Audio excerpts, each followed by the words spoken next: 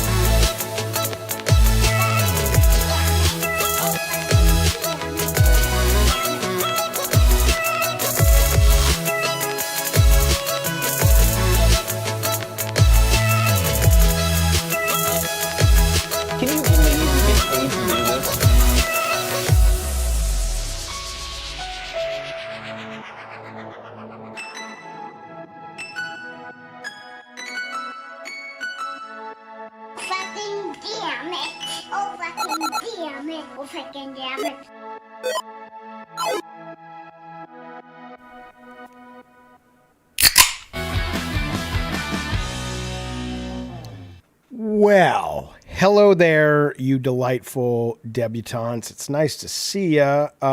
Do me a favor, tell me if you hear this. No offense, David Jaffe, but that's bullshit. Are you guys getting the sound bites or not? I'm kind of convinced you may not be. Please let me know if that's working for you. What do you mean on time, sorta? I saw somebody in the chat saying, oh yeah, I didn't know it was going to be, let me bring the chat so it's matching.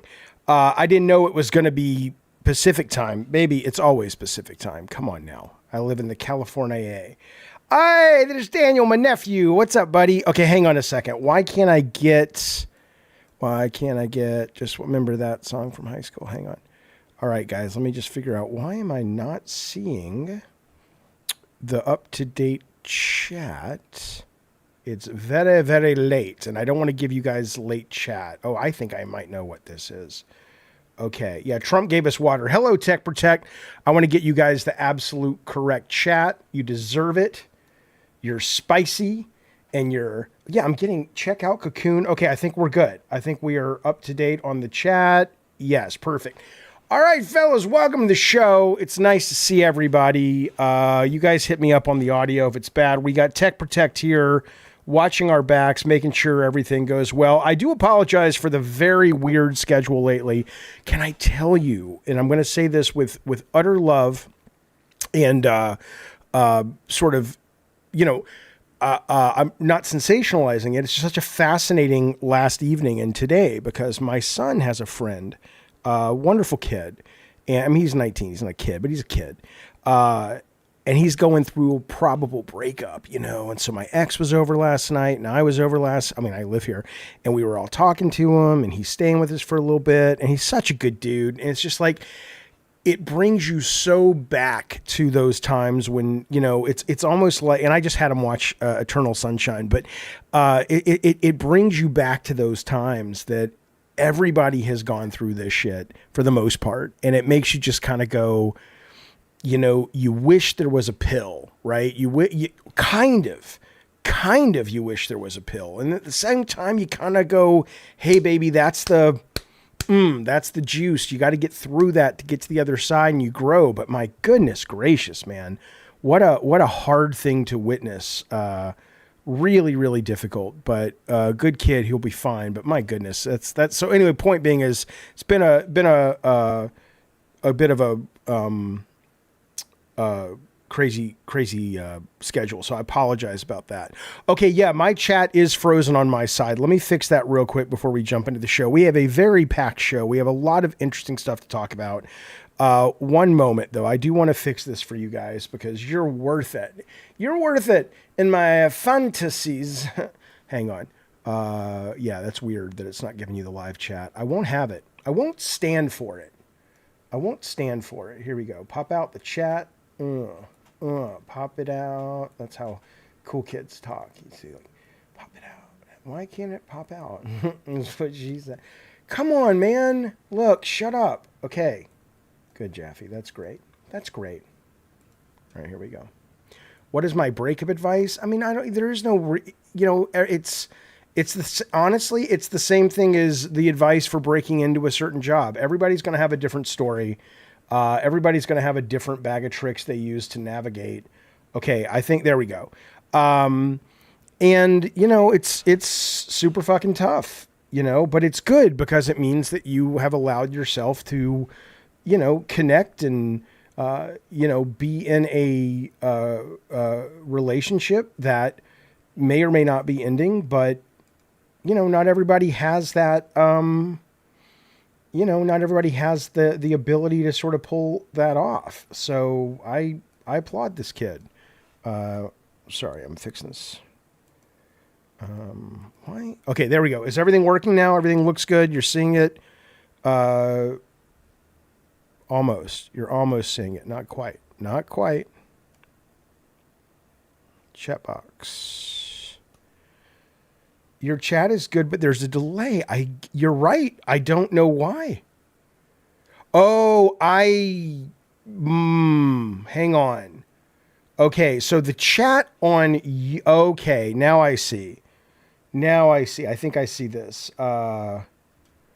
I think what's happening, let me do this test. You guys is this a fucking show, Jaffe? What kind of professional horseshit is this? You hire a guy named Tech Protect, and the very first thing that happens is shit falls apart. The point is, thank you, Tech. I think we're good. The point is, I think I'm getting a different speed of chat on OBS than I am actually on Studio YouTube because there is a delay, and I'm good now. All right, so Tech, hit me up on what's it called? The Discord if there's an actual problem. Okay. But right now I think we're good. Now I understand what's going on. Okay. All right, fellas. Sorry about that. Thank you for hanging in there, being patient. Okay. But my advice on breakups is they're all different, but they're all the same. You got to just kind of be grateful you're capable of feeling that and having that emotion. And the only thing is if you can hang on to a little piece of your brain that says, yes, 99% of your brain is going to be feeling like the world is ending, but that 1% needs to hang on. Meditation will help where you can rise above it and go, I'm in a world of pain, a world of hurt, but have the intellectual capacity to allow yourself to go, everyone goes through this.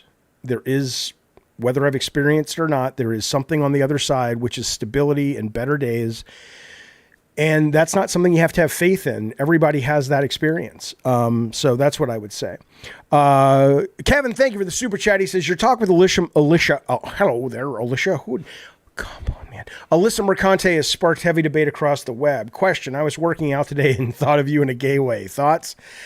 Look, man, whatever helps you get through the night works for me. As long as I don't have to participate, I'll take your money. That is something interesting. And we're going to get into games. We got lots of games. We got Assassin's Creed coming up. We got Resident Evil movie news. We have Grand Theft Auto. I think I figured out the price. 2K did something today about the Grand Theft Auto that I think is going to give us a hint about where we're going with this thing when it drops, probably this year, if not beginning of next year. We have tons of game stuff to talk about, but there is a lot of other stuff going on. So just bear with me a little bit, and I'll, maybe we'll put a time code up of this episode to let you know if you're here just for the games, you can jump to it. But no, one of the things Alyssa and I did talk about, and I've heard a lot of people, let me ask you this. Now, it's getting easier and easier to do deep fakes, obviously. And one of the things she mentioned, and then I was having a conversation with the IRL friend this weekend, and she mentioned the kind of thing where you're taking people's faces, like streamers, I think Alyssa was talking about, and then kind of deep faking them into porn. And I don't mean, for revenge. Anytime you're doing anything that you're sharing stuff like that, it's a problem. But it did get me thinking, it's like, okay, so what's different between that and a fantasy? What's different between that and drawing a picture of a celebrity you're really into in a compromising position, right? If you sell it, it's bad. If you share it, it's probably not a good idea. But, I don't know. I don't have the tech for it. I don't know how to do it. But if somebody was saying, hey, here's seriously, think about this. If you're Pornhub and you're like, our new chapter or our new thumbnail or whatever, God damn it, our new category is what I'm looking for, is enter, the person that you're really into. Show us a picture, show us the celebrity, whatever. Okay, for an extra $5, we'll put that woman's face or guy's face or whatever onto the main actors and actresses. I mean, they probably can't do that because you're charging for it. But doing it on your own, I don't know what the problem is. Tech Protect says, I like to do that, but I put my face on both people. I understand. It is super creepy. I'm not saying it is not creepy, but I'm saying if you're going to be having a fucking fantasy about Taylor Swift or I don't fucking know, Lucy Liu or whoever you fold your sheets down, what does it matter whether it's in your imagination or your computer screen? That's what I'm asking. That's what I'm fucking asking. But anyway, that's a thought. Well, I know there's a legal reason, Jonathan. I get that. I totally get that. Okay. Alex, thank you for the super chat. Please watch the WWE 25 trailer and the Presence trailer. The Presence trailer I may watch. I will try, maybe on this stream, maybe tonight's stream. That's the Soderbergh horror movie done from the perspective, I think, of the supernatural entity. I'm hearing it's pretty cool. The WWE 25 trailer we will talk about later, but I'm not going to show it because there's licensed music in it. So sorry about that. Thank you for the super chat. Pompish, hey buddy. He says, can you make fun of my friend Jonathan for getting submitted on? UFC 5 game by Pompish. He's angry and ducking me. Also hope your day is going well. It is. But what does that mean? Yes, I will, Pompish. Thank you for the super chat, but I don't know what it means to get submitted on. And then it says UFC 5 game by Pompish. I have no idea what you've just written me. So if anybody can reply to his super chat and tell me, what it is that he's asking for, I'm probably happy to do it. Okay. But anyway, yeah, so that's what's going on. But I did want to say, okay, it's like being pinned in wrestling. Okay. So your friend Jonathan basically, he tapped out basically on UFC. Oh, in the game. I see. Oh, Jonathan, you're a little pussy bitch. Jesus fucking Christ. Do you know Pompish drives a truck? Probably he's like delivering scented candles to fucking cougars. That's like his job, right? And you let a little baby like like Pompish make you submit in the fucking video game, you're a fucking little bitch, dude. I don't know how Pompish puts up with your stupid fucking ass. Is that good? Did I do it? Did I do it right? Okay. You got to finish Ninja Gaiden Black, says Ludo. Thank you for the super chat, buddy. I played a bunch last night. I got past the canals. Boy, that dragon boss, what a dumb boss. I mean, it was like, what? Nothing's wrong with being a little bitch, David, but if you're basically in the game, there's a problem. But that boss was terrible, and I got past that boss, and now I'm on to the next part. But I'm loving it, man. I'm with you, Ludo. Thank you for the super chat. But yeah, it's fucking delightful. Fucking delightful.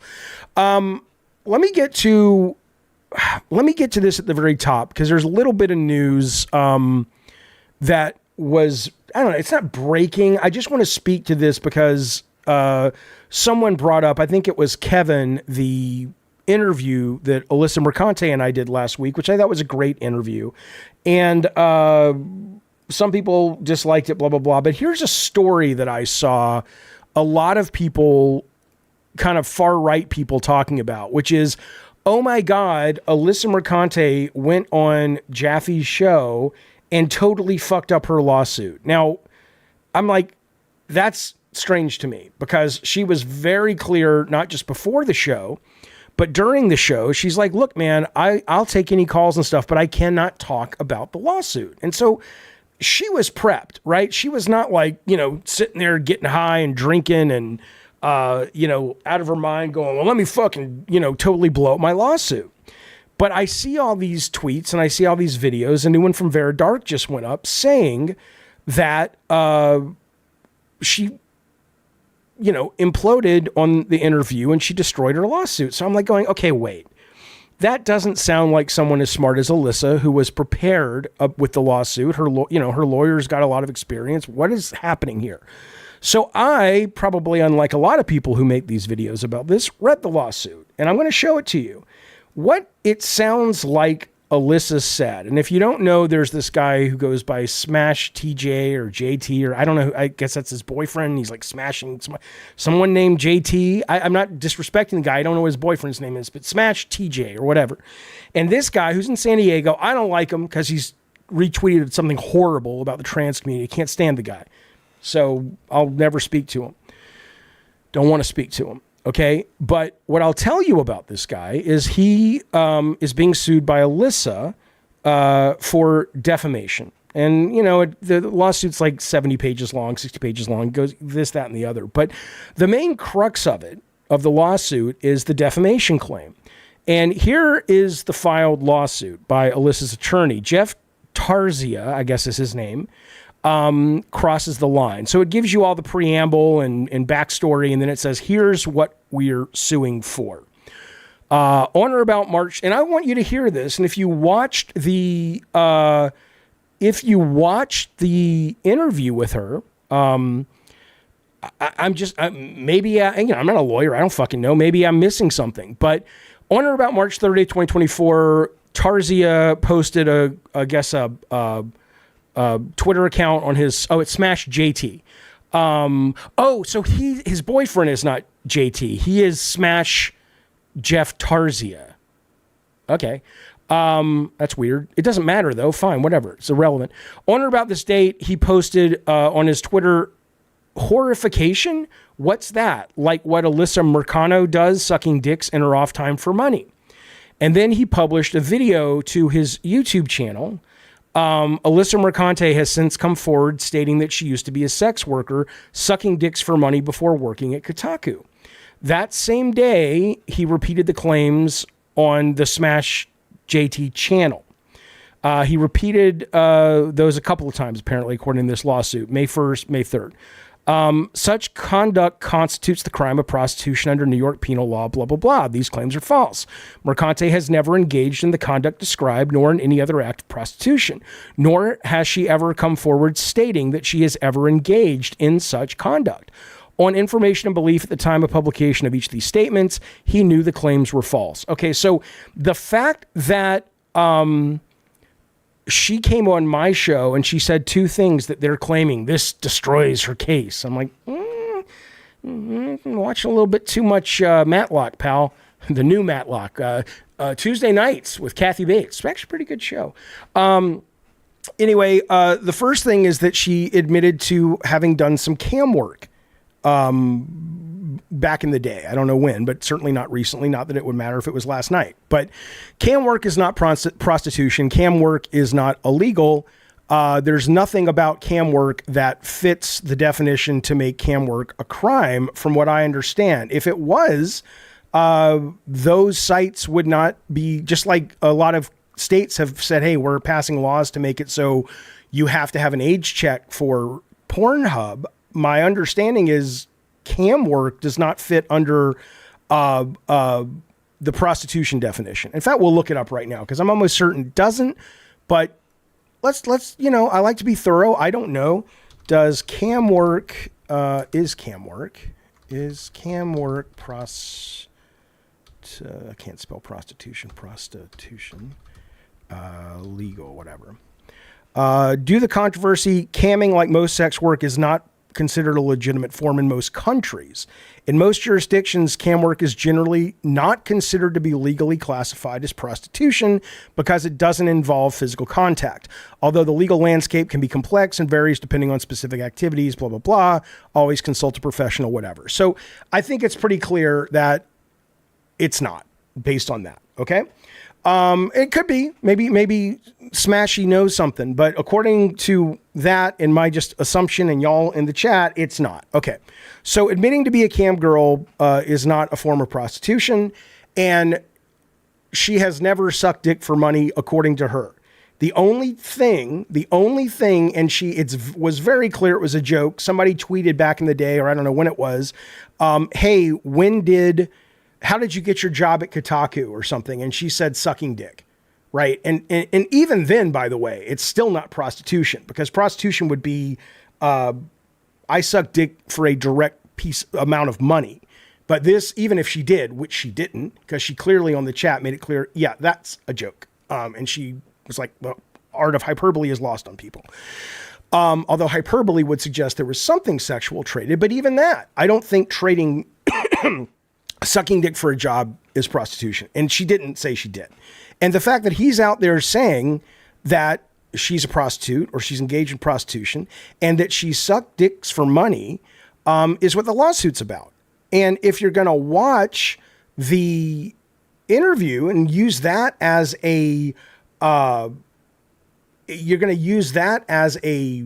basis for like you've imploded your case, I'm sorry, that doesn't sound. In fact, let me look that up too while we're on it. And you know what? I really got to stop talking about this stuff because YouTube doesn't like it. Then I get demonetized. But you know what's interesting? Fuck it, I don't care. I want to see if it is illegal. It's certainly harassment, but let's see if it's illegal. Let's see. I don't know what to say. Is it illegal to trade sex favors for a promotion? How about that? It is vital to say being offered a promotion is an example of harassment. Yes, fine. But what is it called when you offer a promotion? Is it illegal to barter sex?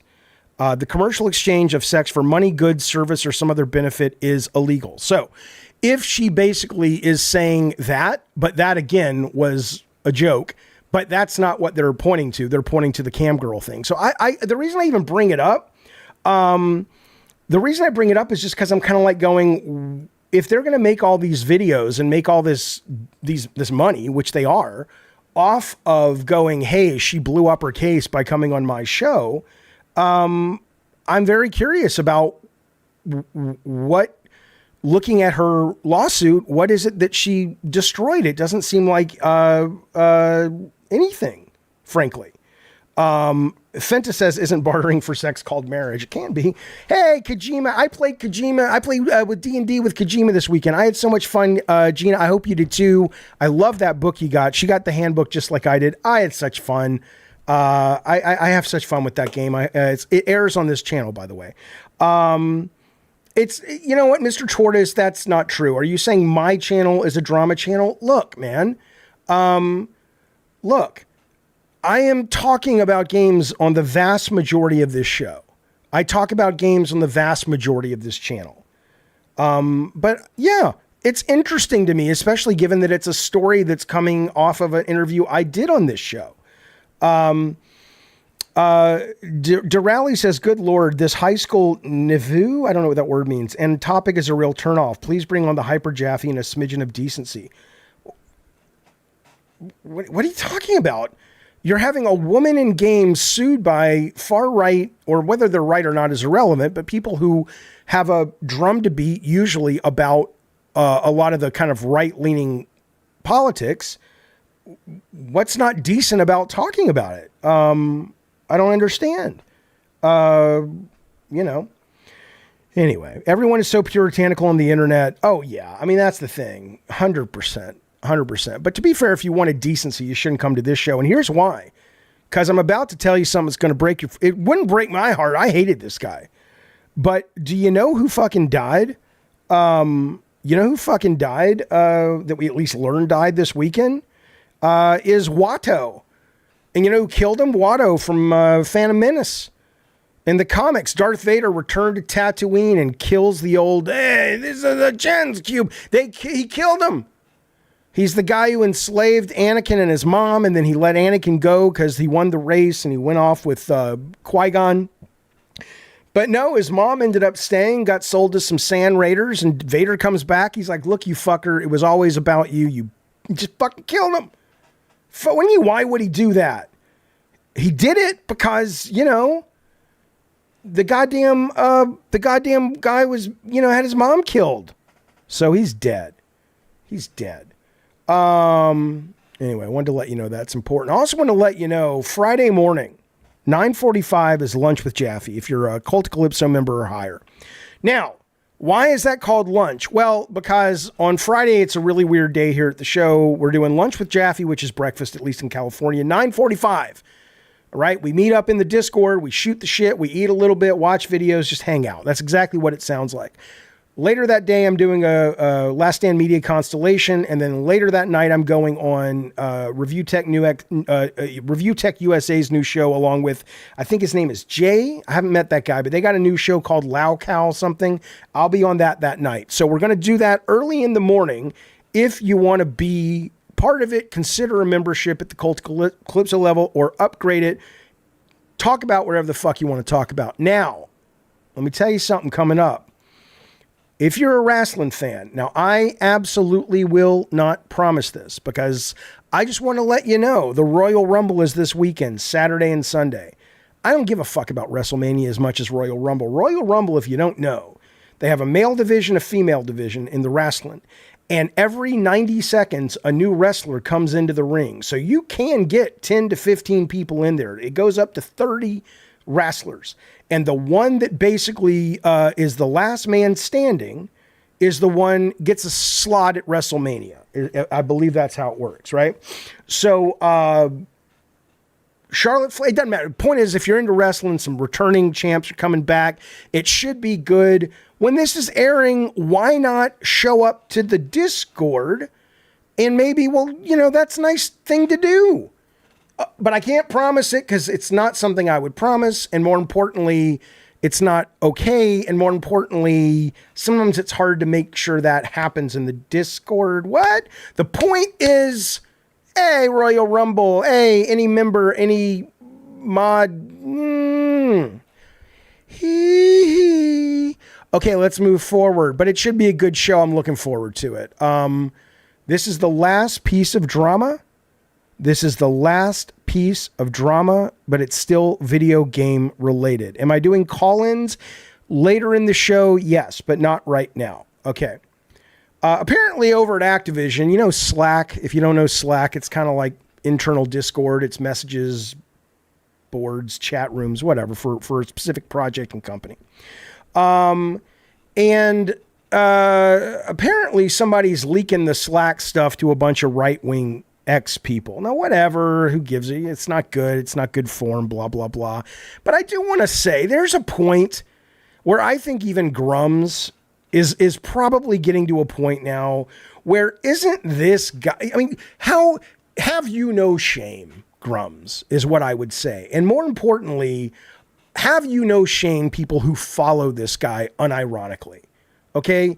He literally tweets out today, to the new Secretary of Defense, who we should all sleep well at night because he's got alleged right-wing supremacy tats on his body, and he was a host at Fox News, so he's real qualified.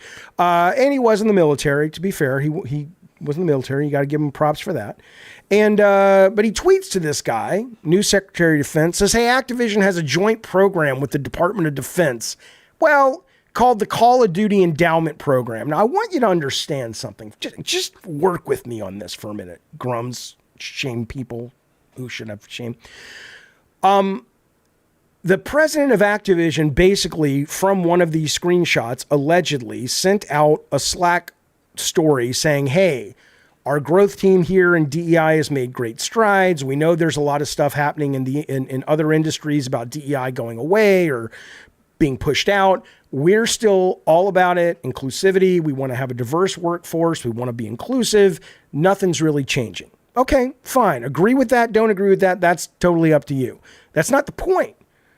You're going to, and forget the fact that the actual Call of Duty Endowment Program is a nonprofit charity, which is not associated at all with the United States government. It's its own thing. But basically, it seems that Grums is trying to get Activision to harm Activision and their reputation, and ultimately a program that gives money to veterans, gives money to people who have served this fucking country. It's bad enough that yesterday they kicked out, was it 1,400 people who were willing to die for this country because they're openly trans? That's bad enough. Now, this guy who, let me give you a hint. You ever heard of like proximity to power? Sometimes people are racist or misogynistic. It's like, well, how could a white woman be racist and misogynistic? It's like, because she's standing next to a white man, right? So yeah, she's not in the top seat, but she don't want to lose the better seat than the black woman seat, right? And so this guy, if you've ever seen him, he don't pass as white. He passes as maybe Eurasian, which is no problem with that. But it's like, these aren't your people, Grums. These people don't like you. They don't respect you. You think you walk into a fucking Trump rally and they're going to be like, hey, Grums, come on. No, man. They fucking judge books by their covers just like you're doing. But you're going to fucking try. I mean, you're not going to succeed because your point is seemingly bullshit. But you're going to try to, what are you trying to do? Harm a charity that gives veterans money from gamers because the company that makes the game is holding fast to their DEI policy? I don't understand. I don't understand. So I wanted to point that out. Durali says, your show with Alyssa was nice and I don't mind you farming the exposure, but why indulge with all these heathens and their pathetic and sad behavior? Because someone needs to push back. Honestly, the show is not about that. We're getting off the drama pretty much right now. I mean, you can go to Drums' thing. I mean, that's all he does, seemingly. We're about now to go into games, okay? But my God, someone needs to fucking push back. And I'm one of those people that chooses to do so. I'm okay if you don't want to deal with them. I get it. But I'm sorry. I that's not me. And it's not about being white knights, Bukaki, you son of a bitch, and you know it. So anyway, whatever. There's the story. Do with it what you will. But hopefully what it won't make you do. Here's what I hope. When you say, why deal with it? Here's what I hope. I hope whatever you think of DEI, whatever you think of Trump or Biden or any of these people and all this stuff, that you do not stop, if it has been your habit, contributing some form of appreciation, reciprocity, financial service, simply voting correctly for people who have served this country. Because they're not the problem. Okay? We don't treat our veterans well enough, in my opinion. I don't want to get political here, but it is political times. And so hopefully you're able to sort of sleep at night by going, you know what? I don't like that Activision does DEI stuff, but these motherfuckers need all the help they can get. So hopefully that's not going to fuck your shit up. Okay? All right, let's move on. Listen to this, my boys. Sniper Elite Resistance, sitting at a 76. I'm excited for this. It's a Game Pass game. I loved the last Sniper Elite. If you don't know, I highly recommend trying it if you have Game Pass. Sitting at a 76, but the reason it's at a 76 doesn't bother me at all. The game is a really massive levels, solve the missions in any way you want. It's actually, I'm going to tell you something. It ain't, people talk about the beautiful days of GoldenEye on the N64. I don't mean the multiplayer. This is single player GoldenEye. It's stealth, it's sniper, it's action. You can you get a list of things you got to do to solve the mission. Do it however you want. It's that, just like GoldenEye, obviously next-gen graphics, next-gen gameplay, a lot more emergence in the system. And the reason that Elite is sitting at a 76 is people are saying it kind of plays like an expansion pack. It's a new character, a new story of the last Sniper Elite, which I guess was Sniper Elite 5. I don't know. But regardless, it was great. And this is basically, they're like, it's really fun, but it's not anything that innovative. It's just what the last game was, but just more of it. So if you love it, it's great. It's coming out this, I guess Friday. It's coming out the 30th, couple of days. Okay, so that's coming out. Game Pass win for Game Pass, but hey, keep an eye on it if you like the kind of game I just described. You haven't played it. It's also the one that has the beautiful X-ray camera. You fire the bullet and you see the bullet enter the bad guy's chest and the heart blow up and everything. It's fucking fantastic. And this is not a remake, by the way. This is just it's like more of an expansion. Yeah. Okay. And then this is a real tricky one, man. I don't know why I wear my headphones when I'm not taking calls. It makes me shout. This is a real tricky one. Eternal Strands, sitting at a 70. This is a game from one of the last guys to lead Dragon Age. It only has 15 reviews. We'll see if it goes up or down. It's also on Game Pass. The demo is available now, I think, on everything. I played it on Steam. I finished it. This is a tough one because it's got a lot of things to shout about. The boss fights are like better Shadow of the Colossus boss fights, that you can jump and do different powers on them, that you can upgrade. You can pull pieces of armor off them and rip things out of them. It's really, really, really cool. But it's also releasing into a world where and this is only a 60-man team, so it's not that expensive to make, but it's so weird to me that this is not some piece of shit. There's just no room for 70s, I guess is what I'm saying. If games weren't so long, it would be.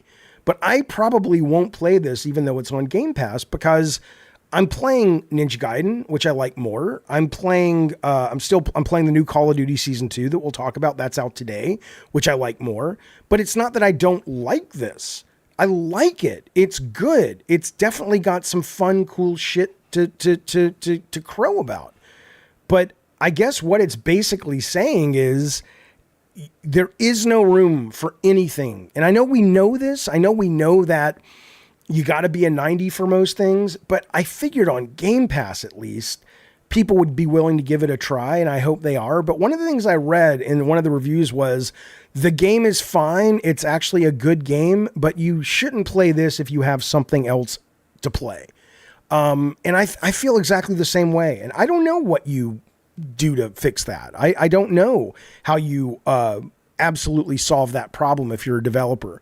Unless you're just like, yeah, you never aim for a 70. We wanted a 90. I have no idea. Somebody said, it might have been the IGN review said, this game can be great with a couple of big patches. I recommend waiting 6 months to a year to play it, which is just ridiculous to assume that if it's a 70, they're going to be around in 6 months to a year.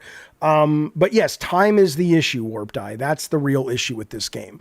And I don't mean time like to play. I mean time like games last so long that it's not like, oh, I got a weekend, I've played everything, I'll play Eternal Strands. That's how it used to be. I wish it was still that way in many ways, but we'll see. There aren't really similar games, Carlos Hernandez, on Game Pass as well. He says another problem is there are similar games on Game Pass. I don't know about that. They do a lot of interesting stuff. They say it's a mixture of Zelda, Breath of the Wild navigation, which it is. There's a lot of really interesting physics and ice and fire and propulsion physics systems that you can kind of really emergently discover ways to play the game. That's not on Game Pass. And then you've got the Shadow of Colossus stuff that, yeah, you can have Dragon's Dogma 2, but this is bigger than the monsters in Dragon Dogma 2 for the most part that you can climb on. And the climbing in this game is much more complicated. Here's what I would say.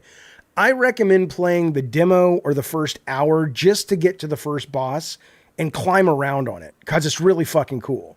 And I killed the second boss in the demo, which is a dragon, and you're fucking fighting the dragon. And then you get on the dragon if you want to, and he's flying around and you're trying to stay on it while you're fucking charging up your sword and stabbing it into him. There are really neat fucking aspects to this game. It's hard to not, if you're a designer, play this game. Don't play it all. Don't fall in love with it. Don't say it's great, but it's doing enough interesting stuff that you owe it to yourself to play it and just go, okay, I see what that is. Because it is very interesting. Zack says, how can a studio address the release of a game that falls short of expectations? If you have a lot of money like Cyberpunk, you just keep working on it, right? If you're this studio, and I want to say this was a game that was greenlit by Private Division, or is what they were called, the 2K subsidiary that kind of funded these smaller, not everything had to be a AAA game. And then they shut down, either someone else published this or they're self-publishing it. I don't get the sense these guys have a great deal of cash to sort of burn through to get that 70 up to a 90, but I don't know. And I agree, Eternal Strands, Johnny, is a terrible generic name. You're absolutely right. You're absolutely fucking right. Listen, Kevin Sal, thank you for the super chat. He says, I hope you can stream Nine Souls one of these days. And also, in general, how do you feel about Metroidvanias? The only reason I've stayed away from Nine Souls, other than being busy with other games, is just because I hear it's really hard, Kevin. And I'm not very good at hard games. But I hear it's great, though. Shuhei Yoshida said it's his game of the year. How do I feel about Metroidvanias? I love them, believe it or not. People like to think that I hate Metroidvanias because I had issues with Metroid Dread. But Metroidvanias, I think, I love them. They're one of my favorite genres. I almost bought a game last night on Steam that is a pirate-themed Metroidvania. And I'm like, oh, I love pirates and I love Metroidvania. Not Shantae. It's like more modern or more realistic. But I didn't because I didn't like the camera perspective, blah, blah, blah. Okay. And then Warrior, 8 months, baby. Thank you for being a member. 1 month. Thank you for being a member of V8 Warrior. Play Ninja Gaiden Black tonight for us, you fuck stick. We may do a game stream tonight. And if I am gaming tonight online, that will be one of the couple games I play because I'm absolutely loving it. It is a blast from the past. I said this yesterday that, I really hope Ninja Gaiden 4 is very similar in structure. I hope that it doesn't become open world or any. I love how flowy Ninja Gaiden Black 2 is. It just moves. It keeps things going. It doesn't overstay its welcome.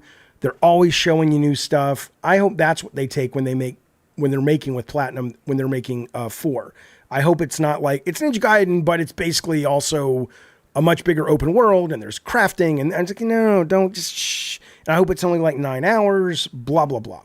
Eddie T talking about Eternal says, this reminds me of Immortals Phoenix Rising, where it looks really forgettable and doesn't stand out. Yeah, it does have that problem as well. It's not a perfect game, Eternal Strands. It's got problems, but it's got stuff to think about. It's got stuff to play if you're interested in something unique and different. I'd give it a look. It's free on Game Pass, and you can get the demo. Okay.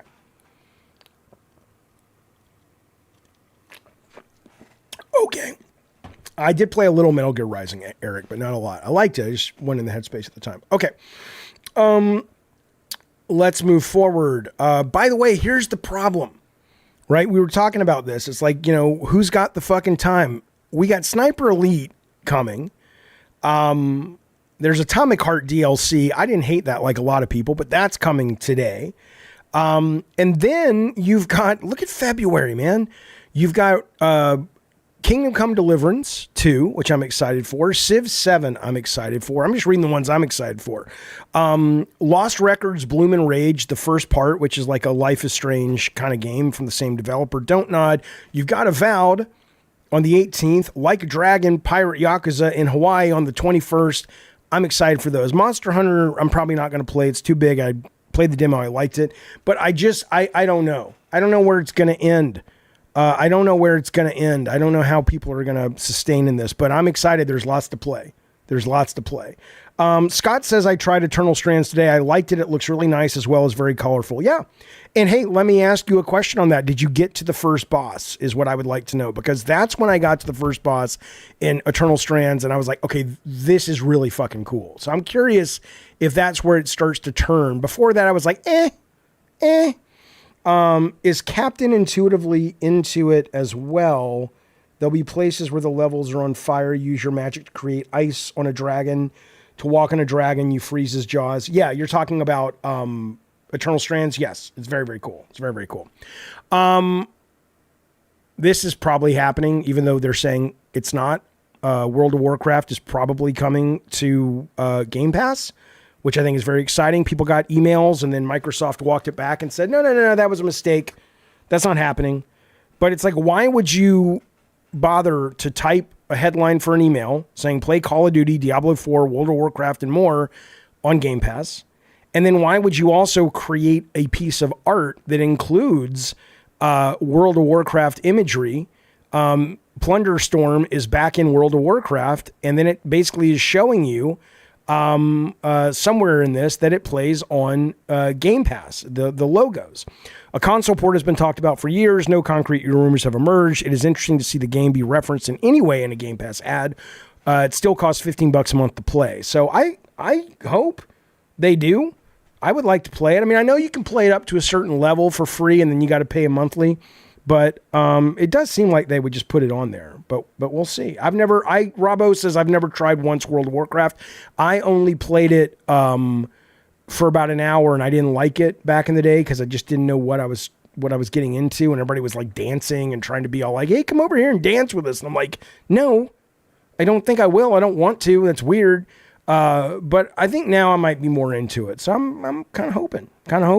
Jaffe, did you see the new God of War is casting Middle Eastern actors? It's possibly the Egyptian god rumors since it's technically in that region. Oh yeah. I think if they're going to do another mainline God of War, they're going to go to Egypt. I mean, it doesn't excite me too terribly much. It's kind of what was expected. It's what I would do.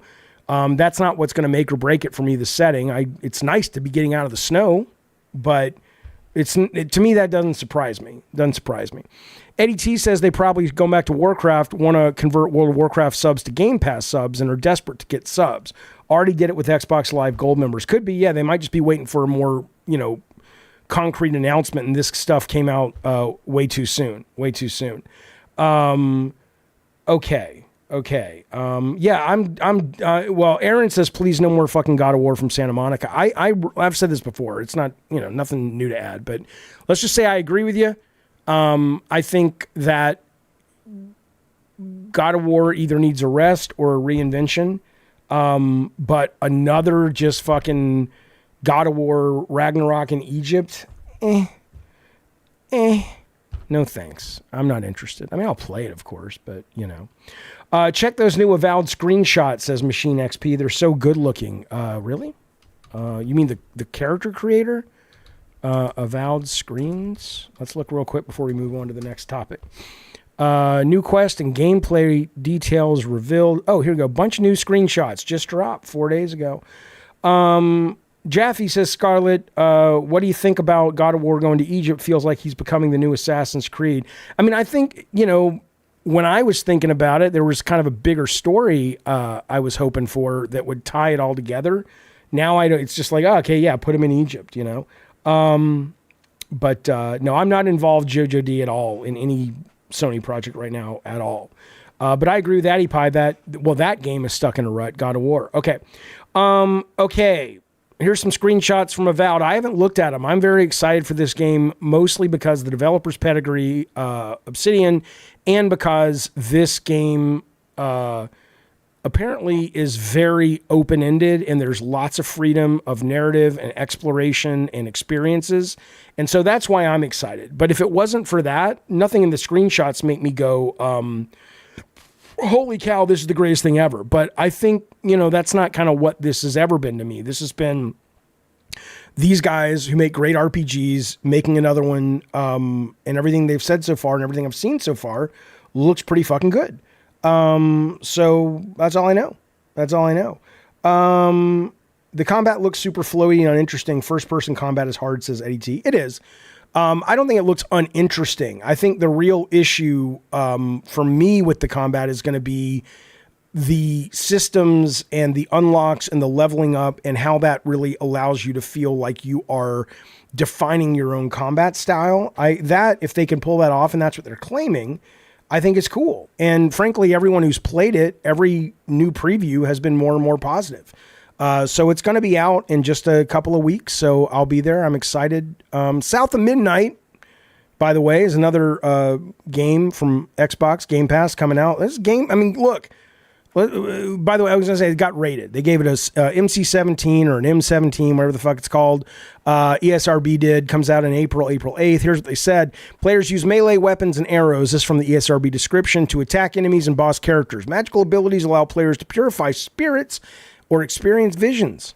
So magical abilities allow, some visions and cutscenes depict further instances of violence. An alligator mauls a man, resulting in spurts of black blood. A woman cuts the heart out of a giant creature. A man uses a tree branch to beat a child. The word fuck appears in the game. So, it's not like it's going to go to, Gore Town, but it sounds like it's going to be an adult story or an adult expression of a story. And that's cool. But seriously, all I can tell you is I'm so bummed that Microsoft didn't get the chance, and maybe they never wanted the chance, because now to basically keep their console exclusives, I don't give a fuck about exclusives and all that. I just want to see what would have happened to the sales of the box. And maybe the answer is nothing. If they would have come out and they would have been indie, Call of Duty, this game, Eternal Strands, Sniper, Doom, the Expedition 33, all the stuff that they're promising, it seems like it's actually coming to fruition. And I'm like, now we'll never know what it would have done. Phil Spencer's like, we're going to compete at hardware level. We need to be innovative with our hardware. Okay. Oh yeah, Ninja Gaiden as well, Ninja Gaiden 4. It's like, yeah, sure. You do. And maybe they've got some up their sleeve like it's the holodeck. But short of that, I don't know. Yeah, I'm talking about exclusivity. Yeah, I even if they were to say, look, everything that we do is going to come out on PlayStation eventually for $70, but we have a 6-month lead. But since there's no reason to buy an Xbox at this point, so it's such a mind fuck, or it's such a pulling the rug out from under you at the last second that now you're like, okay, well, you finally got it all together. And you can't prove this business model works, at least at a hardware level. But whatever. I don't care. I'm just glad people can play the games, and I'm excited. I'm going to play them on Game Pass. Okay. South of Midnight says Machine has a AA budget. They're one of the studios that's funded through Game Pass. That's cool. Looks like a great game. I'm looking forward to it. Somebody in the chat was saying, Trout says, I heard it's about 12 hours. Cool. That sounds perfect. And that sounds perfect for Game Pass too, by the way. It's like, oh, cool. I played it, finished. If all I am playing on and paying for is Game Pass, that's not my case. But if it was, then maybe I would have time for Eternal Strands. Maybe I'm just an anomaly. I play everything. But maybe a lot of people are like, no, I got an Xbox Game Pass account for my PC. That's all I play. Then I think you probably have time to play everything. Charles Darwin says, once Game Pass comes to Nintendo and PlayStation, there will be 90% less wine bags. I am curious what these haters of Starfield start to think when it drops on PlayStation, what Spencer has pretty much said it's going to for the most part. He's implied it, because I love that game. Jaffe says, love, did you hear about all the gamers complaining about South of Midnight's acting like the frames were terrible? They didn't know it was stop motion. Yeah, people are idiots. I guess you can turn that off, though, by the way. Would I ever do a Helldivers 2 stream with the community or members? Bill Bones, yes, I would. I've done one before. I might actually be going on a Helldiver expert show pretty soon, actually. Something Tech Protect and I are talking about. But I do want to get back into that game. Fox Jupy, thank you for the super chat. He says, what do you think of Xbox abandoning Itagaki? Well, okay, walk me through this. Because Itagaki worked for the Team Ninja guys. He led Ninja Gaiden 1 and 2. And then Microsoft had nothing to do with it. Didn't he get kind of kicked out because he was accused of some sort of sexual assault? And then he went off and did his own shit, Devil's Third or something, which apparently was interesting but not very good. What does that have to do with Microsoft abandoning him? But the game I'm playing right now, by the way, which I guess is based on Sigma, Ninja Gaiden Sigma, Itagaki wasn't there for, right? So he did build the bones. You got to give him credit for that. Just like you got to give me credit for the God of War bones. But don't give me any credit for the gameplay in God of War 2018 because I had nothing to do with it. But I can tell you that Sigma, I've played one Ninja Gaiden game before and it won Sigma. It was just one. And I was like, it's too hard for me, not really for me. This one's blowing my fucking mind. So I don't know what to tell you. But I don't know what you mean by abandoning him. Jonathan says all the Xbox fans are mad at Microsoft, but I think they're making the right move. They now they know they can't compete selling a box, so they get ahead in services and streaming. Yeah, I mean, I agree. Microsoft fans, Sony fans, it's stupid. Who cares? I mean, it's such a small little group of people in the scheme of who they need to appeal to. It's a tempest in a teacup. Nobody gives a shit. It's like, it's just, I don't give a fuck. I'm going to spend 3 hours bitching about exclusives going to, who cares, man? That's 3 hours. You could be talking about 20 stories and then actually going off and playing a game. I mean, people care. People care, but I certainly don't give a shit. Okay. But I'm super stoked, Billy Bones, for the new Ninja Gaiden. I am, yeah, fuck yeah. Fuck yeah. What do you mean, why has no developer thought to make Grand Theft Auto game but like in Cyberpunk? Scarlett, have you not heard of Cyberpunk 2077? It's pretty much that. Okay, let's move forward as we ease on down the road. I just want to bring this up because I don't like it when people mock shit like this. Because I was a kid and I grew up without a lot of money. My dad and my mom were loving. They did everything they could for us, but my dad wasn't so good at the business. Okay. And so when I see people shitting on this, I love the parody of Xbox Series S and Xbox X. I don't care that you don't. I don't care. Because end of the day, now they just put out their last big update and it's got split screen, or they're testing split screen for it, but it will have split screen soon on the S. I remember being a kid. Think about it for a moment. If you didn't have enough money to have the latest and greatest hardware, computer, whatever, now there'd probably be the next great game designer, the next great game programmer out there that maybe they don't have a lot of money, but this game, sitting down, playing it through the summer with their brother in split screen, totally opens them up to the art form. Totally blows their fucking mind, whether it's about D&D or about video games or programming or whatever. I think that's fucking awesome. That's available to people. And I'm just so tired of people bitching about the S. It's like, yeah, you know what? Sorry. I mean, it's just, it infuriates me. It's like, man, if you want the world's best graphics, I've said this over and over, but it's the perfect analogy. And I'm very rare to the table with perfect analogies. Even to the table is an analogy that's not perfect, but I'm very rare I don't do good analogies that great. Shut up, Jaffe. The point is, though, it's like a bunch of people driving around like a fucking Lexus and trying to act like they're driving a Ferrari. And it's like, dude, if you want to drive the biggest and the best and the brightest, save up your ducats, get a fucking gaming rig PC. But don't sit there and act like, man, the Series S is causing the pixelization and tearing on 14% according to Digital Foundry. Dude, you have a Corolla or a Camry. That's your video game console. That's what these things are. They're consoles. You're not an elite graphics whore you're not an aficionado of sound and audio and the best picture quality, and you splurge on the best HDMI cables that are made just right with this, blood diamond-esque acquired, material from the slave mines in South America. You're not that guy, pal. You're not that guy. You're playing on a console. You're playing on a fucking console. So just don't. The next great game designer could be out there now, and they can only afford an S. So you know what? Sit the fuck down, back the fuck off. Why the mocking tone? Because I'm tired of the gatekeeping that goes on in this fucking community. That's why. It's annoying. And I'm also just tired of how stupid these people look. It's like, dude, you're playing on a console and you're talking like, it literally is like, here's McDonald's and here's, what's a step up from McDonald's? Here's McDonald's and here's Chipotle. Or better yet, Taco Bell, Chipotle, and a 4-star Michelin fucking Mexican restaurant, okay?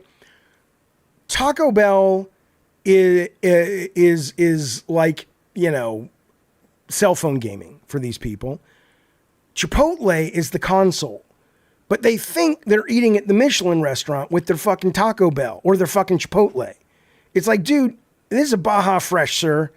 You're in no position to bitch about graphics. You're playing on a goddamn console. Shut up. That's what I'd say.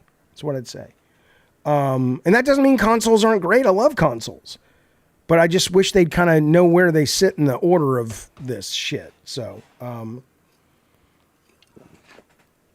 okay. I think concern is the weakest link console could hold back more powerful systems. That happens all the time, though, which would concern those paying more for better graphics. Right. If that's your biggest concern, Eternal, I hear you. If that's your biggest concern, go get a fucking PC. That's what those do. That's what that's for. How are they censoring Assassin's Creed like they are just putting an Asian guy's face? No, they're basically saying you can't do decapitation and blow. We'll talk about that in a little bit. There's a story that's out today or yesterday that, to me, not that I ever had a problem with the Black Samurai, but they explain it in the narrative, and if you still have a problem with it, I mean, you have a right to. I don't know what to tell you. Though. We'll talk about that in just a little bit. Okay. Let's move forward, shall we? Hogwarts Legacy. Let's watch this video together. This is a pretty cool thing they're doing. I like this. I think modding... Now, this is just for PC, I think. I don't think this is coming to console, but I could be wrong. But they're going to let you mod, within reason, I guess, Hogwarts Legacy. Watch this trailer. It's 3 minutes. We'll talk about it. This game has sold so many copies. I haven't bought it. I'm not a big Harry Potter guy. I didn't come up with Harry Potter. But let's take a look at it and see if this revs your fucking engine. Here we go.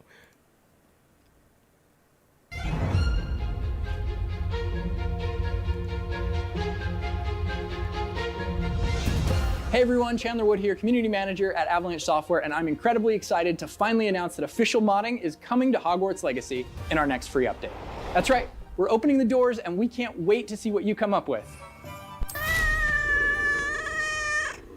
Wait, Chandler, what exactly is modding?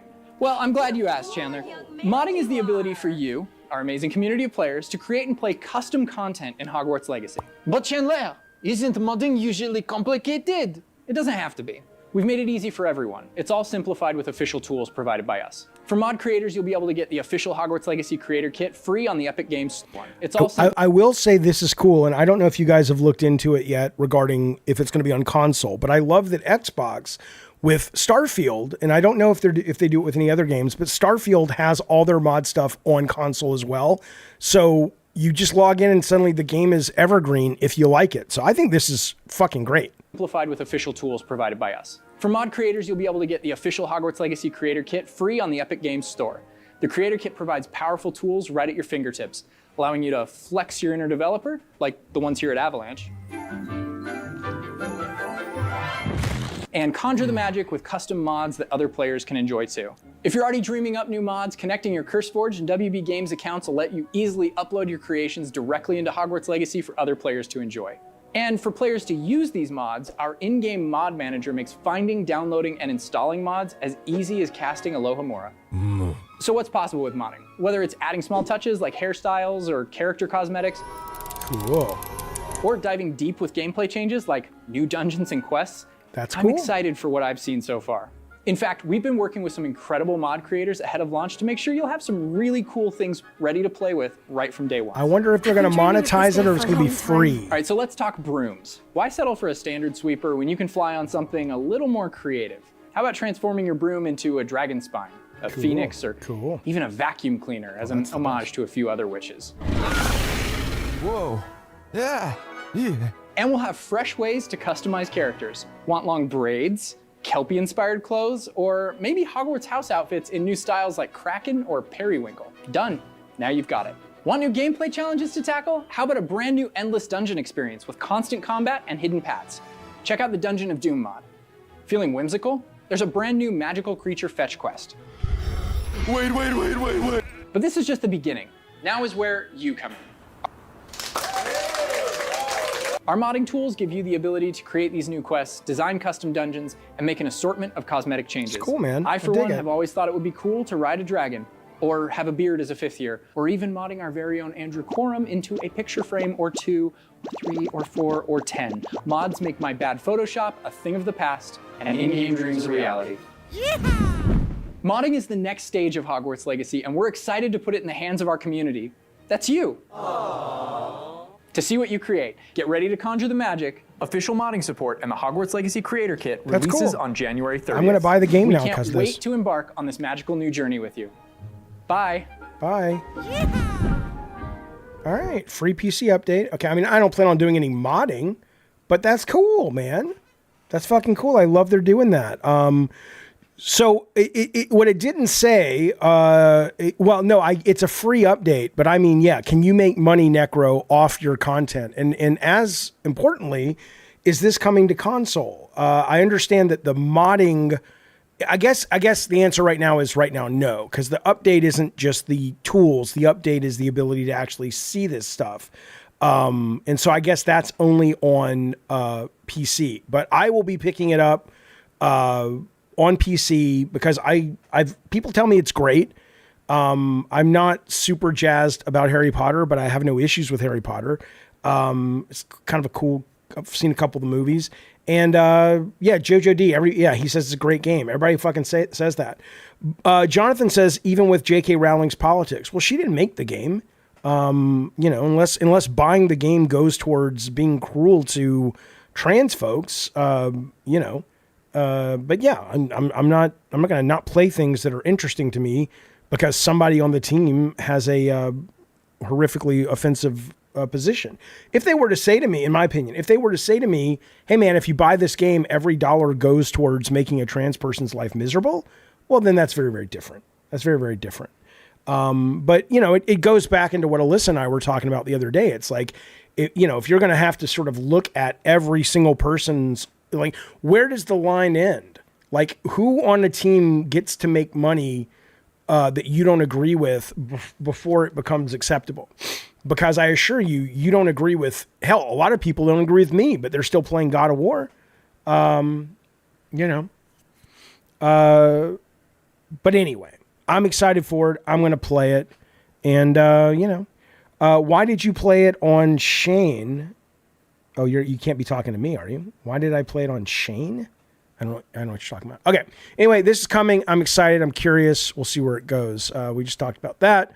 I did not think today's GDC awards nominees were as good as the DICE ones. The DICE ones were better, but I'll tell you the two that stood out.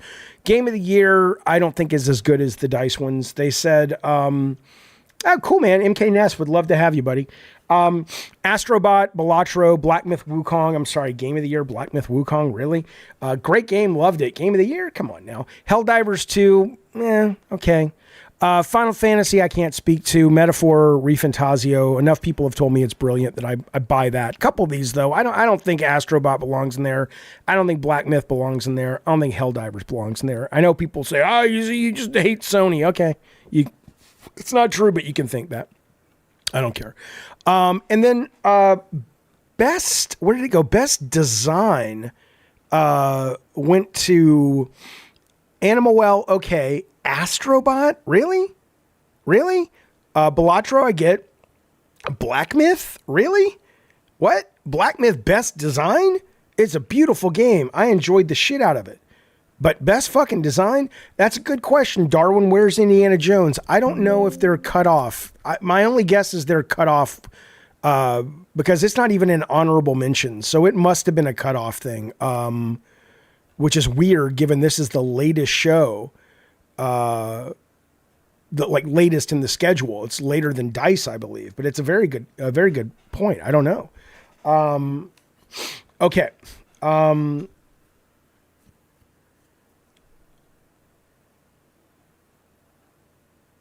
I like working on Underground Pop. I don't know what that is, Anthony. Underground Pop.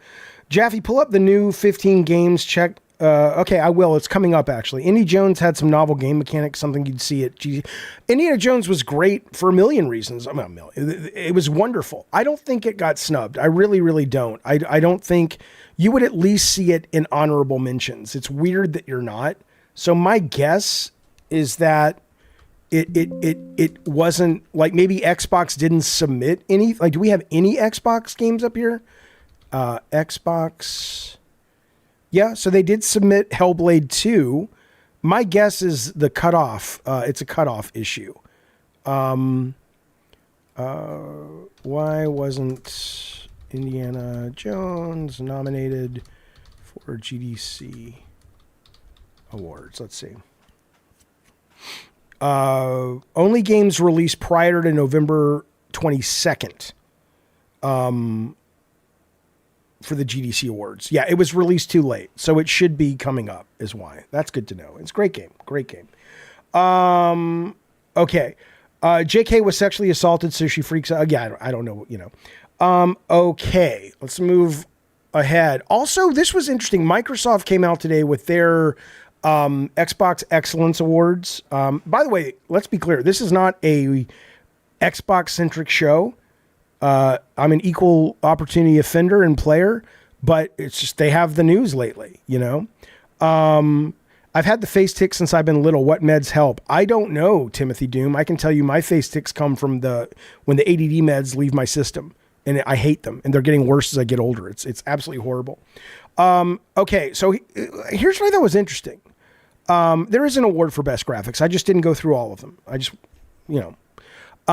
they do a store rating, which is the highest rated player engagement, games with the highest average per hours per player, the first 6 weeks, daily active users, and units sold. And, no, this is an alphabetical order. So no surprise. I mean, Balatro is up there in terms of what players liked. People really like Banisher's Ghost of New Eden, which is a great fucking game. I highly, highly recommend it. But it for me, it went on a little too long.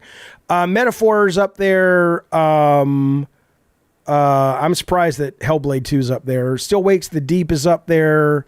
Space Marine 2. Then in terms of player engagement, I was happy to see Dragon's Dogma 2, Dragon Age, The Veilguard, and Star Wars up there because I thought those were all great games and a lot of people shit on them. But I'm glad to see the people who bothered to play them actually said, okay, I'll spend some time here. It is weird they have Dragon Age as one of their best sellers of the year. Dragon Age? And then they have Star Wars. Star Wars, both those games didn't sell very well. I don't know what they're talking about, but it says top selling content across Microsoft and Xbox. So it's a little weird. A little fucking weird. Okay. The chart is BS, says Eric. Well, I mean, I don't know. Microsoft put the chart out. It's their awards. It's not like a news report. They're, if you're saying they lied, cool, but to what end? Who's reading this shit except geeks like us?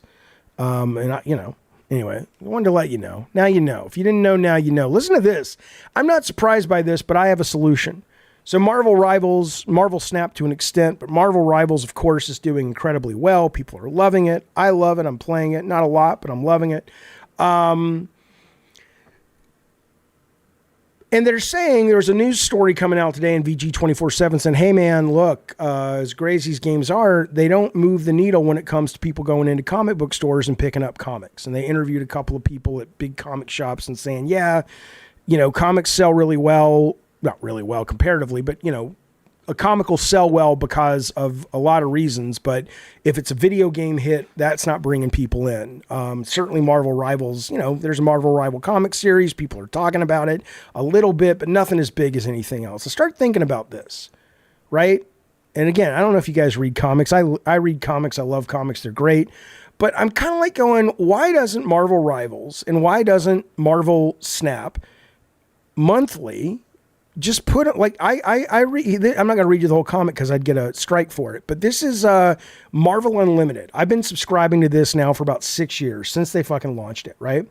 And if you don't know, it's basically Netflix for comics. And I'm like, okay, why in the world would they not say, hey, every week in Rivals, you get a comic and it's a digital comic and you can read it online and you can read it with their reader. So, it plays on pretty much everything.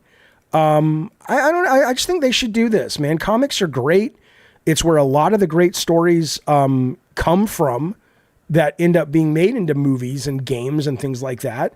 And they've got these audiences that clearly love their stuff. Why would you not say, hey man, every week here's, and it's not a brand new issue, but maybe it is. Why would you not say that? Right. I don't know. Maybe they've thought about it. I mean, they've got tons of free comics they could give out, or new comics that they could make it an investment, loss leader or whatever. But I'd love to see that. I really, really would. Well, they want to sell real books though, says Matthew. Yeah, but this is one book. If suddenly it's like, hey, well, yeah, if you actually want more comics, you've been hooked, you'll go buy some fucking comics, be it, or you'll subscribe to Marvel Unlimited or whatever. Jonathan says, I agree, Jaffe, they should put the comic in Rivals, especially since they're already making a Rivals comic, right?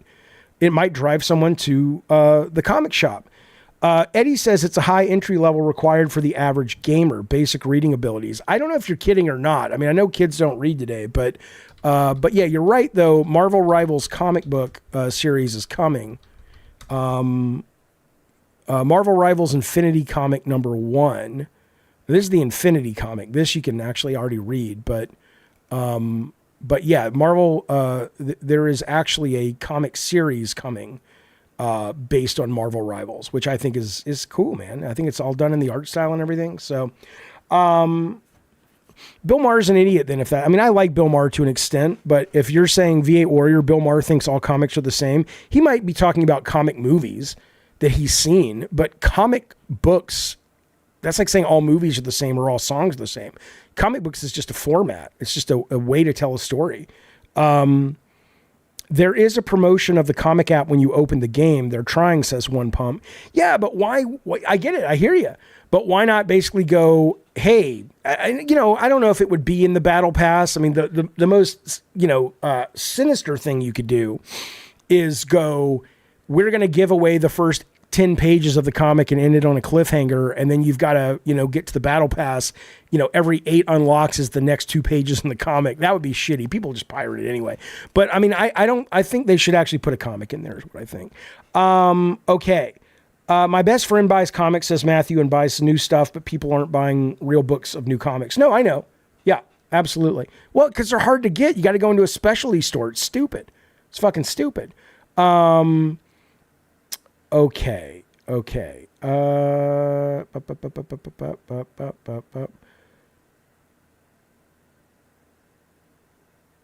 Reading the chat. I'm sorry, guys. Okay, let's move forward. All right.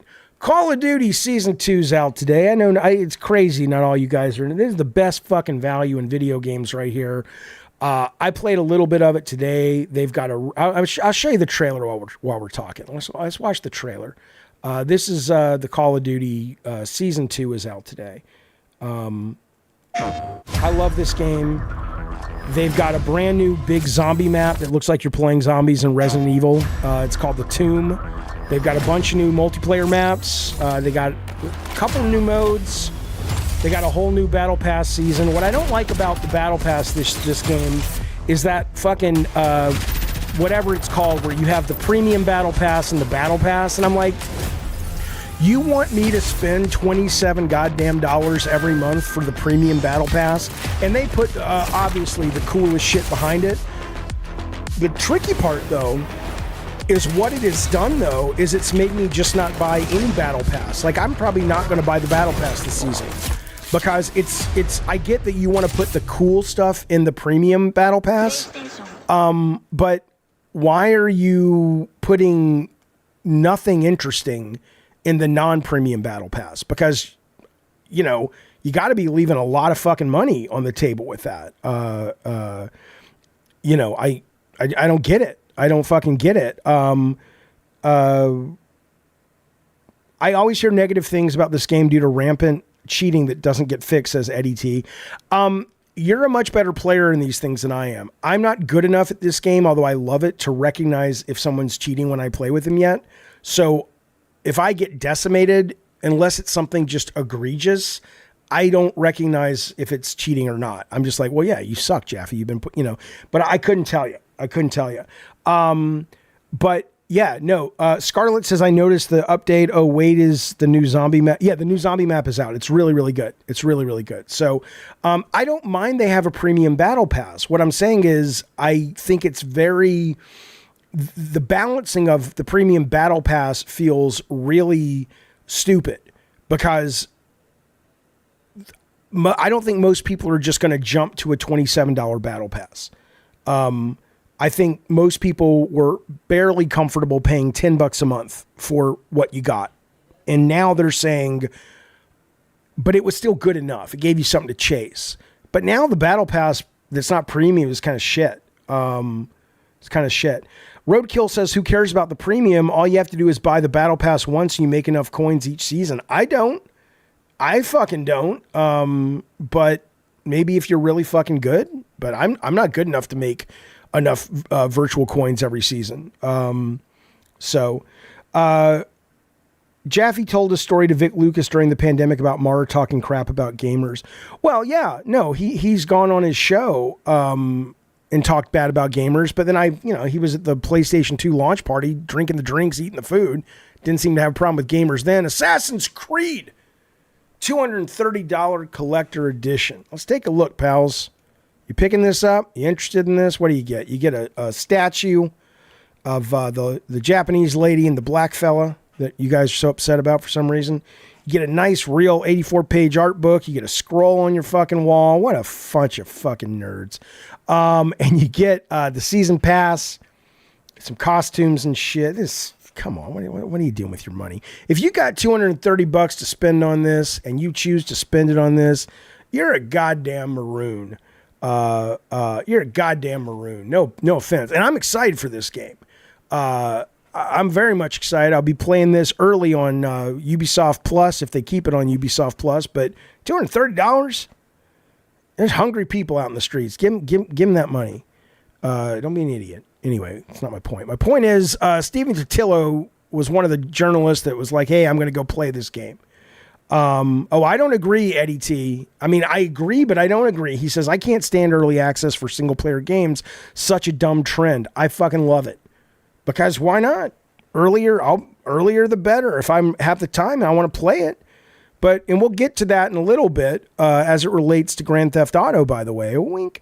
But I want to read this about the samurai because I thought this was really interesting because this is not going to change most people's minds who just don't like the idea. Okay, fine. Okay, I get it. But I do think I'm really glad that they are dealing with the story this way. There was a little shot in the recent trailer where I guess, what's his name? Yasuke is walking through a Japanese town and you get the sense that people are like, what is this person? He's a black person. A lot of them never seen a black person. Like little girls like, what? Well, that's dealt with in the story, which makes me real happy. Listen to this. 12 minutes into the story. Tillo asked them about the hatred the game's getting. They said, I'll just read you Totillo's writing on his game file. He says, he's interviewing the team. He says, I asked the exec producer about Elon Musk and others hating on the newly announced game. Their issue, more or less, was that one of the game's lead two characters was a historically inspired black samurai and how that represented to them the supposed shoehorning of diversity into a franchise that had previously let gamers play as a Syrian opponent of the Crusades, an ancient Greek warrior woman, a Native American reluctantly allied with Americans' founding fathers, that last guy's dad, the guy dad, pirate dad, Jack the Ripper, and others. And again, I know some people are saying it's not that, it's the historical accuracy, whatever. People will have to play the game for themselves, but if within the first 11 minutes and 47 seconds they're not convinced, we can then have the discussion. And so Totillo plays the game, and this is what occurred at 11 minutes and 47 seconds. Again, I'm just reading straight from the man. On screen is the beginning of the game. The scene, 16th century Japan. Two Portuguese priests are walking with a black man named Diogo en route to the castle of the Japanese feudal lord Rabdamad Oda Nobunaga. As they approached, they talked about how some time ago they had found Diogo and taken him in. I was playing the game's immersive mode, so the priest spoke Portuguese while the attendants who rushed to prepare Nobunaga's arrival scene spoke Japanese. As Nobunaga entered, everybody bowed. All eyes went to Diago, whose presence clearly fascinated the Japanese leader. One of the priests explained that Diago was his sword bearer and slave.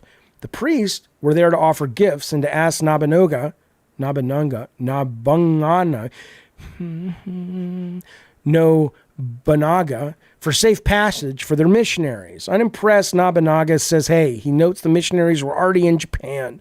Instead, he marveled at Diago's attentiveness, his evident awareness of threats in the room. Word had already traveled about Diago, Nobunaga said. He is all the people speak about in Kyoto. Soon, I was given what I assume is the player's first choice in the game. Whether to have Diago remain silent or speak up. AC Shadows includes a canon mode that will automatically make those choices for players and will portray the story as Shadows writers intended. But in this case, it was interactive, so he chose for Diago to speak, which was I was later told was the canonical option. In Japanese, Diago says, Lord Nobunaga, I understand you. The Portuguese priests were as shocked as Nobunaga that he can speak this language. No one had expected him to be fluent. Nobunaga said he had planned to kill the men, but now decided to spare them. He asked Diago if he was the priest's bodyguard and slave. He was. He says, I have been the subject to worse men, and yet I live. I see potential in this man, says Nobunaga, declared.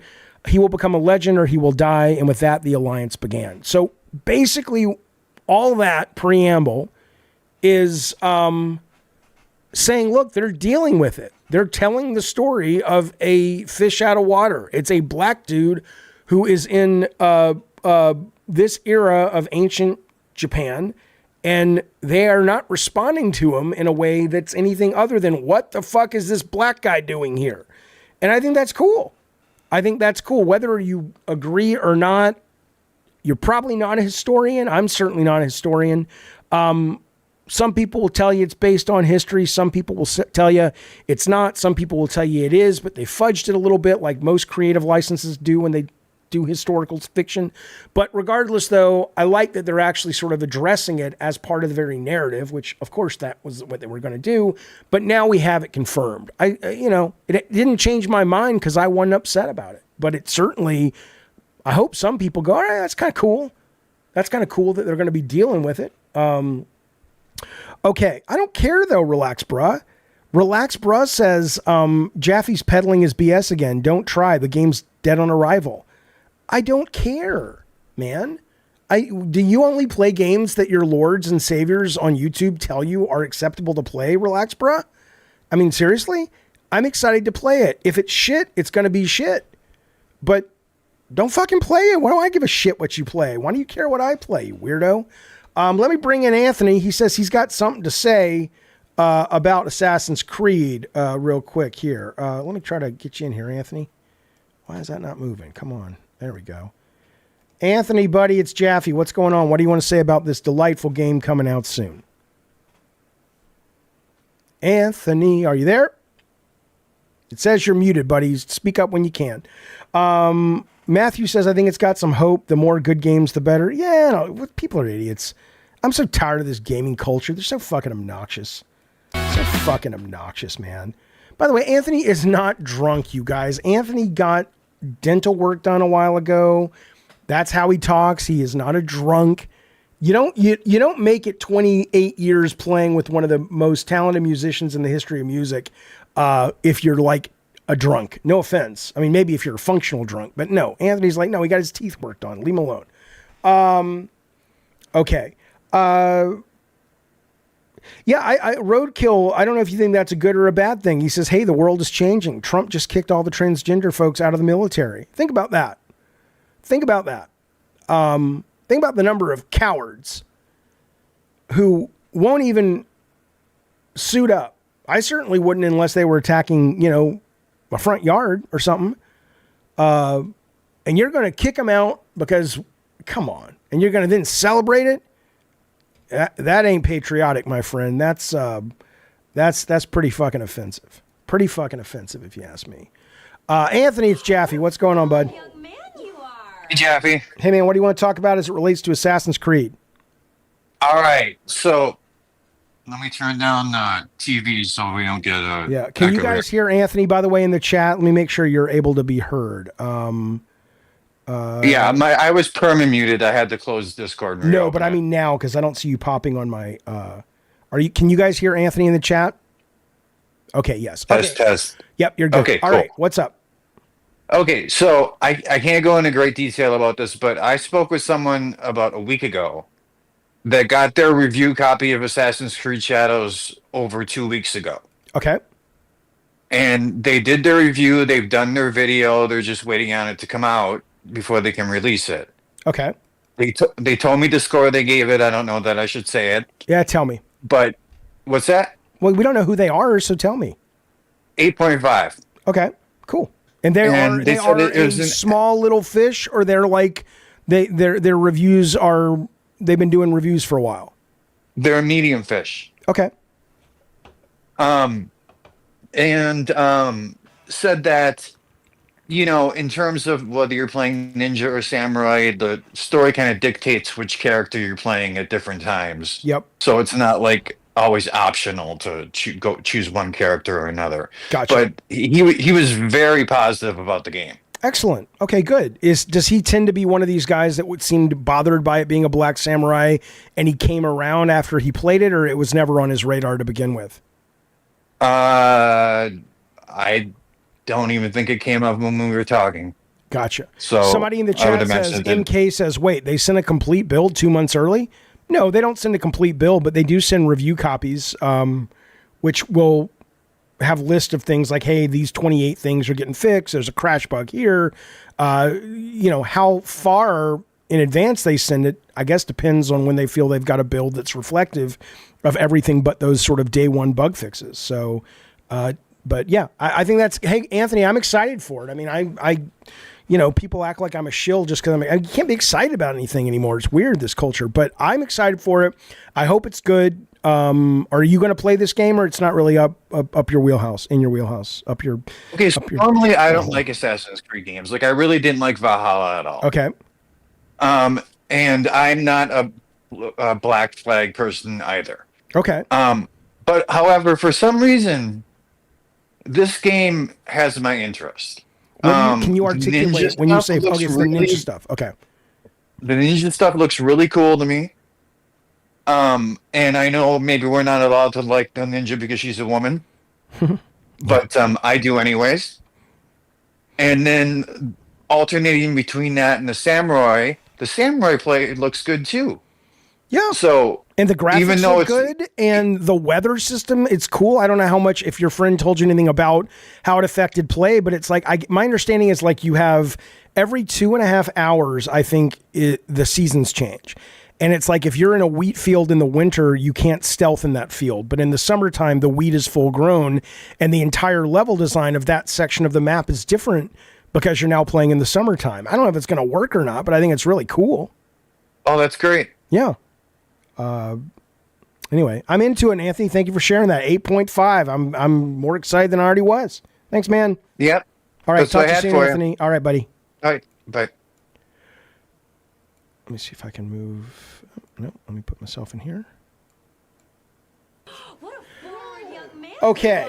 Okay. Yeah, I get it. Da Vinci says there was no black samurai. Don't care. Don't care. You know, my kids were taught that 9/11 happened because the terrorists hated our freedom. And that was like taught as actual history. So don't care. I'm not really playing my video games for that. It's not so simple. It's about claiming to be historically accurate. Yeah, it is so simple, Eric. It is absolutely that simple. No one claims these games are historically accurate from top to bottom. If you want to play Assassin's Creed, they do have a map section that you can play that is meant to be educational. That's not the game. It's just, hey, here's what it looked like based on photographs and research and all that. And schools have used those in teaching lessons and things, and that's great. But nobody is walking around at Ubisoft saying that these games are meant to be historically accurate. They are historically inspired. But yeah, no. I mean, if you're playing Assassin's Creed to get your sense of what life was like in feudal Japan, I would advise maybe something like a book might be better for you, or a documentary on the TV set there. That's what I would say. How am I Japanese in here being told to be mad? I don't care if you're mad. I don't care if you're Japanese. I'm telling you that so far I have not heard a valid complaint. The only thing I would say is that it's not a valid complaint in the sense, like, it's a valid argument point that, yes, some people at Ubisoft said this was based on our research. We discovered that there was a actual black samurai. And then that has been, I guess, in history debated, debunked, verified. And right now it doesn't sound like there's an official word, but there was this character who played some kind of meaningful enough part to be, lodged into historical fact. And the details of that, I guess, depends on what we're talking about, right? So as more than good enough for me, given that Assassin's Creed Odyssey had, Cyclopses and Medusas and Minotaurs. As good enough for me. You heard they made the male character gay online. That's what people were saying. Is that true? I haven't played it. I don't know. Okay. Assassin's Creed prides itself on its historical accuracies, like assassinations were based on real people and events. Yeah, but come on. Again, you're not talking about Titanic from James Cameron, where down to the China patterns, he was saying this is a movie, but we wanted it to be in every way historically accurate that we could. They took licenses even in Titanic. Are we really upset? I mean, it just sounds racist to me, man. Are we really upset that it's just weird to me, man? I mean, it's like, if you want to hold Assassin's Creed to that level of historical scrutiny, that's fine. But it's weird that you haven't been doing it for all the other Assassin's Creed. Now, I'm not saying there might not be a group of small little people, not small people, but a small group of people out there who do exactly that every year, and that's fine, or every release. But that they ain't ever made the news before.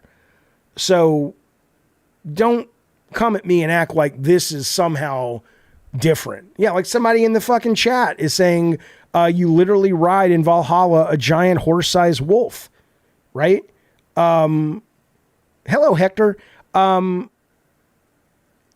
And PG says everything is racist. Everything is not racist, but this is just so happens to be a really weird conversation point that probably wouldn't be happening if the guy wasn't black, given that there's been a lot of inaccuracies, way more, quote, offensive than this one.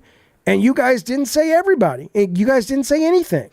Okay.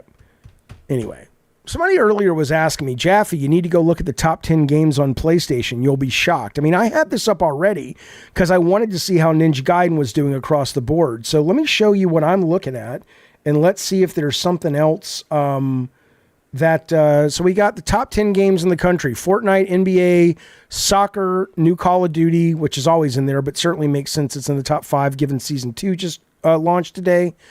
College football, Grand Theft Auto, Madden 25, Rivals, Roblox, and then at the very bottom, and this was a little higher in the weekend, Ninja Gaiden Black 2. So I'm not sure what this person is saying, like, oh, your mind's going to be blown. I can also tell you that on Xbox, it did premiere in the top 10, but not super high. It was like number 8. And then on Steam, it's not doing brilliantly. And again, this is a brilliant fucking game. Right now, there's only 1,000 people playing it. Of course, it's on Game Pass.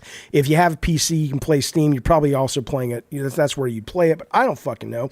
Point is this, though, about this particular story, is that it's such a great game. It's such a great fucking game. And it's so unfortunate that, not that I have any problems. I like Roblox, what it does. I love Rivals. Madden's a great game. I got no problem with any of these other games that are ahead of it. But this thing will be gone from the top 10 by next week, just like Indiana Jones is gone, right? And that doesn't mean they're not worth making. It just means that it's another sign that the kind of games that you and I and a lot of you guys came up with, you're going to have to start looking a little harder, or at least at a different budget, for those titles. Is what I would say. Kevin, thank you for the super chat. He says, Jaffe, would you ever have intercourse with an Asian man? I really would not be capable of it because I don't find men attractive, whether they're Asian or not. I would suck off a hobo. And so if I could somehow do it like that, you're going to pay me $1 billion for the hobo. Sure. But the hobo thing doesn't matter if I'm interested or not, because I can still do the work. I don't know how you do it. But sure. Why not? Set it up. Give me $1 billion. Why not? Carlos Hernandez, thank you for the super chat, buddy. I appreciate it. He says, Assassin's Creed starts very sci-fi. Some forgot. I don't think they really forgot, man. I think they know good and goddamn well what we're talking about. And thank you guys both for the super chats. I think they just don't like it, and they want to bitch about it, and they want to complain about it. Why do I have to bring up sucking off a hobo all the time? Because it is the most unappealing thing in that realm I can think of. And so I'm like, you want to give me $1 billion? That's a lot of money. I'll take it. This is the most extreme thing that I would have. It's kind of like in that movie or the first episode of Black Mirror when the politician could only get the kidnapped girl back. I think that's what happened, right? Or somebody got kidnapped and they said, if you fuck the pig on TV, we'll let you go or something, or we'll release your kid. It's kind of like that. It's kind of like an awful thing. That's all I'm saying. I'm not kink shaming. I'm just saying, oh, you're not saying I am. You're saying Bukaki is. Okay. Okay. Let's, Super Troopers guy charged $250. No, I'd charge a lot more. It just comes up a lot. Well, I'd like $1 billion. I'd like a fucking $1 billion. Jojo D says a female hobo once offered me a blowjob for a cigarette, but she had no teeth. Wasn't sure if it would feel good or hurt. And what'd you say to her? And how do you know she was a hobo? Was she homeless? Or was she just, did she have the sack and she had the hobo nickel? $1 million to suck off a hobo. Oh God, no, Matthew, no, not for $1 million. No, thank you. Especially that new part you added. No, thank you. No, thank you. I don't know if I could do that. I don't know. I don't know. I don't know which is worse. I mean, you could do it. I don't want to read it. Anyway, listen. Resident Evil. This is great news, you guys. This is great news, you guys. I love Resident Evil. It competes and probably at this point owns the crown for my favorite franchise. Okay. Used to be Metal Gear, we'll see, but it's now Resident Evil. I love it. And I love the remakes, and it's one of the few games that every time I start one, I'm going to fucking finish it, right? So I'm excited. But the movies at best have been fine diversions if you got nothing to do, but people's time is so stretched these days with entertainment choices. It's rare anymore. I'll be like, I don't know what to watch. I'll just watch some B movie. No way. But this is great. Resident Evil film reboot. There's two. It's big. You may not think it's big yet, but it'll be big. You got the director of a great horror film, Barbarian, who has been announced as the director. And he's real committed to making it an honest representation of the game, blah, blah, blah, blah, blah. Okay, that's great. But he's a good director, really good horror director. And it's being produced by PlayStation Productions. Now, you can get mad all you want and say Jaffe doesn't have respect for PlayStation, blah, blah, blah. I have issues with how PlayStation software is coming out these days, but let me tell you something else. What I don't have issues with in a negative way is PlayStation Productions at their worst make good, solid popcorn movies. At their best, they make Emmy-winning shows like the goddamn Last of Us. So they're going to get involved, and the director is actually a bona fide great horror director who's made, one of the best horror films the last 5 years. I think this is exciting, man. This is really exciting. They got the pedigree now, and they got the pedigree to do a movie like this right. My goodness, how exciting. Now I'm excited. The last one I know, the director did all the PR song and dance. It's going to be just like the games. I'm like, nobody wants that. The games are wonderful, but they're cheeseball stories. And it's like, he had the guy eating the hamburger from the opening of RE2. I get it. I saw it. It's fine. But no, this sounds like a real fucking movie. I'm excited. Okay. Hey, Kevin Sal, Tech Protect says, shout out to Kevin as our top donor for the stream. You goddamn right. Kevin, thank you, buddy. He says, listen, Jaffe, there's lots of chatter about your references to hobos. Question, would you ever touch tips with one? I mean, what's in it for me? Is there money involved in that scenario you've painted? The answer is, yeah, sure. If there's a lot of money, why not? Oh, hey, I don't think you're wrong, Mike. Mike in the chat says, unpopular opinion, this gen has been PlayStation first party's worst gen by far. Xbox is cleaning them up and it's not even close. I will agree with that. Now, let me play the adversary, or let me play the opposition for you right now. They're going to say, oh yeah, they're doing terrible. Market leader. It's like, yeah, they are the market leader right now. That's right. That's not what he's talking about. There's a lot of reasons people are the market leader. It's about, can you stay the market leader, right? We saw what happened from PS2 to PS3.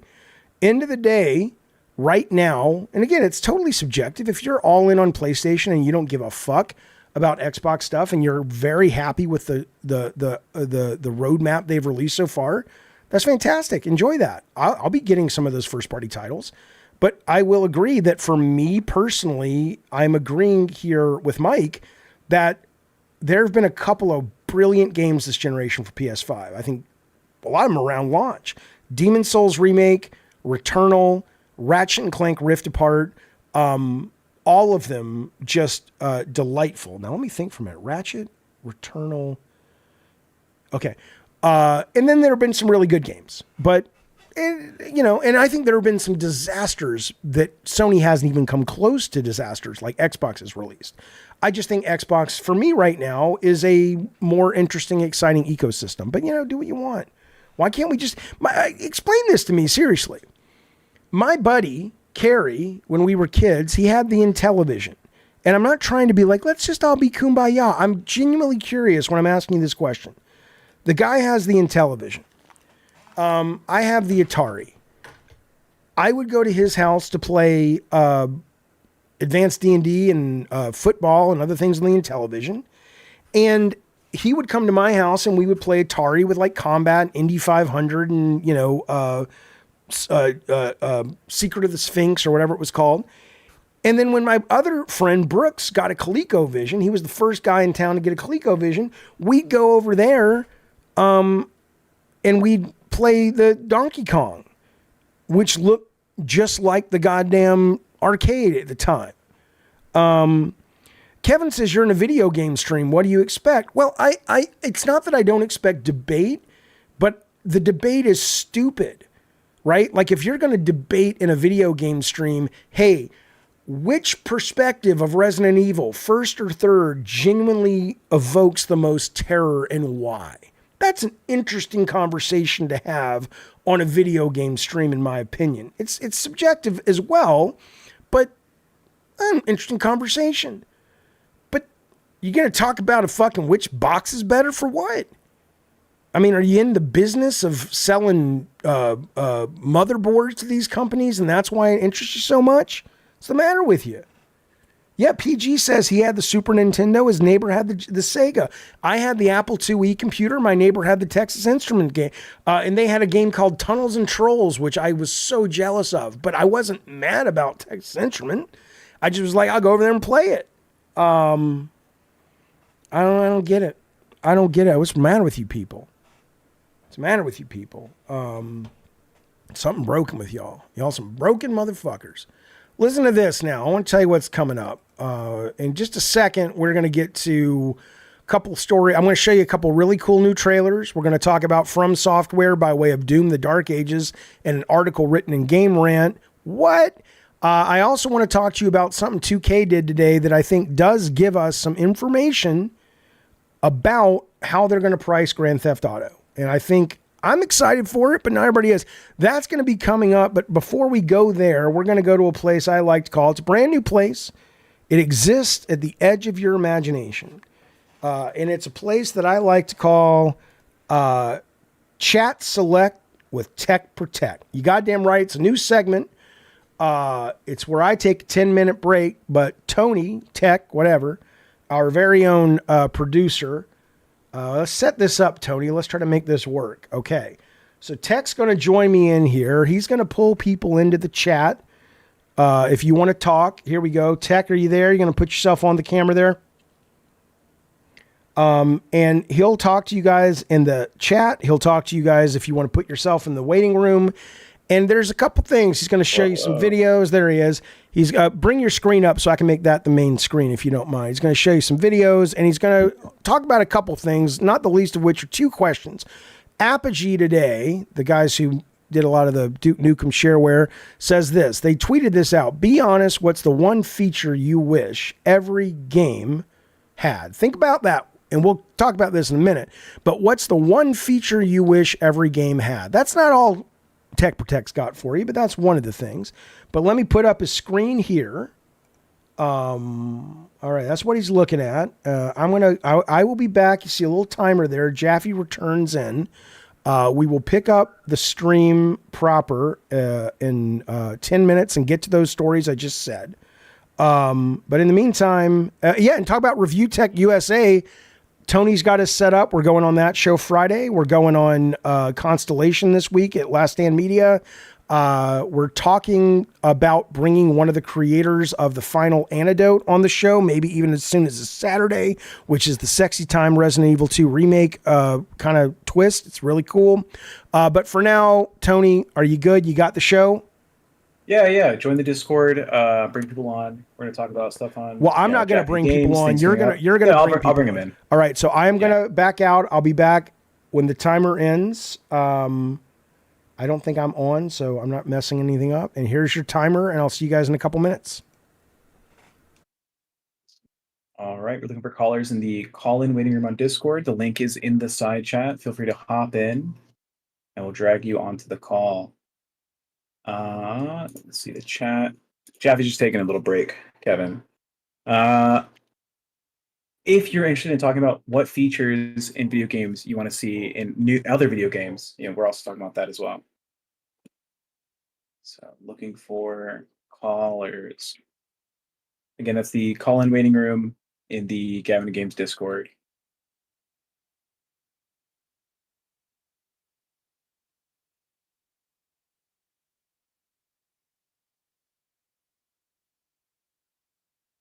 Hectorhowl, how's it going? Good. How you doing today, man? Not too bad. How you been? Oh, I'm doing all right. So, what feature do we want to see is the question, isn't it? Yeah, because I gave my ticket to Jaffe before, and it was I'm a big fan of save states, right? The quick save function from video games. I would like to see that in more video games. Maybe because I'm bad at like Elder Scrolls, but I would love to have a quick save in Elder Scrolls. What do you think? All right. What has come to my mind is a bit of a outside the box answer, because I think in practice it would be a bad answer, but I think what it would do to gaming as a whole would be very interesting. To have every game come with character creation, customization. Okay. What game in particular do you think lacks it? Well, anything that doesn't have it. What would be the case if you could jump into, say, a God of War and make your own mythological character that you ran around as? Suddenly you have the self-insert opportunity. You have the opportunity of idealized figures that you want to create. Now, as I'm saying, there's reasons why not to do this, but I think that it would be very interesting in terms of having it be a across-the-board feature where, in a certain sense, you can be yourself in any game you play. So I put that forth. Okay. Do you think that takes away from certain games like narrative position on like, you are this person has like a background, this person has like a history, if you were to insert like your own custom character? That complicates things. That certainly provides a design challenge. And to those in the chat, I see you in there. Kick them both off. Kick this color off. Then get in the call-in waiting room yourself. There's a guy. All right, let's get the next guy in here. They want me off? I'm out of here. Later, Hector. Hey, Peter Ryan. How's it going? Hey, good. Hey. I kind of agree with the previous caller. Can you hear me? Yeah, I can hear you. Oh, okay. Yeah, I kind of agree with the previous caller in that it would certainly solve all the fucking issues everyone seems to have with DEI. But then you run into the issue of how do you make unless you're doing something like Half-Life where the protagonist isn't speaking. How do you make that work with a story? Like you can't really feel like you're playing yourself if you're also forced into specifically made dialogue and cuts. Like it wouldn't work in a lot of games. I think it would be cool, but yeah, it really just wouldn't There's a work. significant amount of games I think it would be okay in. Like a game I played recently was Detroit Become Human. Have you heard of that game? Yeah. It's on very my narrative list to based, play, but right? for sure, yeah, on certain games it would work, but having it in every game is kind of an impossibility, just because getting it functional for every game would be really, really hard. Okay. I What feature would you like to see then? If it's not character creation. What feature would I like to see in every game? I don't think there is a feature that I'd like to see in every game. Modding support actually, because I think there's so many games. Like I'm super glad to hear that Hogwarts Legacy is Legacy, doing right? modding support, because it's been a game that I want to buy and get into, and that just gives me even more reason to. I think having official mod support is something that would give every game like so much more longevity. You get user created content and like basically that's the reason why Skyrim and every Bethesda game lasts for 15 to 20 years is because of the mod community. So yeah, it always blows my mind that devs don't implement that. Okay. Is there a game right now that lacks mod support that you would like to see get that added in? Dead by Daylight for me. I've been poking behavior for a while and being like, come on, give us mod support. Because they, I think they actually heard a lot of people saying they wanted to make custom levels for Dead by Daylight. And then they followed up their next game afterwards. I can't even remember what it was called. It was cool, but it was like a dungeon running game where like a sci-fi aesthetic. So I'm saying dungeon running, but it's not really a dungeon. But you would build your base, and then people would come and raid it, and you'd put traps everywhere. Frick, I can't remember for the life of me what the name of it was. But I think they did that in response to a lot of people saying we want level design tools for Dead by Daylight. And it's like, no, we don't want that as a separate game. We want it in Dead by Daylight. So okay.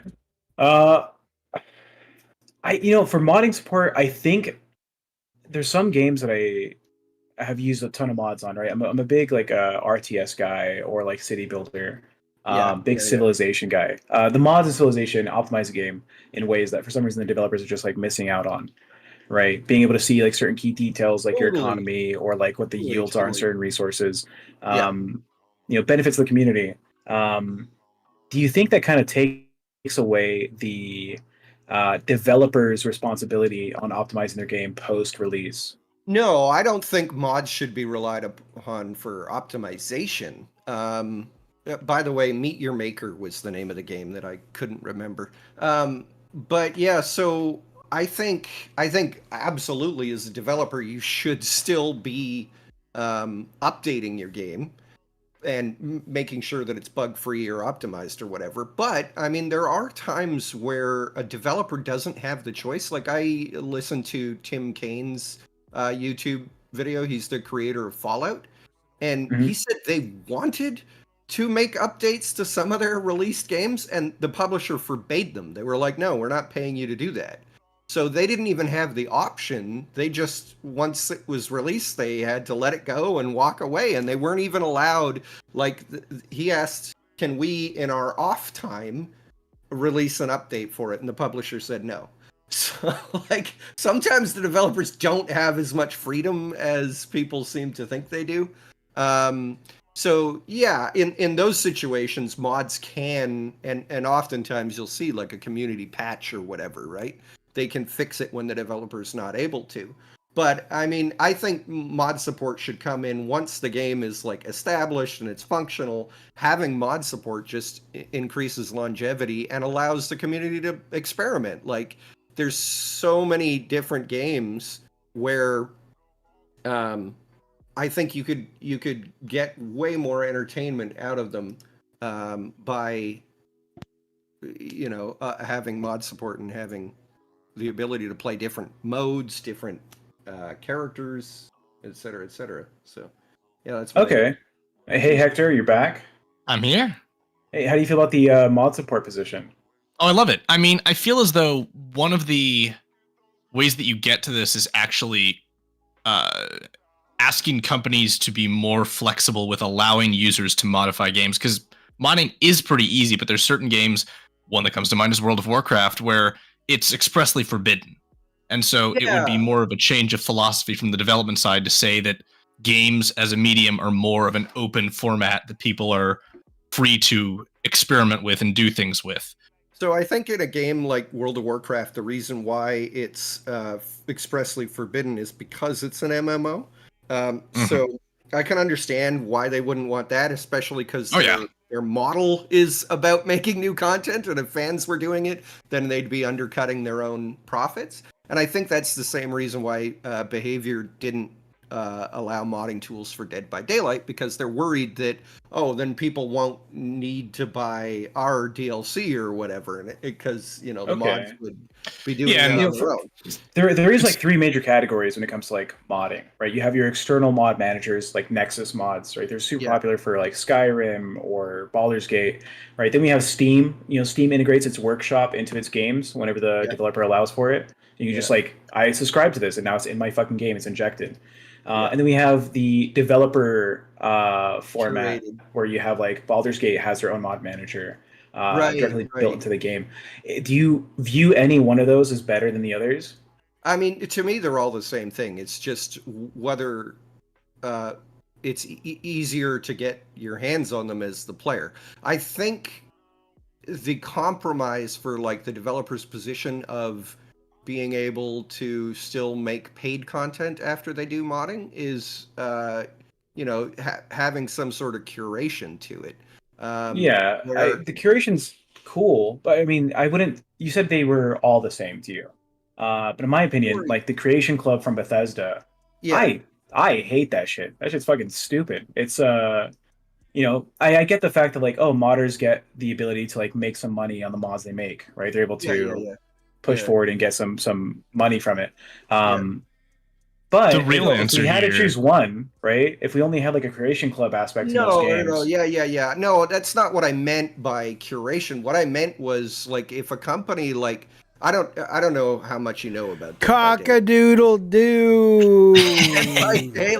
Jaffe's back. Jaffe. All right, let me tell you guys what's going on. So, we'll stop chatting. well, hang on. So I see Ember's Arcade in the waiting room. Here's what we're gonna do the rest of the show. Come on now. Did you realize your countdown clock didn't count down? It still says 8 minutes and 10 seconds before you return. Are you guys sure? I saw it counting down on my screen. Oh, it's counting down. It's not on mine, but maybe my YouTube got out of sync or something. Yeah. No. So what we're going to do is I'm going to catch up real quick with tech, see how that went. And then we're going to get to a couple stories. We're going to get to the Grand Theft Auto 6 price prediction. And then we're going to get into our last segment, which is sort of free chat. And anybody who wants to put themselves in the call-in showroom, I'll take text chat. I'll take live chat, whatever. It's kind of just, we open it up to everyone. So if you still got more to say, that's cool. But right now we're going to wrap up the show with some other news. So Tech, how did that segment go? Anything interesting that they had to say? Yeah, not too bad. It seems like, the two callers that did come in agreed that like, including, mod management into video games is probably ideal, right? And most games can benefit from having external developers put in their spin on the game, whether it's adding new characters or new quests, new maps. Seems to be what people would enjoy seeing. Okay. Have you dealt with any games where you've used mods? Yeah, we did let me bring on this screen so I can see you as well. One second. Hang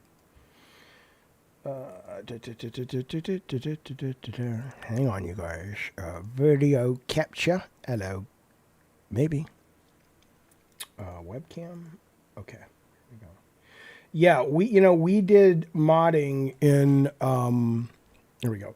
We did modding in.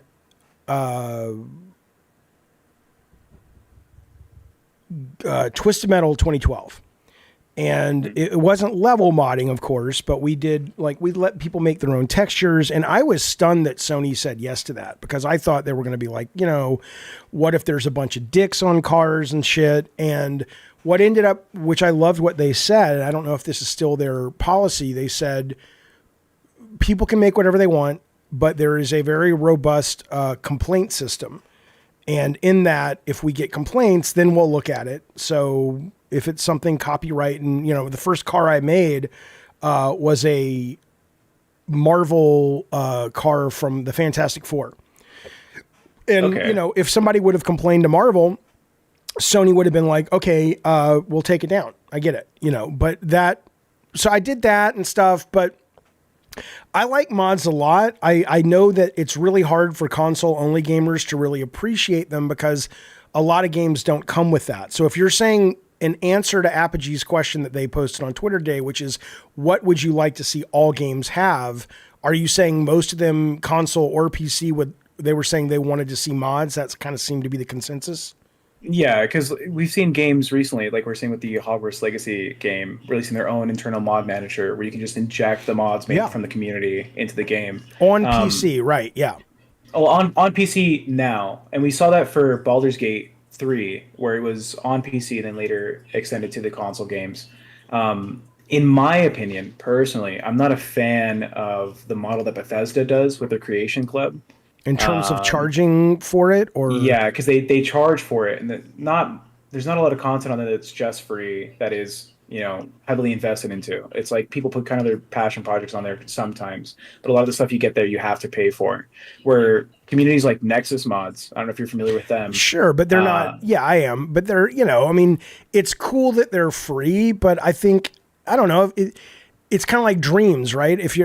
I don't know. It seems to me weird that you don't offer up anybody the ability to make money off their work. I think that's... Well, they have the donation function on Nexus Mods. And then, back in fucking, 2013, I bought the for lifetime membership with Nexus Mods for like $100 or some shit. But now it's like a monthly package. You subscribe to it, you pay, and then a portion of that goes to the people you download mods from. Which I think is nice. Yeah, I mean, I want to see more consoles do that. I know Hector's talking about the character customization. I mean, I don't, it's really weird. For me, my whole thing on that is, I think if I was an executive, I would just say, look, if you're making a AAA single player game these days, if you're not a good enough writer that the person can't come in and, I think they all need to have character customizations. I mean, maybe. Let me put it this way. If the real problem with something like Intergalactic from Naughty Dog is people just don't like the character and they're not going to buy the game, okay, fine. You know what? You can make your own fucking character. My guess, though, is what's really bothering them is if that gets solved, then they'll move the goalpost and find something else to complain about. So assuming the actual issue is forced diversity in characters in video games, and anything AAA is going to basically be a character customizer, then that would shut that argument up. But my guess is they would just find another thing to bitch about that's still just as racist and horrible. Someone did bring up that custom characters would solve the DEI question, right? People that are like offended by, do I have to play as the, big black lady in Concord or the fat Mexican or whatever? If they had customer characterization, they wouldn't face that issue. I think it'd be a benefit, but not for the DEI perspective. I'm Hispanic, right? I'm half Mexican. And that Mexican guy with the belt up to his nipples, I wouldn't want to play as him. But if they kept his hitbox the same and I could customize him wearing body armor, I'd be more inclined to play that character. Yeah. Not because of his race, but he looks cooler. Well, and a lot of people would say, but that doesn't fit my game. That doesn't fit my vision of. It's like, you know what though? Your vision doesn't, if they really can draw a line between the reason Star Wars or Dragon Age or whatever failed is because the visual character diversity, then it's like, you know what? When you're spending this kind of money, your vision is, we'll fit it in if we can. But if you want to make video games to reflect your vision, that's our AA group. That's our indie group. But AAA's big business. It's big budget, tentpole shit. And every medium out there that spends that kind of money does focus groups on, who do we hire for this acting role? Who do we get for this actress role? That's just that business when you're spending that kind of money. So, we had this brief conversation about what is the reason for the game, right? A video game gets released. What is its main purpose? Is it to express the vision the artist or the developer had when they wrote the game, they wrote the story and the characters, or is it the enjoyment of the gamer once it's released, right? I mean, it depends on the game. Well, yeah, I would say it depends on the game. It depends on it really does depend on the game. Yeah. But all these conversations about, DEI this, or why can't I play as this character or this skin, or why am I forced to do this? What is your position? Do you think the game being made more often than not is a reflection of the vision the developer had, or is it trying to achieve the financial success from people enjoying the content? I think it depends on the game. I think ultimately what you want is, and movies are an easy thing to talk about because movies have gone through this transition where when I was a kid coming up, the movies that were the big budget blockbusters that did great were a really great blend of smart marketing and box office, whether it was Raiders or Jaws or Star Wars or Terminator or whatever, but they still had enough room that they felt like there was an artist heartbeat driving it. And what ended up happening in the last 20, 30 years is a lot of those big budget movies, the artist perception, because the cost got so much, kind of started to go out the window. And because the movies had to travel all over the world to make their money back, there wasn't the room for even semi-subtle nuance unless it was just very on-the-nose shit. And so I think with games, if you're spending that kind of money, I think that's not the place to, ideally you could get your pathos and your emotional resonance in there. But if you're spending that kind of money, first and foremost, if it is being spent to entertain a large number of people, I do think you have to, even though I don't agree with a large number of people, I don't like the fact that a large number of people there's a lot of people in the world that can be racist assholes, but fundamentally their money still spends. But if I'm making an indie game or a AA game, totally different. But you're making a AAA game, you're making a product at that point. You're making toilets at that point. That doesn't mean there's no artistry. But first and foremost, you have a responsibility to make the money back, I think. So two last questions before we go on to the next segment. When you were developing games, was there a main focus on getting your story out, or was the main focus the idea of what is the gamer going to enjoy? It was both. I mean, because when I was making games, I wanted to make hits, but I also wanted, I came up, like I said, my inspiration were movies like Raiders and Star Wars and Terminator and all that. So I wanted God of War to be about something given what it was for its time. But we play tested the shit out of that game because we wanted people to enjoy it and we wanted to make a lot of money and make people happy with it. So I think you could do both. And I think games also have the room to express very nuanced, outside the box, very, whether right or left, very minority view ideas.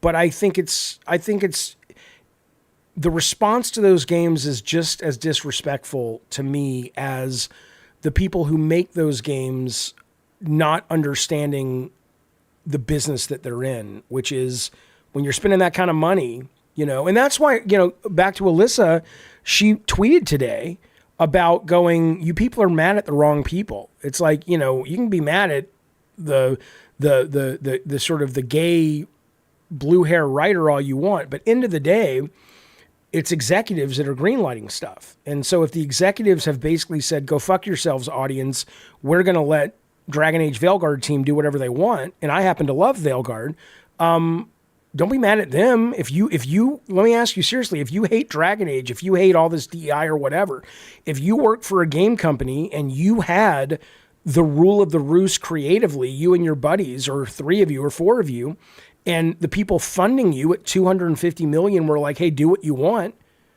what would you do?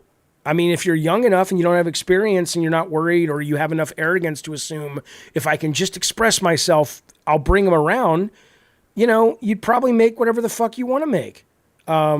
So, you know, get mad at the executives. Don't get mad at the people that are showing up and getting their dream job to make whatever fucking game they want. It's kind of goofy to me, man. Yeah. And last question is, I saw a recent post on Twitter.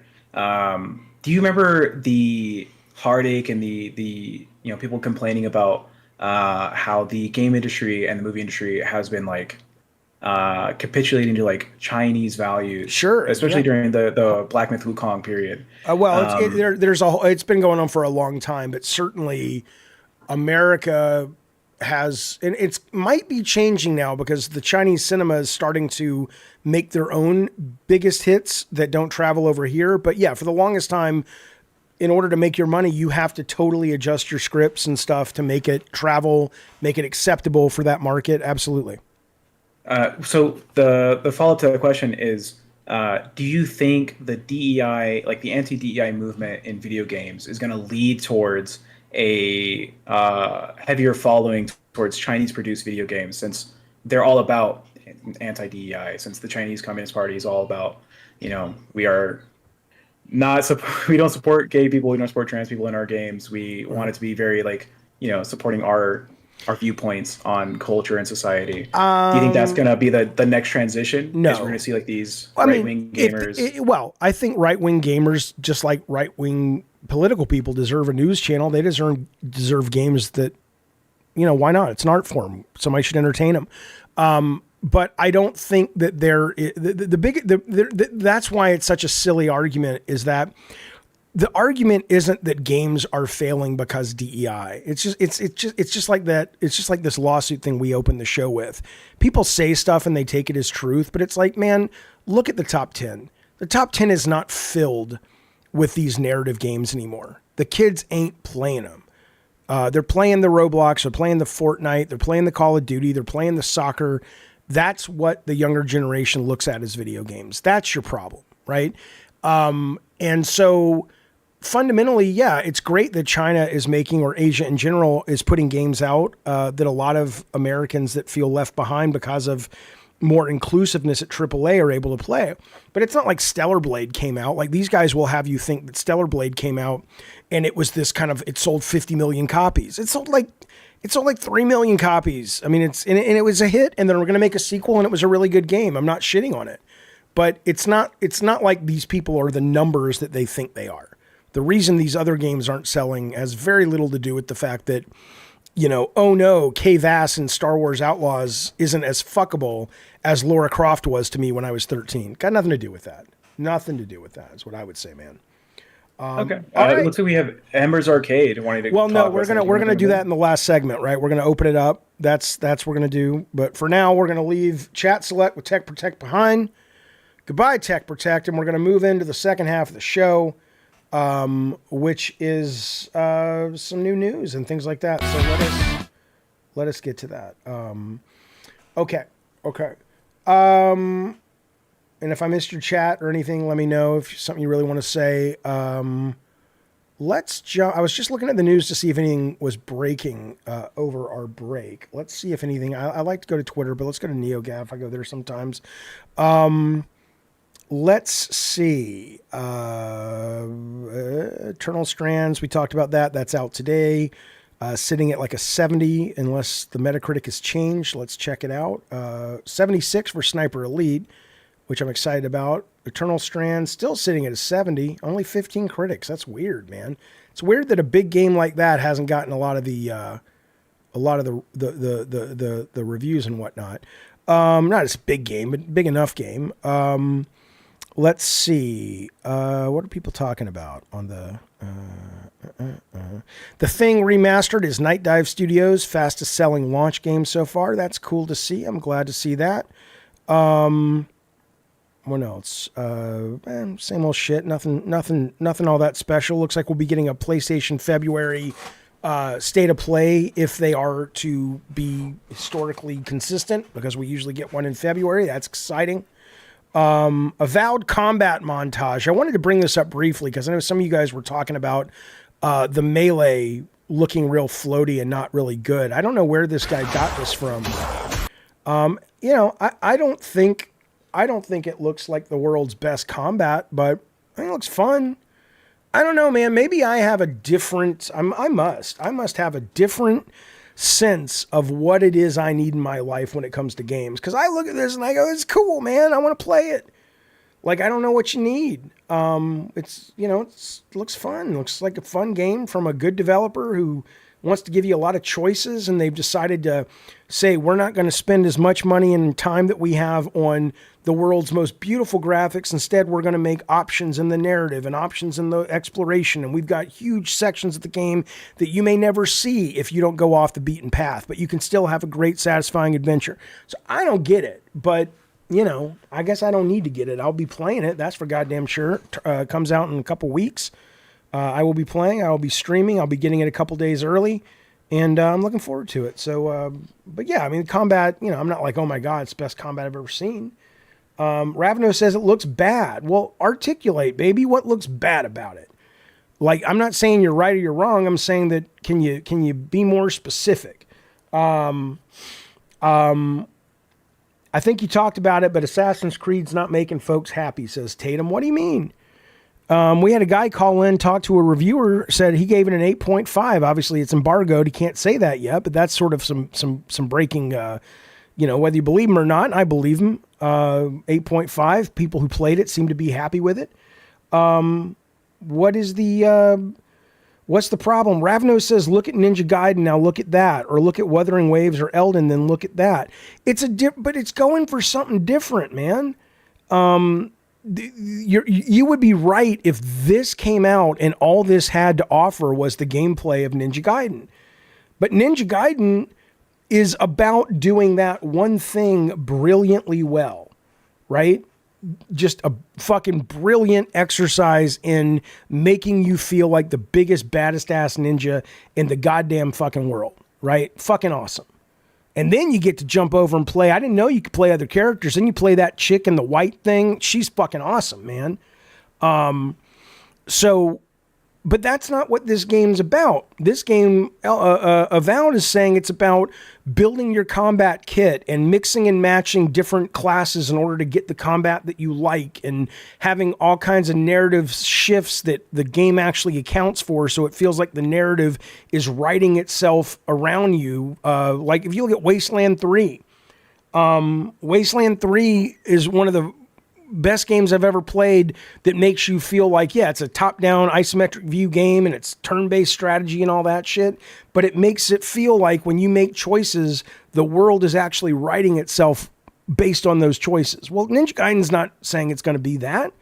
Every game can't be everything to every person. And this may be a piece of shit. I'm just saying so far everything I've seen looks pretty good. Okay, so you're only talking about the combat, says Ravnos. You said people were crapping on it. I watched your clip. Looks like a meh to me.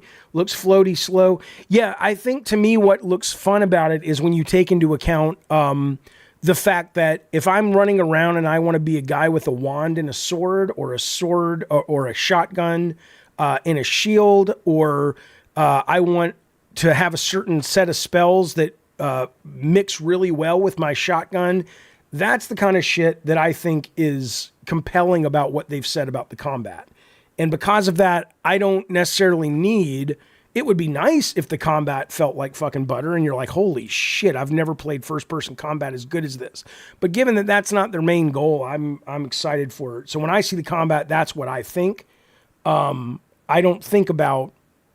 Like, if it wasn't that, if it was just like Doom... And it's like, hey, we're making a first-person shooter with magic, or like that game that came out from EA that didn't do well, then I would say, oh, yeah, you're right. But that's not kind of what this, that's kind of not what this is meant to be, as far as at least what they've said. So anyway, that's what's happening with that. But I'm excited for it, man. I like RPGs. I don't know if I'll get around to, I'm going to play it day one just to play it day one or early, but man, there's so much to play. I got to finish. Okay.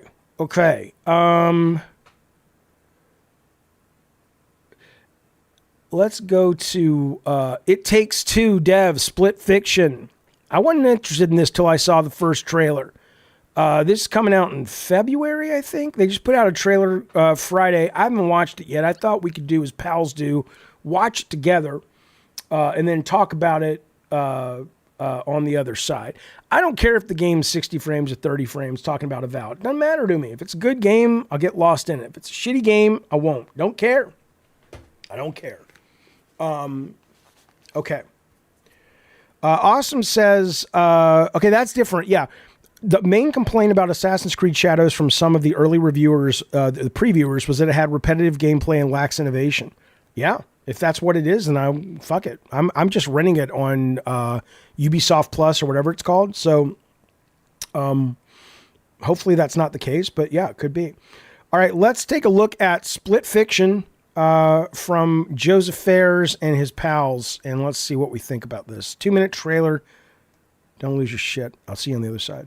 Oh my god! I'm not doing this! Oh my god! I'm not doing this! Push the button! No!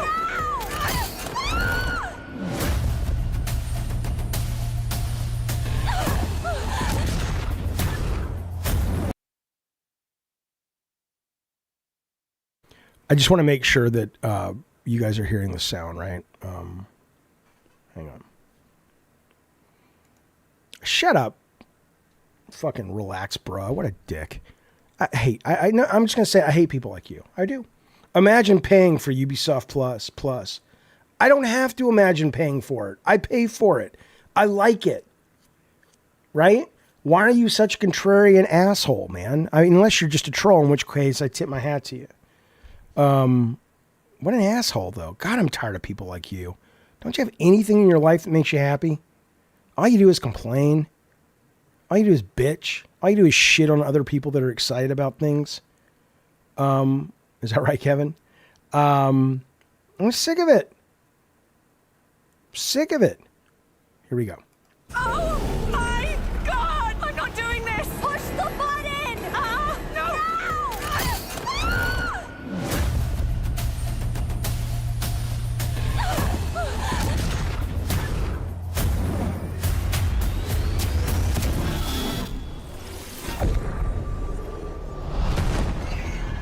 Hey guys, this is Hazelight's next co-op adventure. I'm so excited about our new game that I want to give you one more sneak peek. Have a look at this. In this level, Mio and Zoe are stuck in one of Mio's sci-fi stories. This one is all about gravity and how to defy it using the tools provided by Mio's story. Hop on! Wait! But there's also a crazy bike chase. And of course, a badass boss.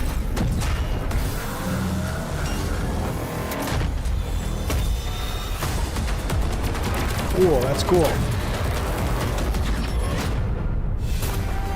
Okay, here's another one. Now they're in one of Zoe's fancy stories. I'm a fairy! Where they can shapeshift. What the? Into various fantastic creatures. Each with its unique set of abilities to help them get to the next level. At Hazelight, we really love gameplay variety. That's why we added side stories that are completely different from the main path. Side stories are found in the main levels and looks like a portal. Once you enter, you end up in a new world. Fascinating. For example, how about flying around in space? Or ride on a sandfish in the desert? And why not water ski behind the train? So just trust me when I say this. This is side content you don't want to miss.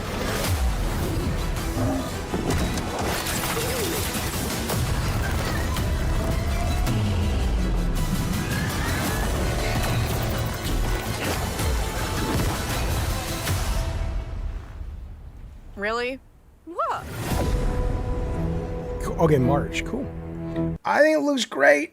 I'm excited. It Takes Two is very similar. You guys in the chat talking about how there's a lot of stuff in the game that, like, a lot of variety, which may not be good, but No, they've pulled it off once before. I think this looks really fucking cool, man. I'm excited to play this. I will absolutely be playing this on stream, trying to figure out. I hope there's a way to pull in different people, almost like instantly. So it's like, okay, this guy played for 30 minutes with me, and I'm pulling this person. I think that would be cool. But I'm excited for this. I want to see this. I want to play this game. It's not my thing, but it's awesome, says Tatum. You know how many folks been asking for co-op games like this? Nice to see them address something we want versus telling us what we want. Well, also, I wonder, because I think It Takes Two had that thing where you could buy it, but your friend didn't have to. And I hope that they have something similar with this. I don't know if they've announced that, but that clearly did well for them because it sold really fucking well. But yeah, I agree. The protagonists seem a little bland. I like the idea of it, right? I like the idea that one of them writes fantasy, one writes sci-fi, and it's creating the worlds they're in. There's a game that's kind of sort of similar that also looks very interesting coming from the guys who do Overcooked, which is like very much I think one person's in an alternate reality than you are, but you're in the same space and you have to deal with that. Looks pretty cool. So I'm into this. I'm excited. This will be out in about 6 weeks, something like that. I'm going to move that story to later. We'll talk about that later on. Here's what I want to do. I want to show you one more quick trailer. I haven't even watched it yet. And then I want to talk about my predictions for Grand Theft Auto 6. 2K put something out today that I think is giving us a very clear roadmap of where these guys are going as it relates to the price of that game and the release of that game. And then after, we're going to open it up to you guys, whatever you want to talk about. We're here for you. We're going to open up the Diet Soda Soldier room or the JoJo D room. Put yourself in there to talk live or talk text. It'll be your show at that point. But first, let me show you this trailer, then we'll talk Grand Theft Auto 6. This trailer came out today. I haven't watched it, but I love the idea of it. It's called Sniper at Work. Check this shit out. Here we go.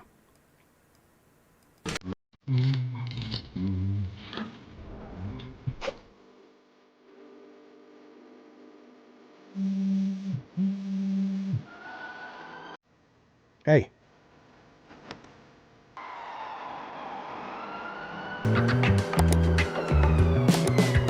Oh, shit. No image.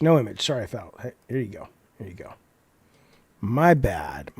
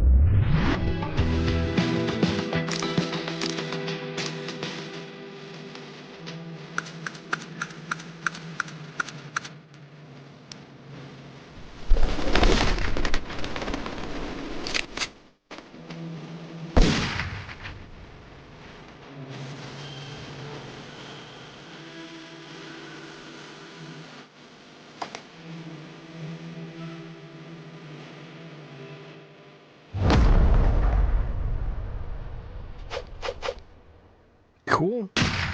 I like shit like that, man. When's this coming out? I like shit that you got all the planning, and here we go, Steam powered store. Let's see. To be announced. I'll put it on my wish list. I like because there's a lot of planning and stuff, and then you get to actually do the arcade stuff. I think shit like this is cool. All right. Somebody in the chat says that I saw some AI generated artwork. I don't care. Give a fuck. You try spending the money. How much that shit costs? You can do it for free. Why would you not? I don't get it. It's taking work away. No, well, a lot of work gets taken. I don't care. You know my position. I don't want to see people suffer, but you act like we live in a world that just stands still. Trust me, if you were making a game and you had a vision and you didn't have the fucking money to hire a pro artist, or even if you did but you didn't need to, why would you not use it? Anyway, here's the point, my delightful friends. Grand Theft Auto 6. I think I can tell you how much it's going to cost. There was a lot of people talking recently about this because there were some analysts going, we feel that it would be great if the business could get the price of games up to $100, is what these guys were saying. And obviously gamers don't want that, blah, blah, blah. Here's what I think, though. So today, you may have seen this. 2K put out their WWE 25 trailer. And I'm not going to show you the trailer because I think that there's licensed music, right? But they got 3 versions coming out. Okay? You've got the base version, you've got the Dead Man edition, and the Bloodline edition. I'm excited for this game because I like the wrestling, looking forward to it, blah, blah, blah. But here's what I think, though. I really do think this is more what we're going to start seeing. But what these guys have done is it's nothing clever saying, oh, they're going to put out multiple editions and some will get above the $100 price point. Of course. Yeah, we knew that, right? But here's what's special about this one. The last time these guys did this, and I bought this one, was 2K Drive. And I bought the pack that let me get the 3-day early access and seasons or whatever. I think I bought the second pack and it was like $100. And I also did it with WWE Battlegrounds back when that came out because I wanted to play it early for the stream. Okay. But here's what I found interesting. And is that if you look at 2K Drive came out and it was $10 cheaper and you got 3 days early access than what they came out with today with WWE. If you buy Bloodline edition now or Dead Man, not only is it going to cost $10 to $15 more, but they're also now extending that 3 days, and now they're saying it's 7 days. Okay, so now you get it a week early, and it's more expensive. And their top of the tier price point on this game is $130, where the top of the tier price point on Lego was $120. Okay, so here's what I think is going to happen. I think you're going to see a $150 version that you're going to get it like 2 weeks early for GTA. And then I think you're going to be 130, somewhere in that range. You're going to get, or maybe 100, you get like 3-day early access. And then I think you're going to have the base that comes out on the day. I think you're going to see that line from 3 days. Now they've moved it to 7. I think 7 is going to go to 14 days pretty soon, and it's going to be with Grand Theft Auto, and they're going to hike the price up to $140, $150. That's what I think is what they're going to do. And I think a lot of people are going to show up and pick up Grand Theft Auto, especially if it's got online baked in, which I have to assume it will, for $150. I have not seen anybody extend to 2 weeks, though. I absolutely think, though, like, has anybody seen a 7-week early access? I certainly hadn't seen a 2 week. Steve Johnson says $150, not me. Yeah, I get it. Not the majority, but enough people will pay $150 to have it day one. All right, Lutron, good to see you, buddy. And then $100 instead of $150. Okay, here's the question. Let me put a poll up in the chat. I'm curious what you guys think. Okay, here's the poll. Now this is assuming. Okay, I'll just take into account the trolls anyway. Okay, GTA 6. I'm going to assume there's online in all of these. So just whatever. There's no, whatever. Okay, so I'm going to put up 3 options for you. 150, 14 days early. I'm going to put up 100, 3 days early. And then we'll do the 70 day of release, official release. And then I'm going to do not buying anyway. And let me start the poll. I'm curious where you guys, now if I wasn't streaming, and as a streamer, if they do put it out for $150 for 2 weeks early, I'm absolutely buying that. If I wasn't streaming, I would absolutely just do the day of release. Easy fucking choice for me. But a lot of people aren't like that. A lot of people want it. Tech Protect wants it for $160. Albania says the real boss, WWE 2K25, has 7-day early access. Right, we just talked about that. That's why I'm saying that's going to be. They're gonna look at that and go, we can do better than that. We can do 2-week early access and charge $150. One Pump will pay $100 to play it a week early. That's not an option, pal. You got $150 for 14 days. You got $100 for 3 days. GTA 6 Doubt, it has online day one. So, yeah, I mean, it's not releasing PC day one, I don't think. But if it, sure, we can't really speak to that yet because we don't know. But Abdul says if the 3-day early access falls on a Friday, then I would be more inclined. It's a good point. It's a really good point of when they release those.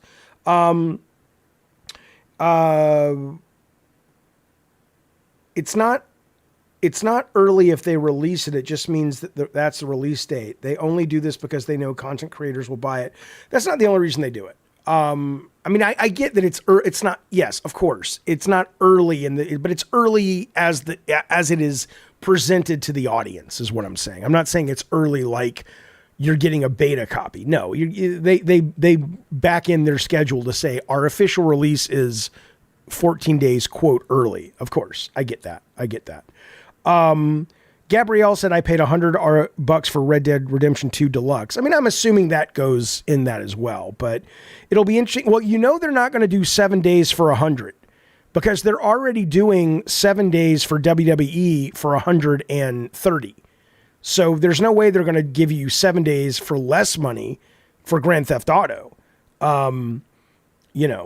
I don't think that's happening. And I think people would do that, Matthew. Join the beta club. You played a beta test for us, only $200 a month. I bet a lot of people would do it. I think GTA 6 will be 2 versions. I don't think so because that's not what this company has gotten comfortable with 3 versions. But let's see what you say. $150 for GTA story mode and online combo, $70 for story mode only. Assuming online is available day one. But I don't think that price point makes any sense. I think if it's available day one, I think it's going to be built in. I really, really do. I think it's weird to separate those things if it's available day one, but okay. I don't agree with that, Real Boss Moss. It's a tax on streamers and hype beasts, but not the normal player. I don't think in a game like this, I think that's wrong. I think for Grand Theft Auto, it is such a big game. And right now you've got 20% of the people who want it, right? It's the only reason they would not do this if it's terrible, which it won't be. Wait, 150, are these the number of votes? 150, because that's not adding up. 70 day of release. I don't understand this. I think a lot of people are just going to want to be the first to play it, and they're excited about it. Bold Alpha Wolf, I agree with. I think it'll hit with online day one. I think it has to. I think they know what a moneymaker that is. I think what they don't want is people to, think about this right now. A lot of people play Grand Theft Auto 5 and never even went online because it wasn't available. And they're like, wait, what is that? Is it a separate thing? It's confusing. I think they're going to put this out and it's going to be like, boom. It's just part of it's baked into the cake. Bob Dobbs says it's going to suck. It might. I don't think it's going to suck.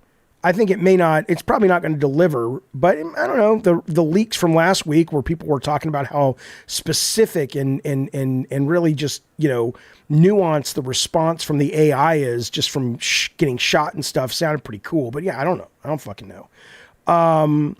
Bunch of idiots willing to bend over and take it in the wallet to play 6 days early. I'm saying 150 days. I'm saying 14 days, but fuck that noise, weirdos. Have some self-control. Ravnos, they don't want, what do you, they're not idiots. They're basically saying, hey, I'll pay a little bit more to play sooner because I'm excited. Look, how different is it than going, I'm going to see the movie in the theater, I'm going to wait for 3 months for it to come to streaming, or 2 months or a week or whatever it is.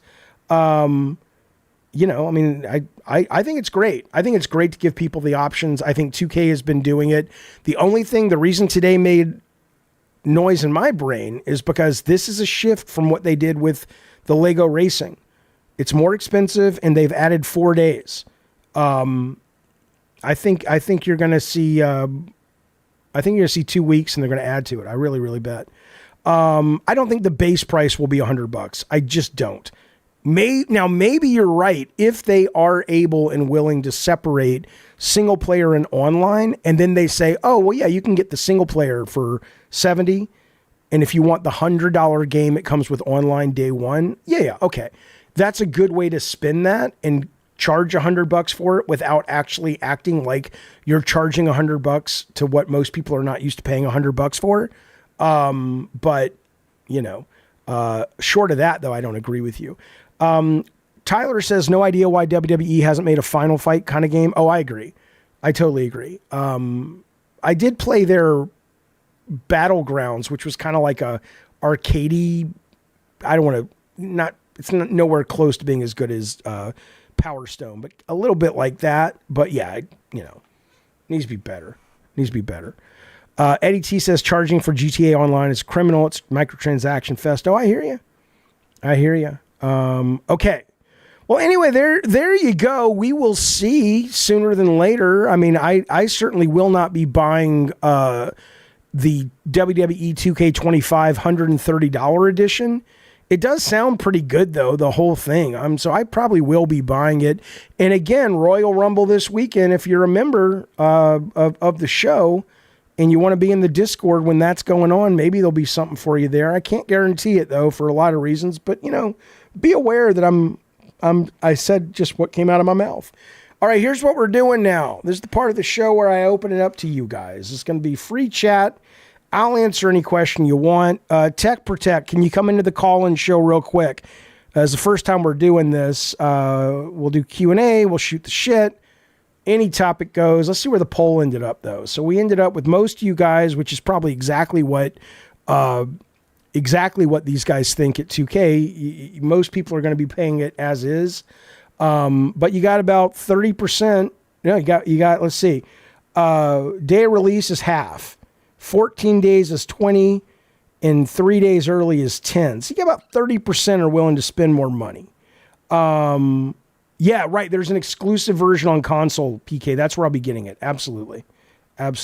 All right, Tech. So we're going to do, did you want to bring this into, you were saying there's like a stage, or do you just want to have people come into the call-in waiting room if they want to jump on the mic and talk, or what? Well, we don't have it set up, but next time we should do a stage. For now, we can just go into either the call-in waiting room or the Diet Soda Theater, your choice. Okay, so let me move this over here so I can see the chat. And again, you don't have to call in. You don't have to be in there. I know Ember's Arcade had something he wanted to say. We had some other people in there. Call in if you want. It's free chat. We're just shooting the shit for a little bit. If you guys have anything you want to talk about, great. If not, we'll wrap the show up. But that's all the topics I got as we roll into 5:30, give or take, here in San Diego. So, you know, I don't know. What are you doing tonight, Tech Protect, other than, you know, spending time with my amazing child? I think we wanted to watch a movie. She really wanted to watch Despicable Me 3. And so I hate those movies. I was told that I have to understand the lore, so we're going to watch number 1 and number 2. I'm sorry, Sarah, there's lore in Despicable Me? Your dad's asking for some lore. Wait, is 3 about the bad guy, like when he's a kid? I've now seen a single one. So okay. I'm gonna find out. Spoilers, by the way. Watch out. Well, I mean, yeah, I don't think that's. I think it's like a bad guy who's played by Steve Carell, maybe, and I think the third one is where he's a kid or something. So, okay, so you're gonna watch a movie. That's good. I don't know. I'm gonna play games tonight. I may even stream games. I'm gonna play some Ninja Gaiden. I'm gonna play a little. Maybe I might be over Eternal Strands. I don't know yet. I still got to finish. It's very slow, that game. It starts slow, then it gets much better. It's still not. It's it's got some good things to write home about, but it's not the world's best game. But I'm into it a little bit. And then I want to play. I might spend a little time trying to finish that Kazan demo, which I love, and maybe some Call of Duty or whatever. Is what I'm looking forward to. So I might have dinner and just play games all night. I'm kind of in the mood. And then we'll get up and do some shows tomorrow and whatnot. Have we heard back? Let me check that email. Somebody was asking, if you're curious about my take, somebody said Vera Dark made a video about the Alyssa Mercante thing. And we opened the show. Talking about it and the lawsuit and everything. So I hope if you actually are genuinely curious about the lawsuit against Alyssa, or that Alyssa filed against this guy, you won't just fall for people saying she's just destroyed her lawsuit by coming on my show. You'll actually either watch our segment on it, or you'll read the lawsuit, which is interesting reading, and it's available online right now. And you'd see that it doesn't sound like, surprise, surprise, what they're telling you is actually what happened. So, no. Kevin says, Jaffe, you excited or interested in a possible Ori 3?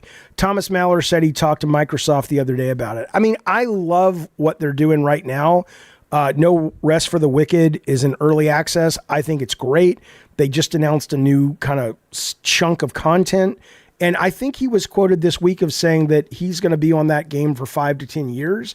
So they're the same developer that did Ori, which I love the controls, but I never got that much into it. I'm very happy that they are going to be staying focused on No Rest for the Wicked, though, because that game, if you haven't played it, is excellent. It's just fucking excellent. When a game is early access, does that mean it will never get a full release? No, it's always aiming. I mean, maybe the game goes out of business and they never get to that, but that's the idea. Is they put the game out in early access, the community comes in, gives them their feedback, they make money off that, and then they can use that money to actually get the game out finished. Console companies are starting to show that more and more. I really think first-party Sony needs to be doing that. Can you imagine if Sony would have put out Concord early access? People would have known. They would have known, okay, we like it, we don't like it, There's so much these companies could be doing. Let me give you an example. When we did, and now that I'm thinking about it, I don't know why we didn't, but we did Drawn to Death, and we had maybe 15 different versions of what the characters could look like. And I fell in love with an authentic version of what a not trained teenager artist would draw. Turned out that probably wasn't a good idea because people thought the game looked ugly. And I'm like, that's the point. The kid's not an artist, But anyway, looking back now, we should have just, it's almost like Sony should be like, hey, we're thinking of making this game. We're going to run a poll for a week. We're going to put art up. What do you guys think? Let's have a discussion. Yeah, I think that would be great. I'd like to see more of that, frankly, coming from console companies. All right, what do we got? Torque wants to come on. Let's bring him in. Drag his old bones in here. What's up, Torque? What's up? Yeah, we went with a shark with tits. Absolutely, I love that character. Okay. Come on, Jaffe. Hang on a second. I got to bring your volume up. I think you're real low. That may be on your end, though. Say something, Torque. Better? Yeah. Sorry, I had my mic up. What's up? Yeah, I just wanted to kind of continue with that mod chat we were having, Tech Protect and I were having when you were on break. He was saying that he's not a big fan of the Bethesda method where they were trying to allow modders to make some money. I agree that that's a little weird. It seems like it's a greedy company thing. Like they're just trying to milk money out of what was traditionally released for free. But I do think there's something to be said for paying or allowing modders to make some money off of their hard work. So I don't know. I'm with you on that. I mean, I think some sort of official donation system would be like the best way to do it, and maybe some sort of curation. So, like you were saying, when the Twisted Metal, when Sony said that they were okay with that happening, as long as there's some system for, the company to notice, oh shit, there's IP infringement here. We got to get rid of that. Right. then yeah, I think mod support coming to most games would be fantastic. And that's another reason why playing on PC, but I hope it does become more of a console-centric thing as well. It's just, you don't know what you don't know. And I remember the first time I started getting into mods, or trying to, was when Calvin was into Fortnite. And he was always coming to me and saying, oh, there's this mod and that mod. And we were playing it on a Mac, and I had no fucking clue how to make the mods work there. So... Yeah. You know, when you get to a PC and stuff, and then you start to go, you know what, consoles can support this too. I really hope the Harry Potter stuff does wind up on console, because I think people will be like, this is so fucking cool. And, me too. And especially, like, you know, it's one thing to be able to create the mods on console. I think that's maybe asking a little too much, but if they can at least, you know, have easy access to playing them, and you know, they work cross-platform, that would be amazing, right? Absolutely. So, Absolutely. Yeah. So I'm into it. That's probably my biggest ask in all games. It's right. Because it just increases the longevity. Like, look at Skyrim. It's the only reason people are still playing Skyrim right now is not because Skyrim's the most amazing game in the world. It's because of the mod support, right? Yeah, but one could argue that the last thing games need right now is another reason for you not to leave the ecosystem of a specific game, fair. right? You know, and I get it. I mean, I fucking get it, man. I get that. Why would you want to let people leave your ecosystem? But at the same time, you know, it's really making it hard for new games to, and I guess you could say, well, that's a problem for the game to solve. And I agree, capitalism and all that. But at the same time, it's like, you know, these things, it's not a healthy, it wasn't born out of the art form being better because these things never end. Although, hey, if people buy them, they buy them. So it is what it is. But I mean, you look at like games like Counter-Strike, like they literally, Team Fortress, Counter-Strike, they came out of mods. Like, some of the time, it's amazing where the mod is where they're allowed to, you know, prototype and play around and make something cool, and then they can go into a commercial thing. And wouldn't it be awesome if, you know, developers or publishers, I guess, supported that and went, hey, we see that this mod is super popular. Let's, you know, maybe give you guys some money. That's where we got Dota from, right? Dota was a World of Warcraft, or not World of Warcraft, a Warcraft 2 mod. So somebody in the chat is saying, CC Trout says, Jaffe, what are your thoughts on mouse PI for hire, the 1930s art style? I'm going to put that on screen real quick. Then I'll come back to this. I'll be right back, you guys. But I want to show people what he's talking about. This is... what I think is neat about this is obviously right now it's just the art style. And there are so many games where the art style is absolutely amazing, but that's all they've got, right? It's not that special after that. And I haven't played this game. I haven't seen an in-depth preview of this game. But what I do like, at least when you hear the developers talk about it, is they're like, hey, we get it. Right now you look at our game and all you have is our look. But we assure you, we are making a real game that happens to just look really cool. So apparently the puzzles are great, the navigation's great, the sort of duration and sort of your leveling up and stuff is great. So if they're not just giving lip service because they know they have to get ahead of that story because there's so many of these games that come out looking cool and they suck, I'm super excited because it looks great. It's way more my kind of game than Cuphead was. I'm not into like shoot 'em ups and stuff, but I'm very much into single player first person shooters. So my answer to your question is I think it looks great. What about you guys in the chat? Have you, Anthony or Tech or Torque, have you guys seen this game? What do you think of this thing? I've never seen it, but I think it looks great. Yeah, it's really... I am a fan of Mouse PI. I think the art style is really good. It's reminiscent, way less budget for this type of art style is a game called West of Loathing. Have you heard of that game? That's the pencil game, like it's pencil drawn, but it's like the old cartoon. No, okay, I'm gonna. You really want me to I didn't even realize I was still in chat. Yeah, I'll put it up, Tech, if you want, but the chat's they're gonna judge you. I love West of Loathing. I'm not opposed to it. I've played it. It's good, but it don't look like this. Well, I mean, there's the argument when it comes to game design, right? I'm putting it up. You've doubled down. you can have an art style, and then you can have an art style that is just we spent tens or hundreds of thousands of dollars into making it pretty. Sure, I'm just saying that this don't look like that.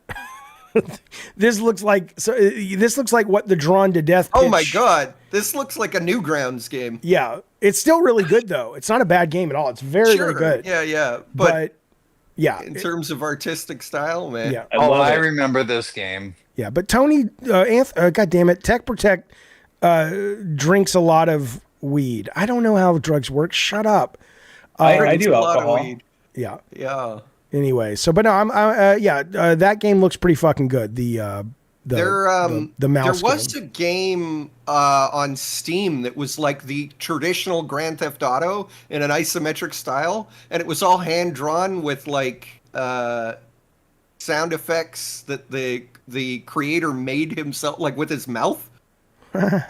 Yeah, hang on. Kareem Joe says to Tech Protect, the only thing similar in those games is the color.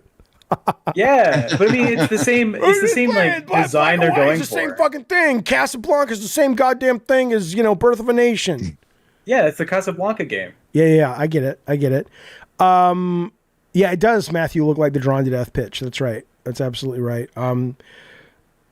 Call of Duty Zombies. The new level. You guys play that game? You play the zombie mode of Call of Duty? I don't play zombies, but I did buy the new Battle Pass today, finally. Okay, what made you pull the trigger? I thought it was very underwhelming, the Battle Pass. I think the levels and modes and zombie mode looks great with the new level, but why did you pull the trigger on the Battle Pass? Just to have something to chase? That, and I feel like I'm missing out if I don't. I would never buy the premium Battle Pass with all the Black Cell shit and everything. Yeah. I mean, I'm not going to give him $50. There's just no way. Is it 50 or is it 30? It's still a lot, but I mean, it's there. You got to buy the regular Battle Pass for 10. Oh wait, you're shitting me. So it's 10 and then it's $26. It's yes. Not, oh fuck them. Fuck you, Microsoft. You fucking idiots. I thought it was like and that's 26. where they put all their cool skins. Oh yeah, is in the Black Cell stuff. I got that, but I assumed, okay, they want basically double the price, but it comes with the basic one. But you're saying you need the basic and then you need, so Jay Styles says that's not how it is. So Jay, I assume you basically buy the $26 one and you basically you get both of them, right? Because that seems more likely. Yeah, okay, Jay says you don't have to buy the Battle Pass to buy the Black Cell. Okay, that's good to know. No, but didn't you not have the Battle Pass then? Or do you only have Black Cell then? Yeah, that's a good question. Are you only rewarded every 10th level? Okay, yes. J Style says yes. Okay, wait a minute. So you're telling me there's not a what's it called? What's the Battle Pass premium called?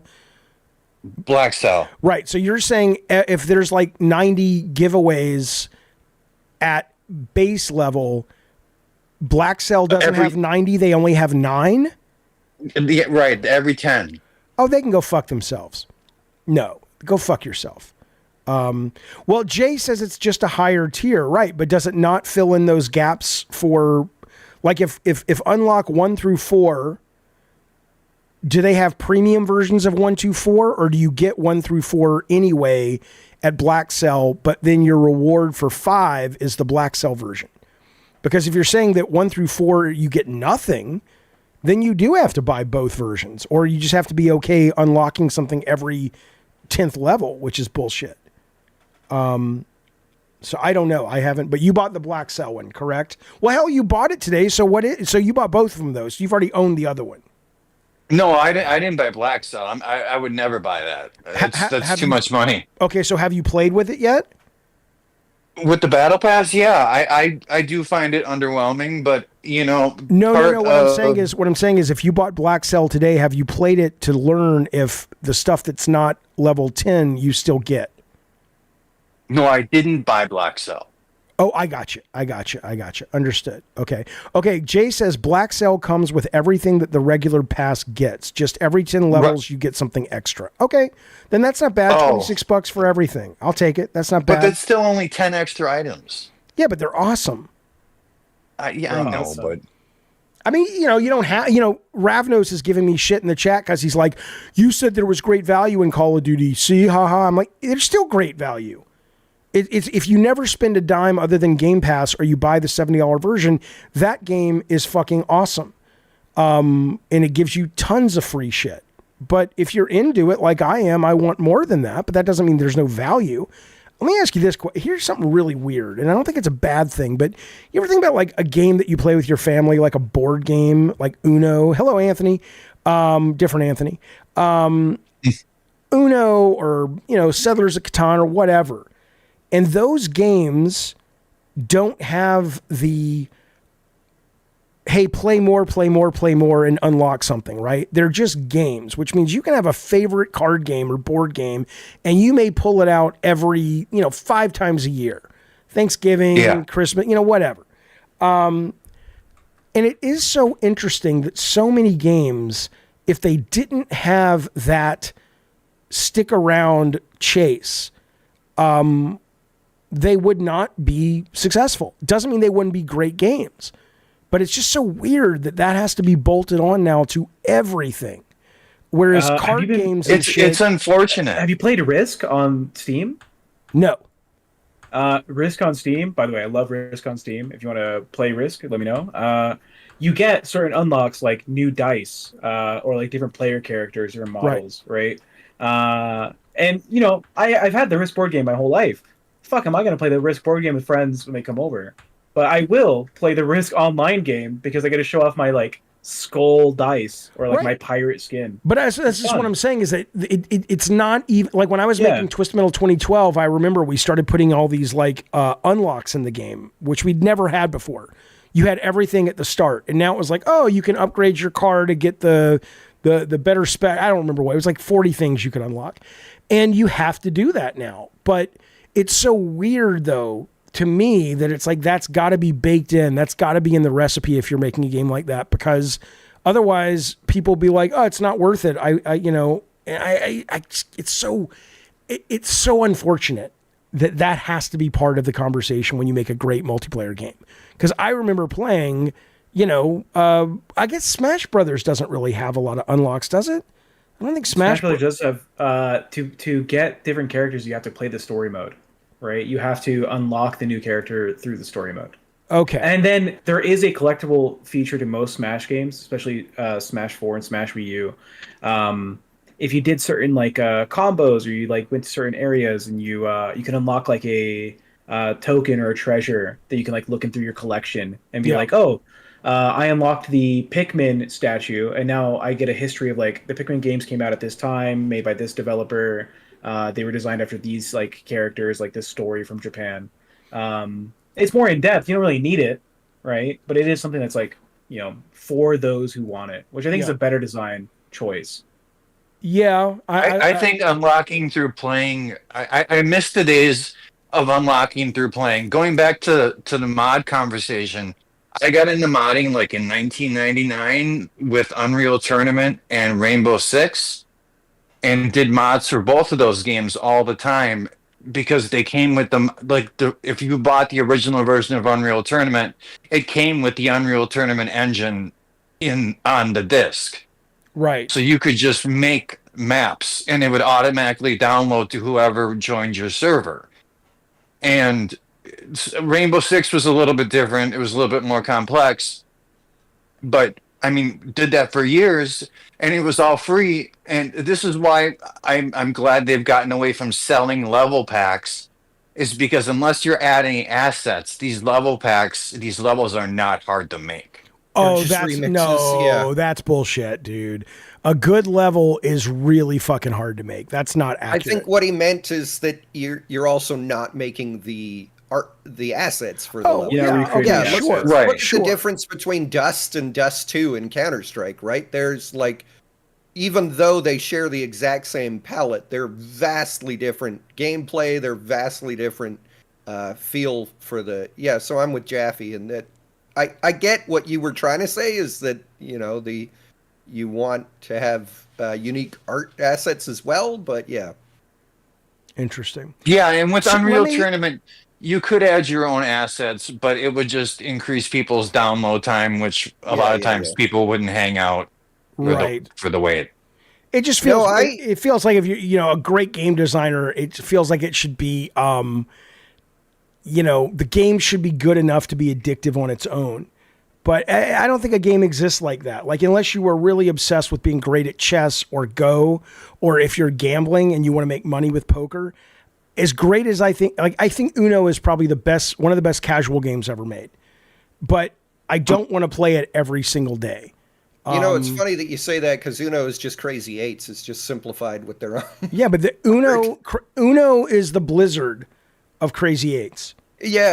Right? Yeah. I mean, so I need you guys' help, because I got people in the chat that are trolling, and you guys know I love a good troll. I want to talk to these guys, but I don't want to turn off everybody else. Do you guys want me to deal with these guys in the chat and ask them to call in or talk to them? Or bring them on. Whatever. Yeah, bring them on. Let them talk. Well, I mean, they can come on if they won't. I don't think they will call. But listen to this. This is so. What are they saying? Well, this Assassin86 guy says, "Thank you for destroying Alyssa's lawsuit. Thank you so much." And this is what we talked about at the top of the show. What? My guess is these ridiculous. guys. My guess is these guys haven't even read Alyssa's lawsuit, and they don't even know. Even watched your stream with her, because that's stupid. You didn't talk about anything. What they have watched is they have watched the clips. Like Vera Dark put out a clip today, and I watched it. Yeah, and they're always honest and just say everything forthright and truthful. If you read the lawsuit, there really is nothing about what she said on my show that destroyed. She's not a moron. Like I said at the top of the show, she knew good and well that she couldn't talk about the lawsuit. And the idea that these guys are under the impression, if you read the lawsuit, if you just want to jump ahead, you want the Cliff Notes, kids, because I know you probably haven't read it. But seriously, I want you to think about this. If I give you the link, I don't even have to give you the link, just search it up. But trust me on this. If you bother to read the lawsuit, trolls, I will give you the place to go. And it's basically paragraph 92, and it starts at Jeff Tarzia crosses the line. Okay. Now that's what they're claiming is where he's not just being an inflammatory asshole, but he is actually saying something that is defaming. Okay. Believe him or don't believe him.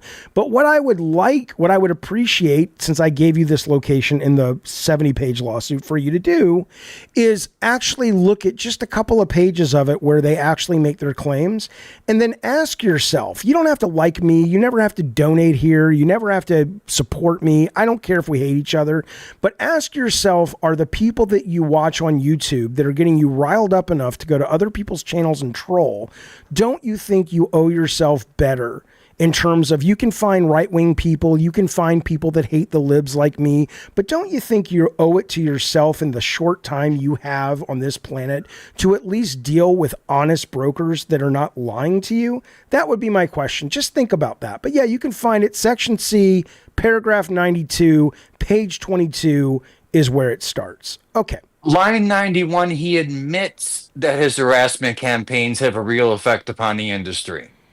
Yeah, but that's not even what the lawsuit's about, though. I mean, but... No, but I'm just saying, obviously, this stuff is going to, if he goes on lying and everything, if his harassment campaigns do have an effect upon the industry, then she has even more of a point. Right. But the idea that she would say what she said on my show and they think, gotcha. That's just like, guys, be smarter. What was Vera's point? How was that a gotcha? Well, Vera wasn't making the point. Vera was reporting, I want to say it was either Stuttering John or somebody, and that Smash Head guy.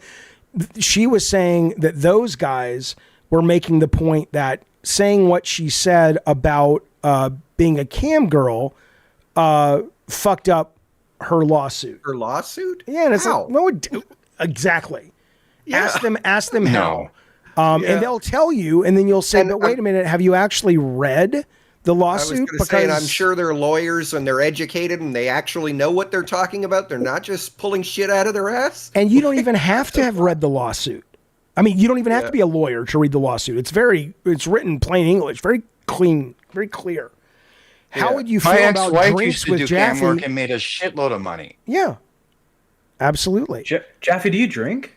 I do drink, but I don't enjoy it as much as taking dope. Like I would take some dope right now, but I think it would derail tomorrow entirely. So I think it would make for this show being fun, but then I can't work the day after I take dope. And I hate That's that. such a weird hangover that you have. I get it. And in fact, I have the last time I took a great amount of drugs, of weed was the Camino Sours made from Kiva. Did I do it right, Anthony? And this is like 10 milligrams, and I'm a lightweight when it comes to drugs, so this would knock me the fuck out. But the last time I had this much, I was seeing creatures and talking to people and stuff, which I know is not. That is not. I love that story though, Jaffe, and your when you were doing the weird podcast. I loved hearing that story. Yeah, I actually have it recorded. It's fucking nuts, man. It's fucking nuts. Yeah. So I don't know. But you're not allowed to bring any of the info out with you, right? So that's what they told me. They said. I mean, yeah, that's what they told me. Yeah. I'm sipping hard for Alyssa. Simping hard. Oh. Simping. Right? We went over this the other day. Yeah, but for he some came reason up that with a generation actually know what that really means. worries I know what about. it means now, but I mean, he's not even typing it right. But okay, let's let's do a thought experiment, coward. aka Assassin 86. If I am simping hard, that means I have a crush on her, I want to fuck her or something. Okay, so let's say that's the case. Let's say I want to fuck the shit out of her. What have I said though that negates the facts? Even if I find her the most desirable woman on the planet, or I think it would be like fucking a thorn bush. Either way. The facts that we're talking about don't fall away just because I may or may not want to have intercourse with the person. They just have to attack you personally in order to how is that a personal attack that I'm a straight man that wants to fuck a woman? Yeah. I mean, because you're simping, and that means you're not an alpha, you're a beta, Jaffe. Look out. Okay, I'm a beta. I don't care. A real alpha. Well, people are taking credit away from her because she's cute. Yeah. But doesn't a real alpha not give a fuck if he's a real alpha? That's like saying totally. a real artist. That's the whole point. A real that's artist doesn't give a shit if you think what they're creating is art, because they're such an artist that they're into the work. Just doing it for themselves. They're like, dude, I'm doing this. I can't not do this. Call it art. Call it shit. I don't care. Yeah. No, they're girls that look like Alyssa. What do these guys want in games as female characters? I think they say they want female characters, but I don't know if they would. I think really what it is they would be so uncomfortable with a real woman, and all the aspects of what it means to be with a real woman in a sexual way. And it's not a body pillow situation. It's a little bit more complicated than that when it's a real person. Yeah. And I think that scares the shit out of them, is frankly what I think is happening. So you're saying there's incels in the chat? I got no issues with incels. My heart goes out to incels if they're proper incels. I get that. That must be absolutely, because I got lucky, man. I'm one of those guys that I got real fucking lucky when it came to, I was able to have kids, I was able to find relationships, and I know I'm not, the superstar looking, dude. I'm not the alpha dude. So I get it. Okay, I get that I got lucky. And so if you didn't get lucky, that must really suck. And I get that. I commiserate. I hear you. But my goodness gracious, man, the way some of them act, but that's not because they're incels. That's just because they're assholes. Yeah. Well, I think a lot of the time these people, they don't have any connection to women in their lives. Like I was raised by women, basically. I have 4 sisters and a mom and 8 nieces. Yeah. So if you don't have You had 9, then 8, or what happened? No, I have 10 nieces and nephews, but 8 of them are nieces. I said 9 accidentally. Okay. No, I'm just saying that if you don't have women to interact with in your life, you don't know how to actually have a real conversation with them, and then you come across as a fucking weirdo, and that's why a lot of these people end up being involuntary celibate, is because they just don't know how to approach a woman. And it's because just the same as a dude. The reason is because if you don't have it easy, Like if you're a short dude like I am, if you're just a at best normal looking dude like I am, you have to talk. Right? You survive attitude by and talking. sense of humor can That's get right. you a long way. I was going to say that the crazy thing is women don't give a fuck about that. Like, No. women just want a guy to be confident and capable. Yeah. Like, do you work hard? Do you make some money? Are you gonna treat me like a human being instead of a piece of meat? Yeah. Here's what I get. But I get it because I'm meek know- and nervous. I know That's he's my trolling, but Noise Rock Gamer is saying so much cope, but I'm like, dude, what if you are the alpha you profess to be, and if I am, I guess the omega is worse than a alpha. No, the omega's the best. He so says I'm not even a beta. I'm okay, but whatever the worst is, he says You're I'm talking about that. wolf hierarchy? But it's like, dude, you won't even call in, right? You won't even call in, and you don't even have to show your face. Right? You won't even call in. He says he's a Sigma. I don't know what that is. But you won't even call in. People are just making shit Sigma up. balls. Jesus Christ. Noise Rock Gamer. Why are we talking about women? That's just the Greek alphabet, right? Right, It has yeah, nothing exactly. to do with hierarchy or anything. He's just listing the women in college and what sorority they were in that wouldn't talk to him. I have no idea. Yeah. You're alienating your gays, Jaffe. Why? Because you're talking about women. I thought you're supposed to be talking about gays like women. Well, he's Gays talking are from his fans own of women. perspective. No, I He's said not going to James, start not- talking about dudes when he's not a homosexual guy. I mean, Come on. dudes are great, and I Do support the translation in I your support own head. I support gay folks, but yeah, I mean, I'm not. Yeah. You know.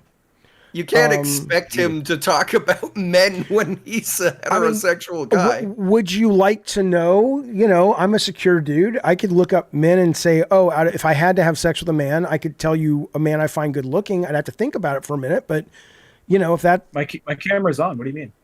Your camera's not on. You look You are a really handsome dude, man. You so look like a pile of I'd fuck cocaine, is what that looks like. Yeah, that's what it looks I'd like. fuck you, Tech. No, Do you no, love no, that? Tech Protect. No, I'm really kind of might bored of fuck everything. that. You don't have a camera Bukkake, on. why don't you call in anymore? Did your boss say, Bukkake, you can still go on that show, but you can't show your fucking face. I need you under that house.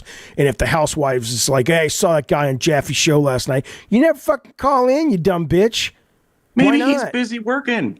He's tweeting. He's texting right now in the goddamn chat. Well, he probably got off work. It's dark. Yeah, it's true.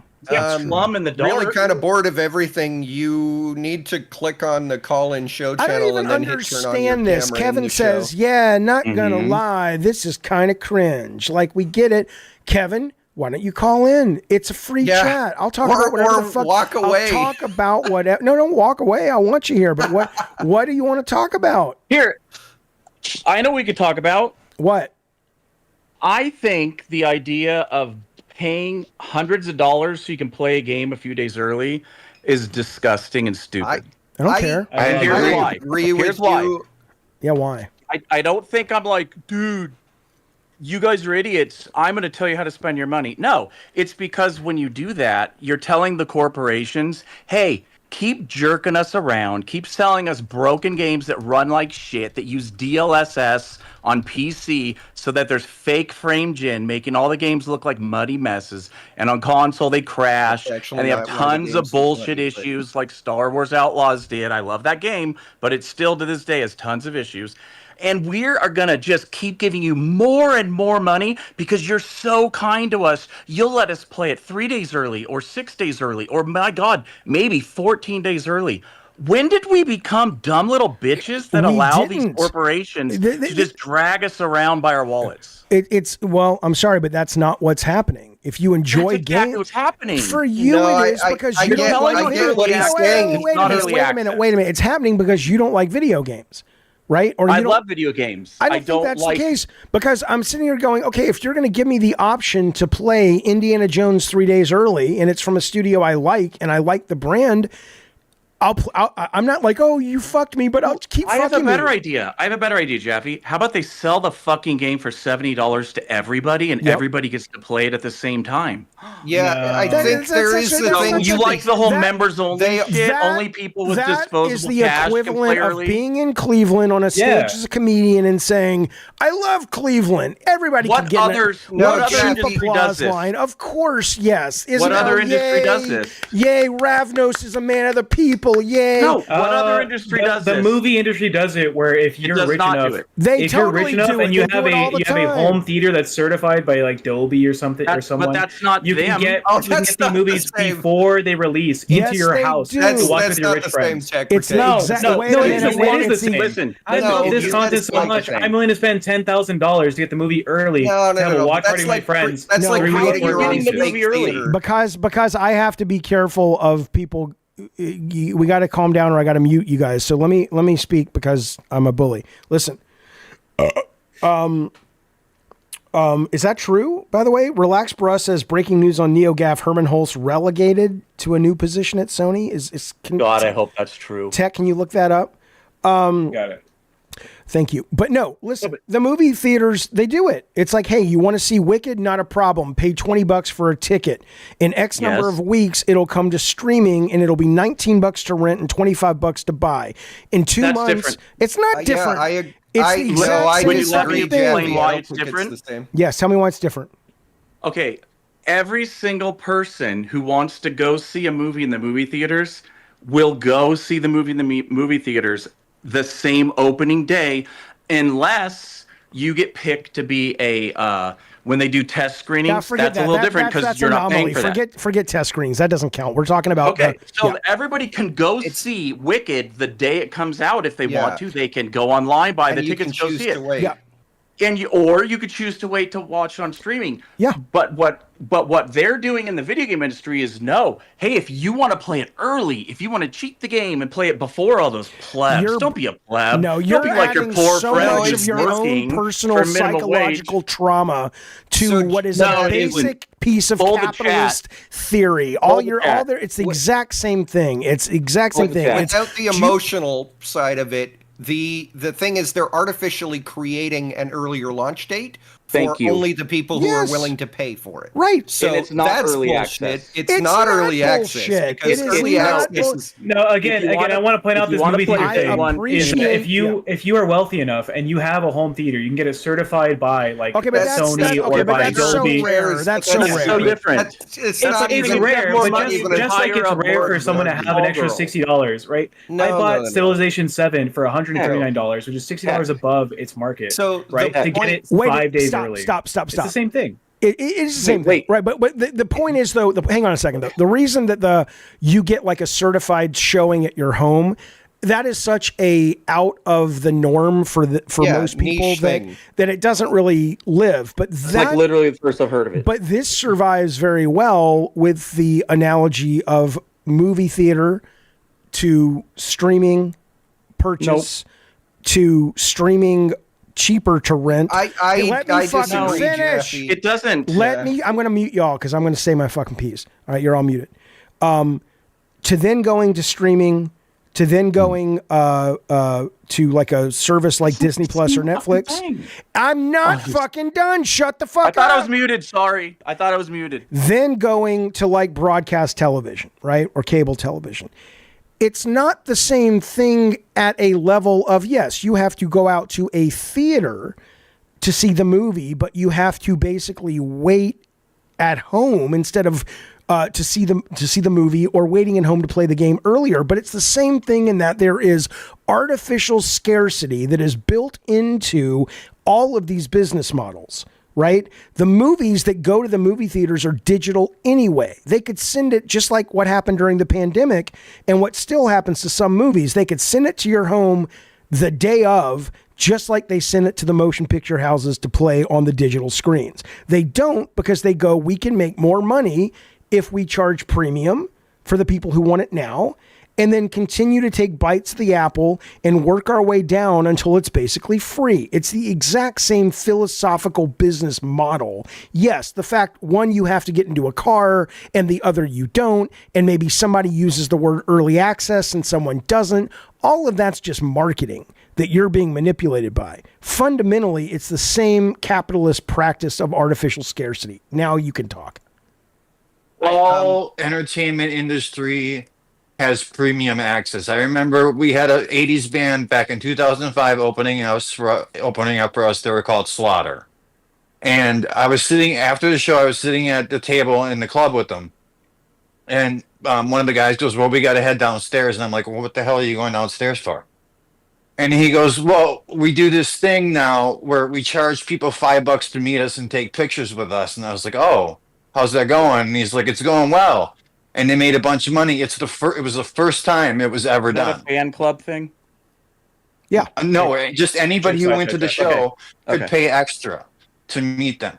But So they now- couldn't pay extra to see the concert sooner, could they?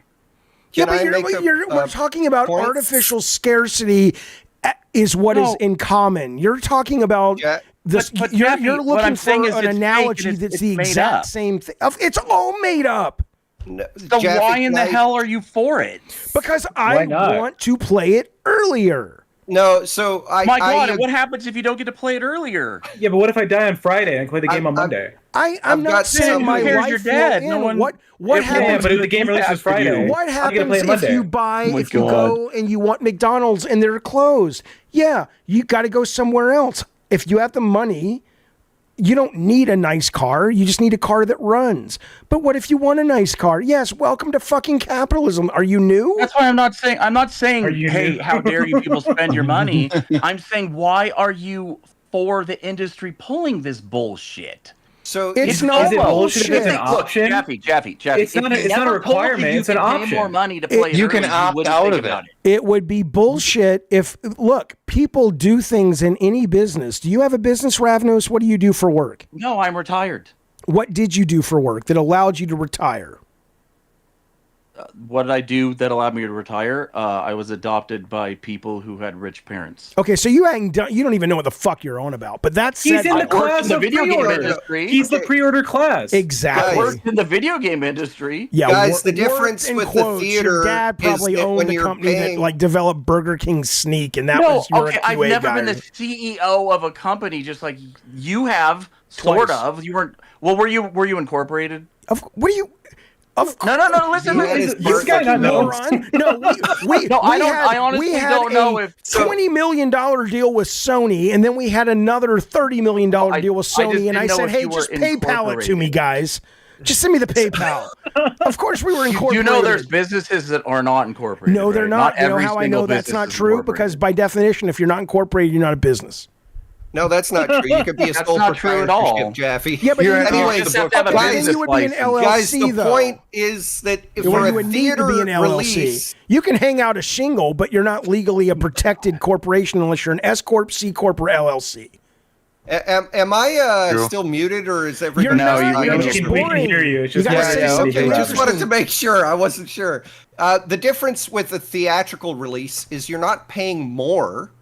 You're getting the theatrical release, you pay, and then you can pay again to watch at home. But I'm still paying only $10 to go see it in the theater. Well- what they're doing with the games No, you is are they're paying making you more, pay though. more to see it early, and it's not cheaper for the people who wait. And That's the half the problem. time the That's game you're runs setting worse. a Wait a minute, precedent that's that it's simply not- okay to that is- charge more money. That is not accurate, first of all. If you watch a movie at home versus you go Yeah. into like Sinopolis and you Yeah. watch it with their amazing seats and amazing sound and wonderful projection and a massive screen, that is a Yeah, yeah, different yeah. experience that you're paying for. For sure, but are you pay are more the to watch it games at home. being released a week later? Like if it's a 1 week exclusive early access, when it comes out a week later, am I paying $10 less? When No, but if you want to see Because it if on a that's bigger the screen, case, you're then paying $10 more. Fine. Because you pay more for the better experience or the early access, but it should then be cheaper. It is if you cheaper. Don't do it. So yeah, if that's the case, then it is the same thing, and it sucks. I think Ravenos's point is He it's just not- doesn't You don't want like to set it. precedent.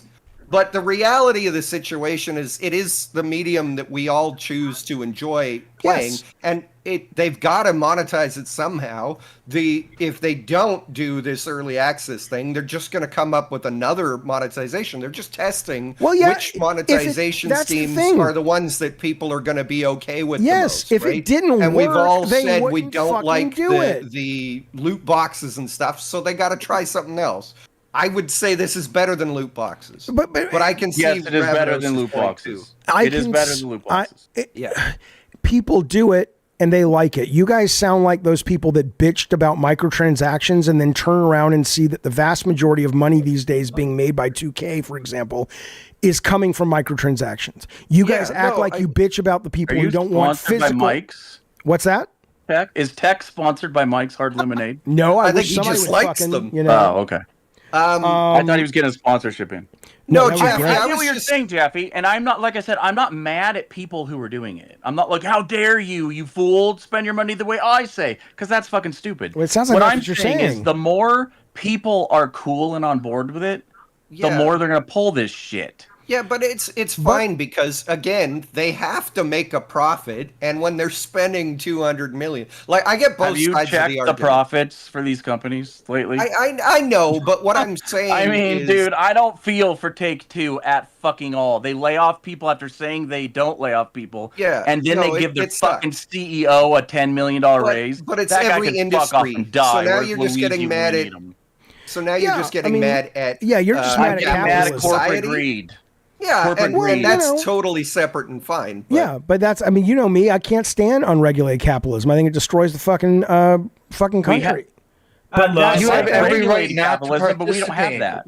You have We have every right not to lobbyism. participate in early access. Though. Yeah, and you know what? On all honesty, Ravenos, it is a scenario of vote with your wallet. So if you hate it, don't pay I for don't. it. And I agree with you. And guess what? But I'm paying for when it, and 30% of this chat is paying for it. Yeah, and the thing is, it's better than loot boxes. They're gonna monetize it somehow, so we might as well just go with And whatever's then, the least and then they invasive. have the gall. You guys have the gall to be like, I don't want to pay extra for the game. I want the best graphics in the world. I want it to be exclusive on my console. I like how you're lumping me in with you guys, but I'm actually siding with you now. mentality of gamers, anytime the companies do anything to basically say, hey, these games are getting more expensive. AAA customers are asking for the best graphics. They want exclusives. They want it early. They want this. They want that. Okay, well, this is what it's going to take. No, you're greedy. Yeah, and yes, no, they're I greedy, agree. But it's also just the cost of doing business. Daniel, I Here, agree let me with you blow in your the chat.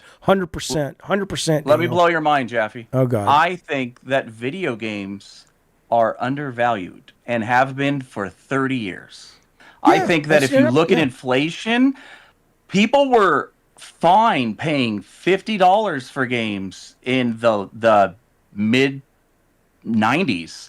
Those games that today $50 was would worth be $122. Yeah. Well, that's The 'cause you were a $70 kid. video game price is equal to $122 Sure, you're in not blowing my mind. 1995. I think if the biggest problem with that argument, but I agree with it, is that it depends on the game. There are games that offer so much Agreed. value, but there are also games that you get home and you're like, or you download and you say, "Holy shit!" What the fuck? Why did I spend my And money so on this? you know, Yeah, but, like but Black they're- Myth Wukong. But they're never going to open up a business model that says, "Hey, try it, and we'll charge you $5."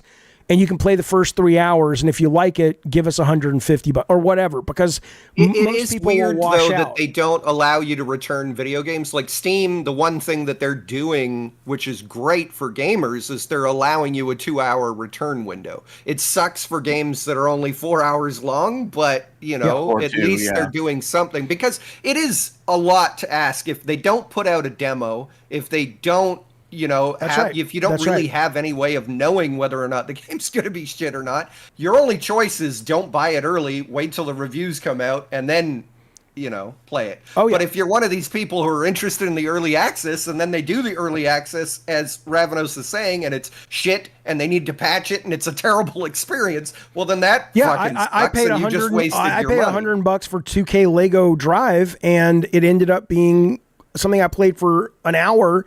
And I took a bath on it. It was a waste of money. Yeah, and that sucks. That really sucks. But so I you will, got to find I will say this. I will say that the fact Steam does refunds brilliantly, and it causes me to want to keep doing business with those guys. And PlayStation, and I haven't had the experience with Xbox, but PlayStation makes it so difficult to buy a game and play it for 30 minutes and go, it's not for me. Now, No, what I not will for say, me. PlayStation Once does you well, download it, you can't return it. You Yep. can, Yeah, and but you've got to jump through some They weird give you a fucking hoops. one-time courtesy refund, and then if you ever try to get another one, it better be a Cyberpunk that's situation. bullshit. Well, All now, games but should what they- be what they do returnable well, if you've though, only played them for a and short this while. is behind a paywall, but I do think their trials period is really good.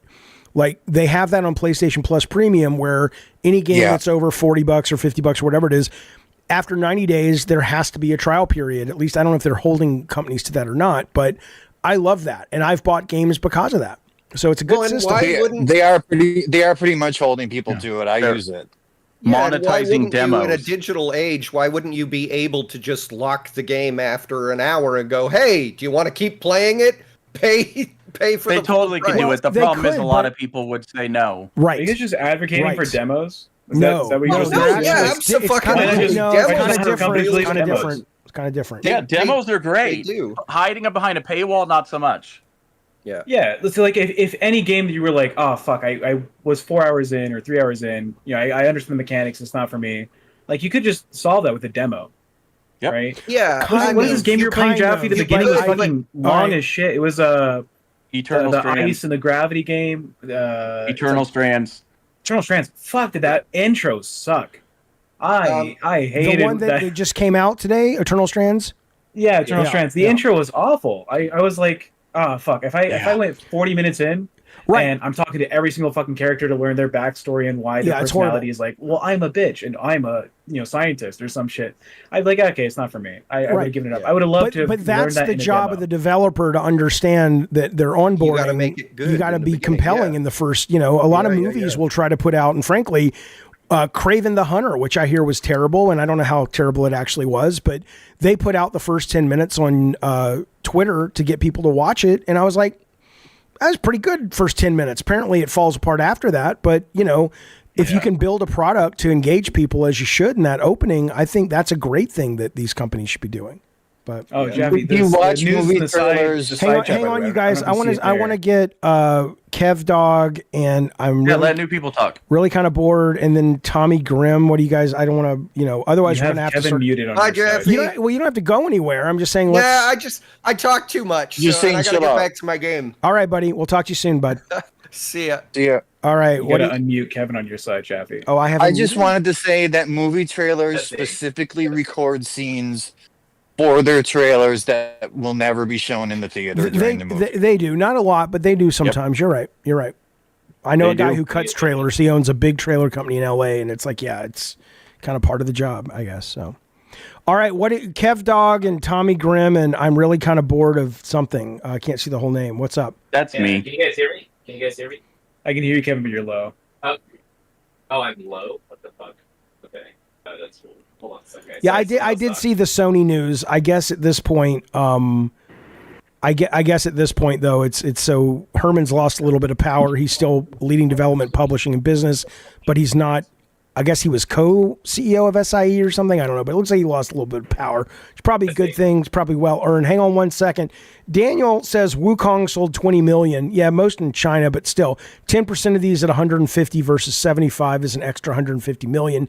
The math is simple, right? Yeah, and we got 30% of people in this audience that would pay more, Daniel, to get Grand Theft Auto 6 early. So why would you shit that money away? I agree. All right, callers, what do you want to talk about? Yeah, I had a quick thing. Can you guys hear me? Yeah. You're quiet though, but yeah. You're quiet, but we can hear you a little bit. It just sounds like you're 5 feet away from the mic. Okay. Someone else. How about that? Testing. Yeah, well, I can hear you. just Yeah, go Kevin. ahead. Just go Are ahead. you drinking, Kevin? What's going on? Yeah, we'll do our best to translate. Oh, Okay. Tommy Grimm is Tommy silent. Grimm, we can see Tommy Grimm. Tommy Grimm, you talk. What do you want? What's going on, buddy? Your mic's not working, Tommy. Mute. You're muted now. You are muted. Speak. Kev Dog, what did you want to talk about, please? The fuck? Kev Dog. Yeah.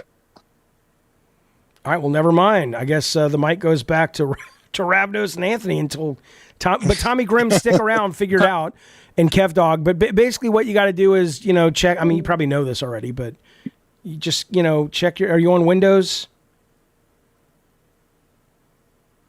Okay, so go to the bottom right and right-click the little microphone icon, and see if your microphone's. Oh, there you go. You had something. Oh, yeah. There we go. There you go. Cool. There you are. You're okay. What's going on, bud? I'm not familiar with Discord like that, but that's okay. Is there a topic, or you just wanna? I don't care. We're shooting the shit. We did the show, so now I don't give a shit what you want to talk about. We're just fucking around. Okay, so what do you think about the leak of the God of War coming out? I'm not sure if you already. I don't know if it's really a leak. I mean, but the idea that it's going to be in Egypt, that thing, and they're hiring Middle Eastern folks for the actors for some of the characters. You mean? Right. I mean, I don't think. I think that's sort of the expected path. I think we were, even when I was working on the series, we were always planning to go to Egypt in a very different way. And so that's what I heard. I heard that you actually were one of the people that were trying to push for that as well. You thought that was going in that direction. God of War 3, I was the designer director of God of War 3 for a week. And I was like, yeah, I don't want to do this again.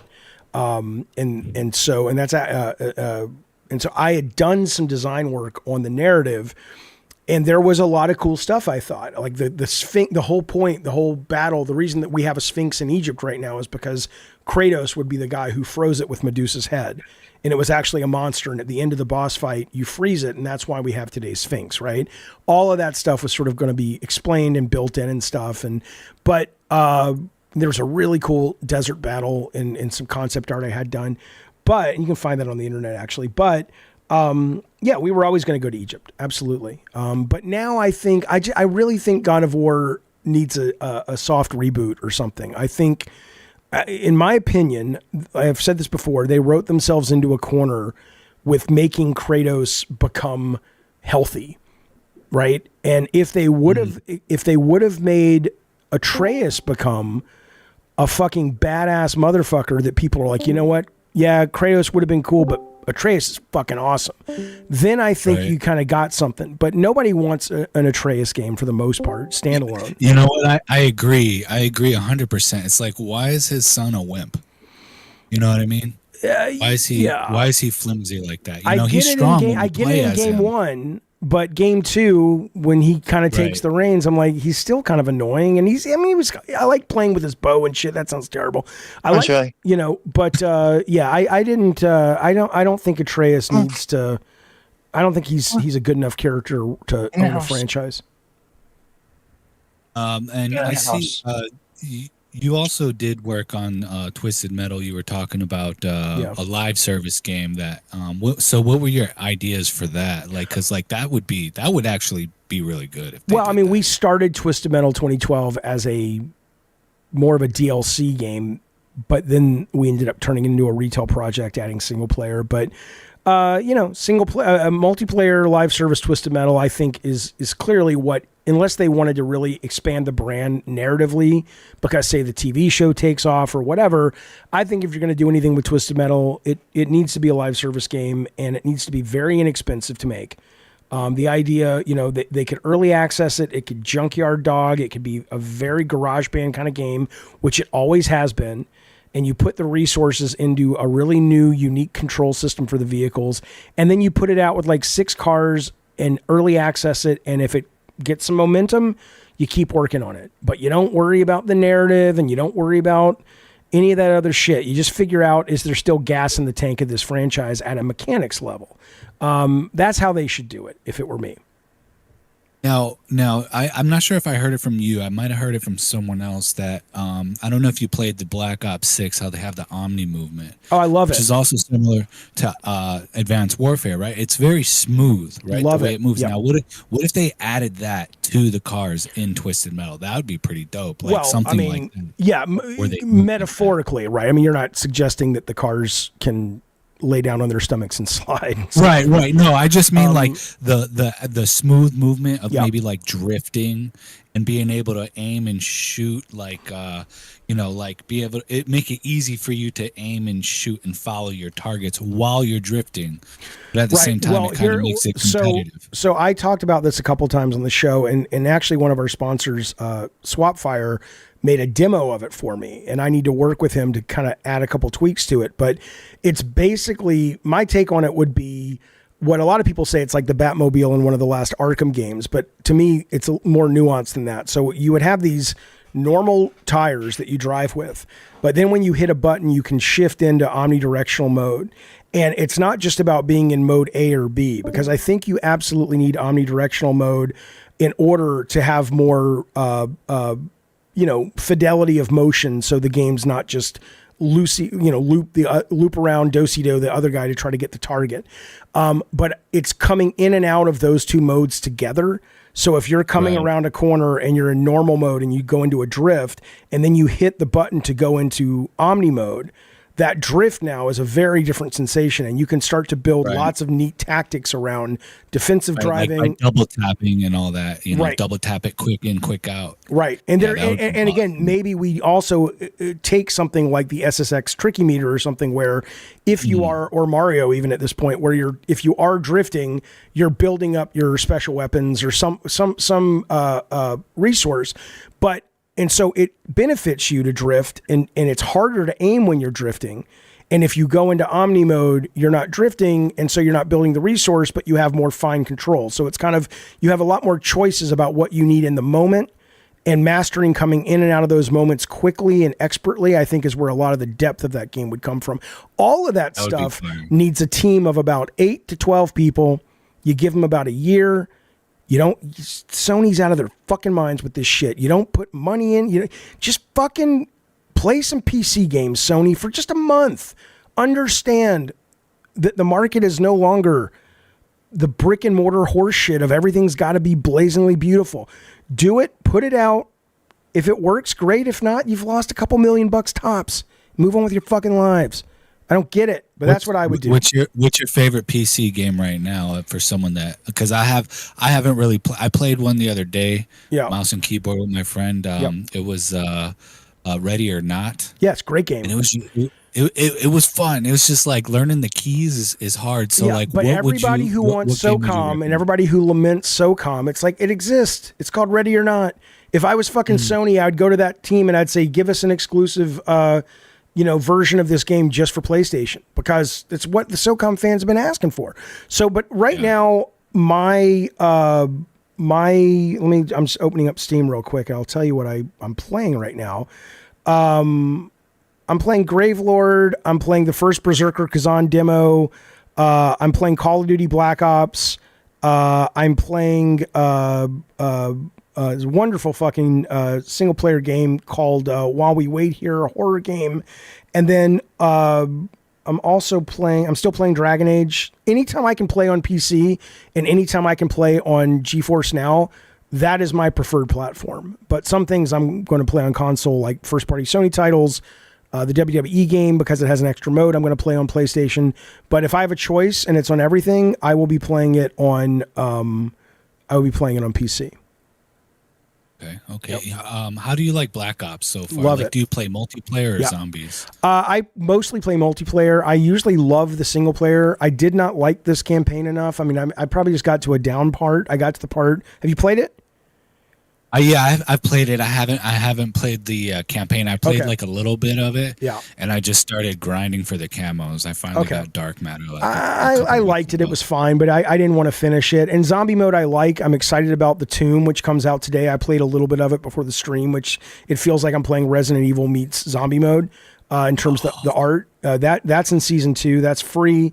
But primarily, I love the multiplayer. I even loved the last year's multiplayer in Modern Warfare 3. I love the one before that. I think, not the one before that, the one before that, which was Modern Warfare Remake 2, I think, if I'm getting them mixed up. Yeah. But no, I'm a huge fucking fan of the Call of Duty Black Ops 6. Absolutely, 100%. Would you mind if I got your gamer tag for Activision? I don't know what it is for Activision. If you... I think it's Indiana Jaffe, one word, capital I.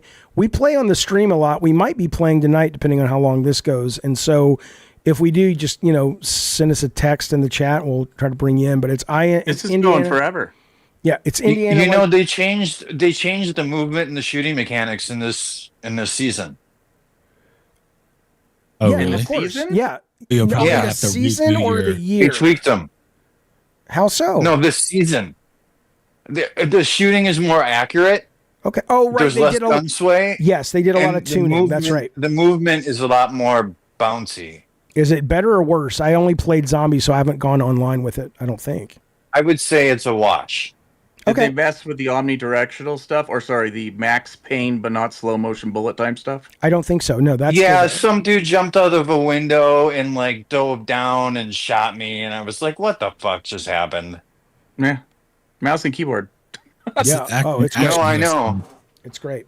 I mean, I play with a pro controller, and I do some pretty dope stuff with that. I really like it. Oh, it's fun. delightful. I'm not the best, but it's so smooth and buttery, Right. I agree. Yeah, I got a question for everybody And here. I'll tell you Back to something, by the Twisted way. Metal. Hang on a sec. If you Go ahead, play go ahead. that game, mouse and keyboard, it took me a while to find the right setup. But when I realized I could remap the slide move to the scroll wheel going down, I mean, that changed everything for me, because it's just like I never have to move my fingers on the keys. And if I'm dashing, all I do is just flick the mouse wheel down, and I'm sliding like a fucking motherfucker. I mean, it's like when you open up the field of view, make a couple of tweaks, it's addictive as fuck, man. It's addictive as fuck. I don't ever see you slide. I slide all the time. That's because I'm so fucking fast. Okay, so back to Twisted Metal. Yeah. I was quiet and listened to everything, and it just got me thinking, if you start having omnidirectional aiming and stuff, or movement with your cars, not aiming, but is movement. it even gonna? Is it even gonna feel like car combat anymore? Yes. But it won't 'Cause, feel. But it'll be different. It'll feel like car. The You very, get what I'm saying, right? Of course, but car combat in and of itself is limited, right? Yes. Because you are trapped compared to other shooters that give you much more fidelity of motion. So you've Yeah, because got to. you usually have weapons that are mounted and they don't swivel or pivot, so Right. you have to aim your and, car. and even to if hit. even if they do swivel or pivot, you don't, all you have to do is hold the fire button down. So it's very quick for those games to hit a ceiling, and unless you get into some real nuanced shit that most people will never get into, it ends up feeling very shallow. And I think that's one of the reasons that genre hasn't really moved anywhere, because it's not about, you cannot make them drive like cars. You have to make the fantasy of them being cars feel real. And you have to make the emotion of it feel like a car. But whenever we would always, making even the traditional Twisted Metals, we would always dial back the physics and go, we would start, it's a new system. Let's make, I know Scott Campbell would always call it, he's like, let's make the Gran Turismo of car combat, like real high fidelity. And then you just recognize, this is terrible. Like real car combat would not be fun. It would be an absolute pain in the ass. So, all right. Where did our producer go? Where are you, Tech? What the fuck is going on? Mike I'm here Hard with your, Lemonade. your daughter. We're chatting. Oh, I see. Well, put her on. Let her produce the show. Where's my kid? Yo, your dad wants you to produce the show. So come say a funny quip here into the mic. Yeah, me and Gene, why don't you call on? If you have a real problem with trans folks, why don't you call on? We'll talk about it, buddy. Tell Gene that he's transphobic and ugly. I don't know if he's mean. well. What he said about You probably are transphobic though. What he said about your brother is mean. Chat, but I hope y'all. He said something about your brother. Oh yeah, fuck you. Who did? You probably this guy says transitioning minors. out of your hair and eat it or something. He says transitioning minors is immoral. You would never defend doing that for other dysphoria like anorexia or body integrity. What I don't understand with these people is they have no experience. They listen to people online. When somebody actually has gone through it with their child or their friends or whatever, those people are not credited. And so in that, they're not really, I know he's a troll. I get he's a troll. And I have no problem if he wants to troll me, but I would love for him to give me content and call in. So that's the last I'll say about it, unless he actually wants to call in and actually express it. Which guy was that? Because like I've been seeing a lot of people talking about the Mercante thing that you did. Oh yeah, is that one of the more famous YouTubers that just commented? I don't know. I don't know. I don't watch this crap of these people. His name is the Mean Gene. I've never heard of him, and he's probably no Mean one. Gene Okerlund. I don't fucking know. I don't think I've heard of him either. No. So like, what do you have to say for those people? Because like, there's people making clips about the weird stuff that went on in the Mercante interview, and then what was weird about it? Well, one thing that they pointed out was the whole I'll fuck the shit out of you if it was consensual. Mm-hmm. Like people are saying that was very strange, like an outburst almost. Okay. I don't remember the context, but it was clearly, if you watch it, it was a joke. But yeah, that's what I got. But I don't remember. I remember saying something like that, but I think it was something along the lines of, if you didn't hate the Jews, I would fuck the shit out of you if it was consensual. Because she doesn't though, right? She doesn't. That's how you know it's a Jaffe's joke. Jewish. Because, well, I'm not Jewish, but I was raised Jewish, and clearly I present as Jewish, and my last name is Jewishy, and the nose is Jewishy. So, for all intents and purposes, for that conversation, and we were talking about things that people get wrong about her, and one of them was, "Hey, people say you're anti-Semitic," and it's not that. It's not. She's anti-Zionist, but she's not anti-Semitic, and these are nuanced topics, right? This is not Auburn versus Alabama football. This is Middle East politics. It takes, and so in that, I made the joke, hey man, if you didn't, because she said something about how into sex she was, or she's sex positive and stuff. And I said, well, look, if you didn't hate the Jews and it was consensual, I'd fuck the shit out of you. And we both laughed because it was clearly a joke. That's what happened. Mm-hmm. But again, I don't have a problem with these grifting types or just assholes taking things out of context. I have a problem with their audience not respecting themselves enough to go, does that seem right? Does that seem real? Maybe I should just do 5 seconds of digging before I go to someone's channel and try to troll them. Or I basically they're all losers. The way I look at it is like either way, like they can take you out of context, whatever, but they have some skeletons in their closet too. Like I watch some of these guys and they trip up a lot as well. You know what I mean? Like you're live. What are you going to do? You're live. It's a show. Well, yeah, but I wouldn't even consider that tripping up. That's one of the things about these people. They're so scared to own their shit. They've been so conditioned. Like when people say to me, oh, what you said to Vera Dark was sexist, right? Well, I definitely know I'm not sexist. And I would argue the semantics of that definition for what I said to her. But then I said to them, but let's give you the benefit of the doubt. Let's say it was a sexist comment. Okay. Then I made a sexist comment. Like they're so terrified. Get over it. They're so terrified. They won't do that. It's like, and so let's say I did say to Alyssa without any joking intent, and it was just me being ADD and going, fuck you, lady.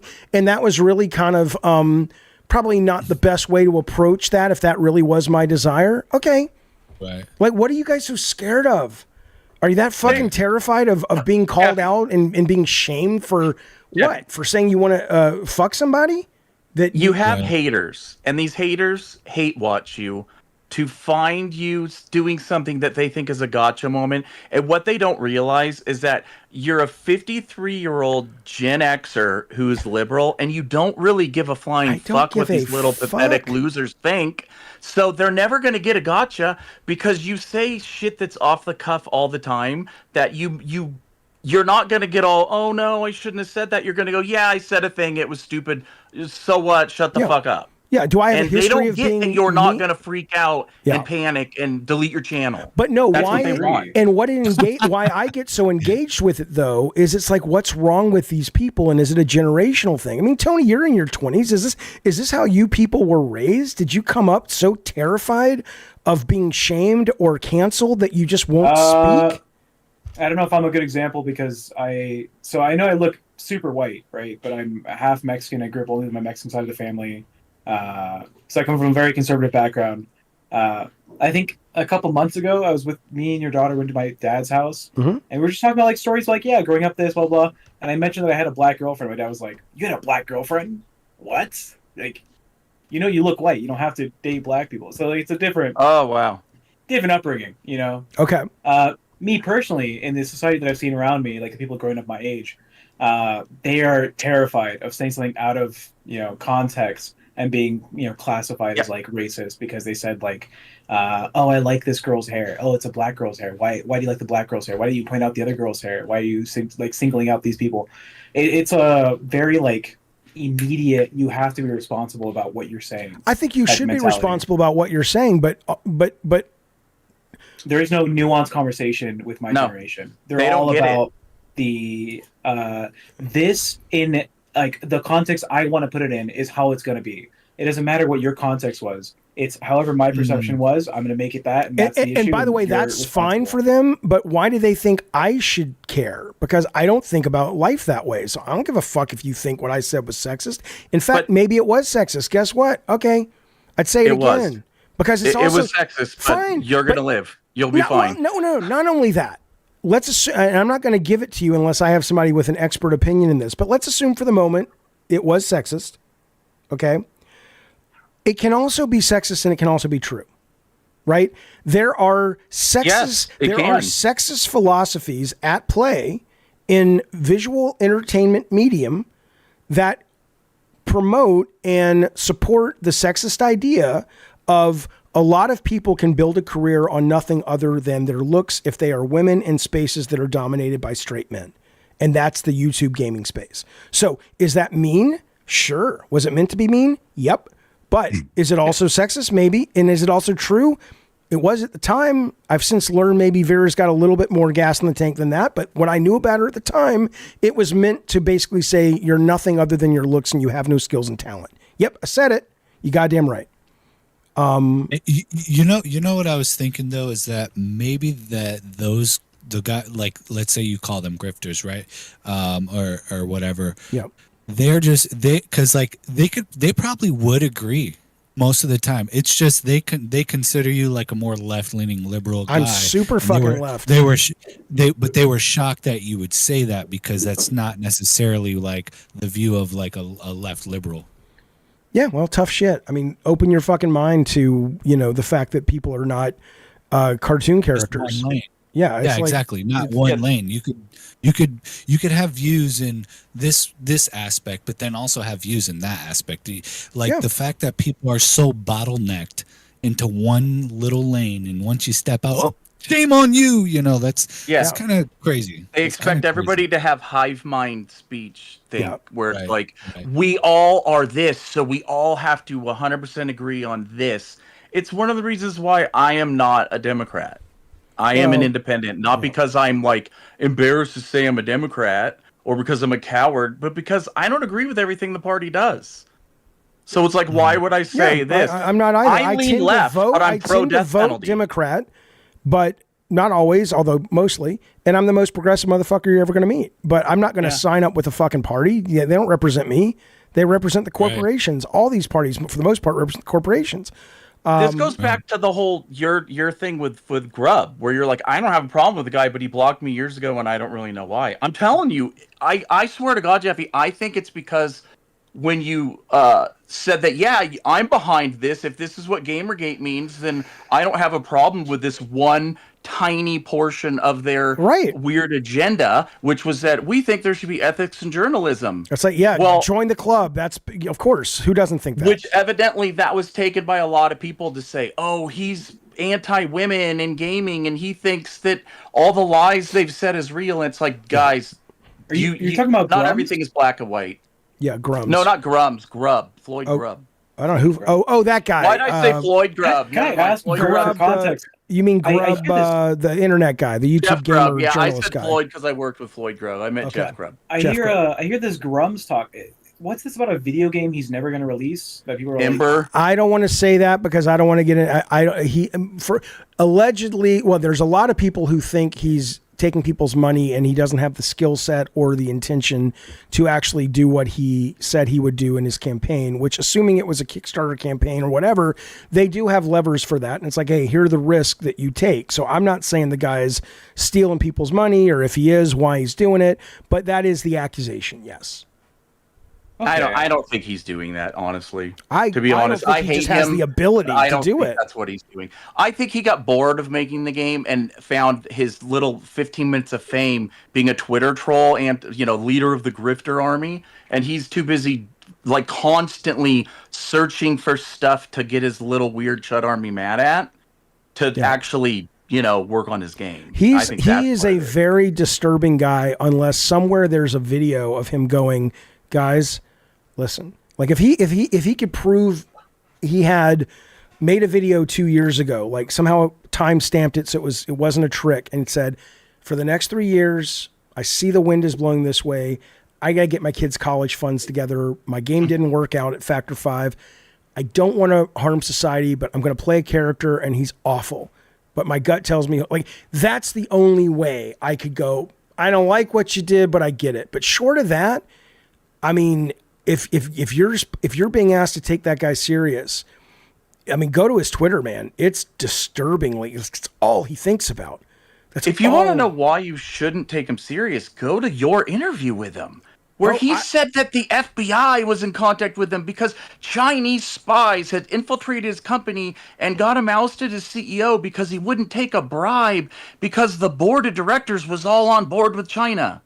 I mean, I don't know. Could that have happened? Sure. I don't care. I mean, I'm not going to, I don't need to, I really am not that interested in this guy. I'm more interested in his obsession with proximity to power because he does not fit any of these guys that he aligns with. He's not good looking. No. He's not white. He's not white American kind of rah-rah. He's not buff and built. He's a short, fat, non-white looking dude that these guys would probably basically say, you're not in our clubhouse. And the only thing I can think of is some kind of internal shame because of that. And he just wants to be in their fucking club so bad. Because I'm like, these people cannot stand you, Grums. They're so anti-DEI, and he doesn't even realize that a lot of the white dudes that are in his little army would, if they just saw a random picture of him when he first worked at Blizzard, they'd go, oh, DEI hire. That's right. Because that's how what's his name? Grums are. His name is Mark Yeah, his name's Mark Kern. Kern. And when I interviewed him, he seemed like a perfectly pleasant human. I didn't have any issues with him then. But then he started going down this road, and I'm just like, dude, I got to block you, and please leave me alone. And he tweets about me sometimes, and that's fine. That's his right. But I'm just like, dude, Yeah. One Pump Man, ask me next time. That's a pretty good question, and a relatively the quick answer is learn the tools that you're comfortable with and make what you can make. Is basically the answer if you have an idea for an indie game. But I think we can get more specific when I'm not so tired. So, Doug, go ahead and repeat what I said that was delusional about capitalism. And because I haven't watched Jim Sterling's 2015 era rants about microtransactions. Sorry. I haven't been watching the chat on YouTube. I've been just in Discord, and I just looked at chat, and evidently I rubbed someone the wrong way by being anti-early You're best access. to ignore the chat, man. Yeah. Yeah. All right. Hey, Tony, I think it's time to wrap it. Otherwise, I'm not going to get to my game stream tonight, and I'm certainly not going to be able to get up tomorrow and do a normal. Yeah, go eat. Yeah. Go eat and then stream, dude. Yeah, I will. Thank you guys very much for joining this. Again, every end segment. One more question. Sorry. One more question. You're going to be on the RTU with the tech talk. That is my understanding, is that I've been booked for Friday night. Yeah. Friday night. It's going to be the tech talk thing, right? I don't know. I mean, Tony said you should go here on Friday. Yeah, it is. And I'm like, oh, I know Rich. I like Rich. Yeah, I'll go on that. And that's all I know. I think it's a new show he's doing. Yeah. All right. I'll see you then. All right, man. Rich is back? Yeah. Oh, I thought he had a meltdown and just delete his channel and everything. Yeah, wow. No, he's back. He's big back. You can ask him Friday. Yeah, I'm out of the loop, man. Ask He him streams Friday. happens when you play games. He signed up All for a right. new show with Locale. There you go. That's right. All right, Oh, fellas. wow. Thank you guys who call in here. So, and listen, you can do that as well on our afternoon shows. We're going to be having this segment 4. I don't know what we'll call it. We'll call it something. And you can put yourself into the show and just talk and hang out with us if you want. But in the meantime, though, I hope you enjoyed the show. All the news of the day. I can't promise it, but I most likely will be back in about an hour after I eat. playing a bunch of video games, just hanging out. And then I'll be back tomorrow with 2 normal shows, one in the morning, one in the afternoon. All the callers, thank you. Super Chats, thank you. Tech Protect, thank you for producing the show. And out there, if you're into the show, consider membership, consider subscription, consider telling your friends. Like the stream only if you liked it on the way out. If you didn't like it, give us a downvote too. That helps so we can understand maybe what we're doing wrong. Okay. Meantime, though, be well, be safe, and I'll see you guys soon. Thanks, everyone. Have a good one, guys. Jaffe. Nice talking to y'all. Bye. Bye, guys. Bye. Why is it not hanging up? Sounds like Jar Jar Binks.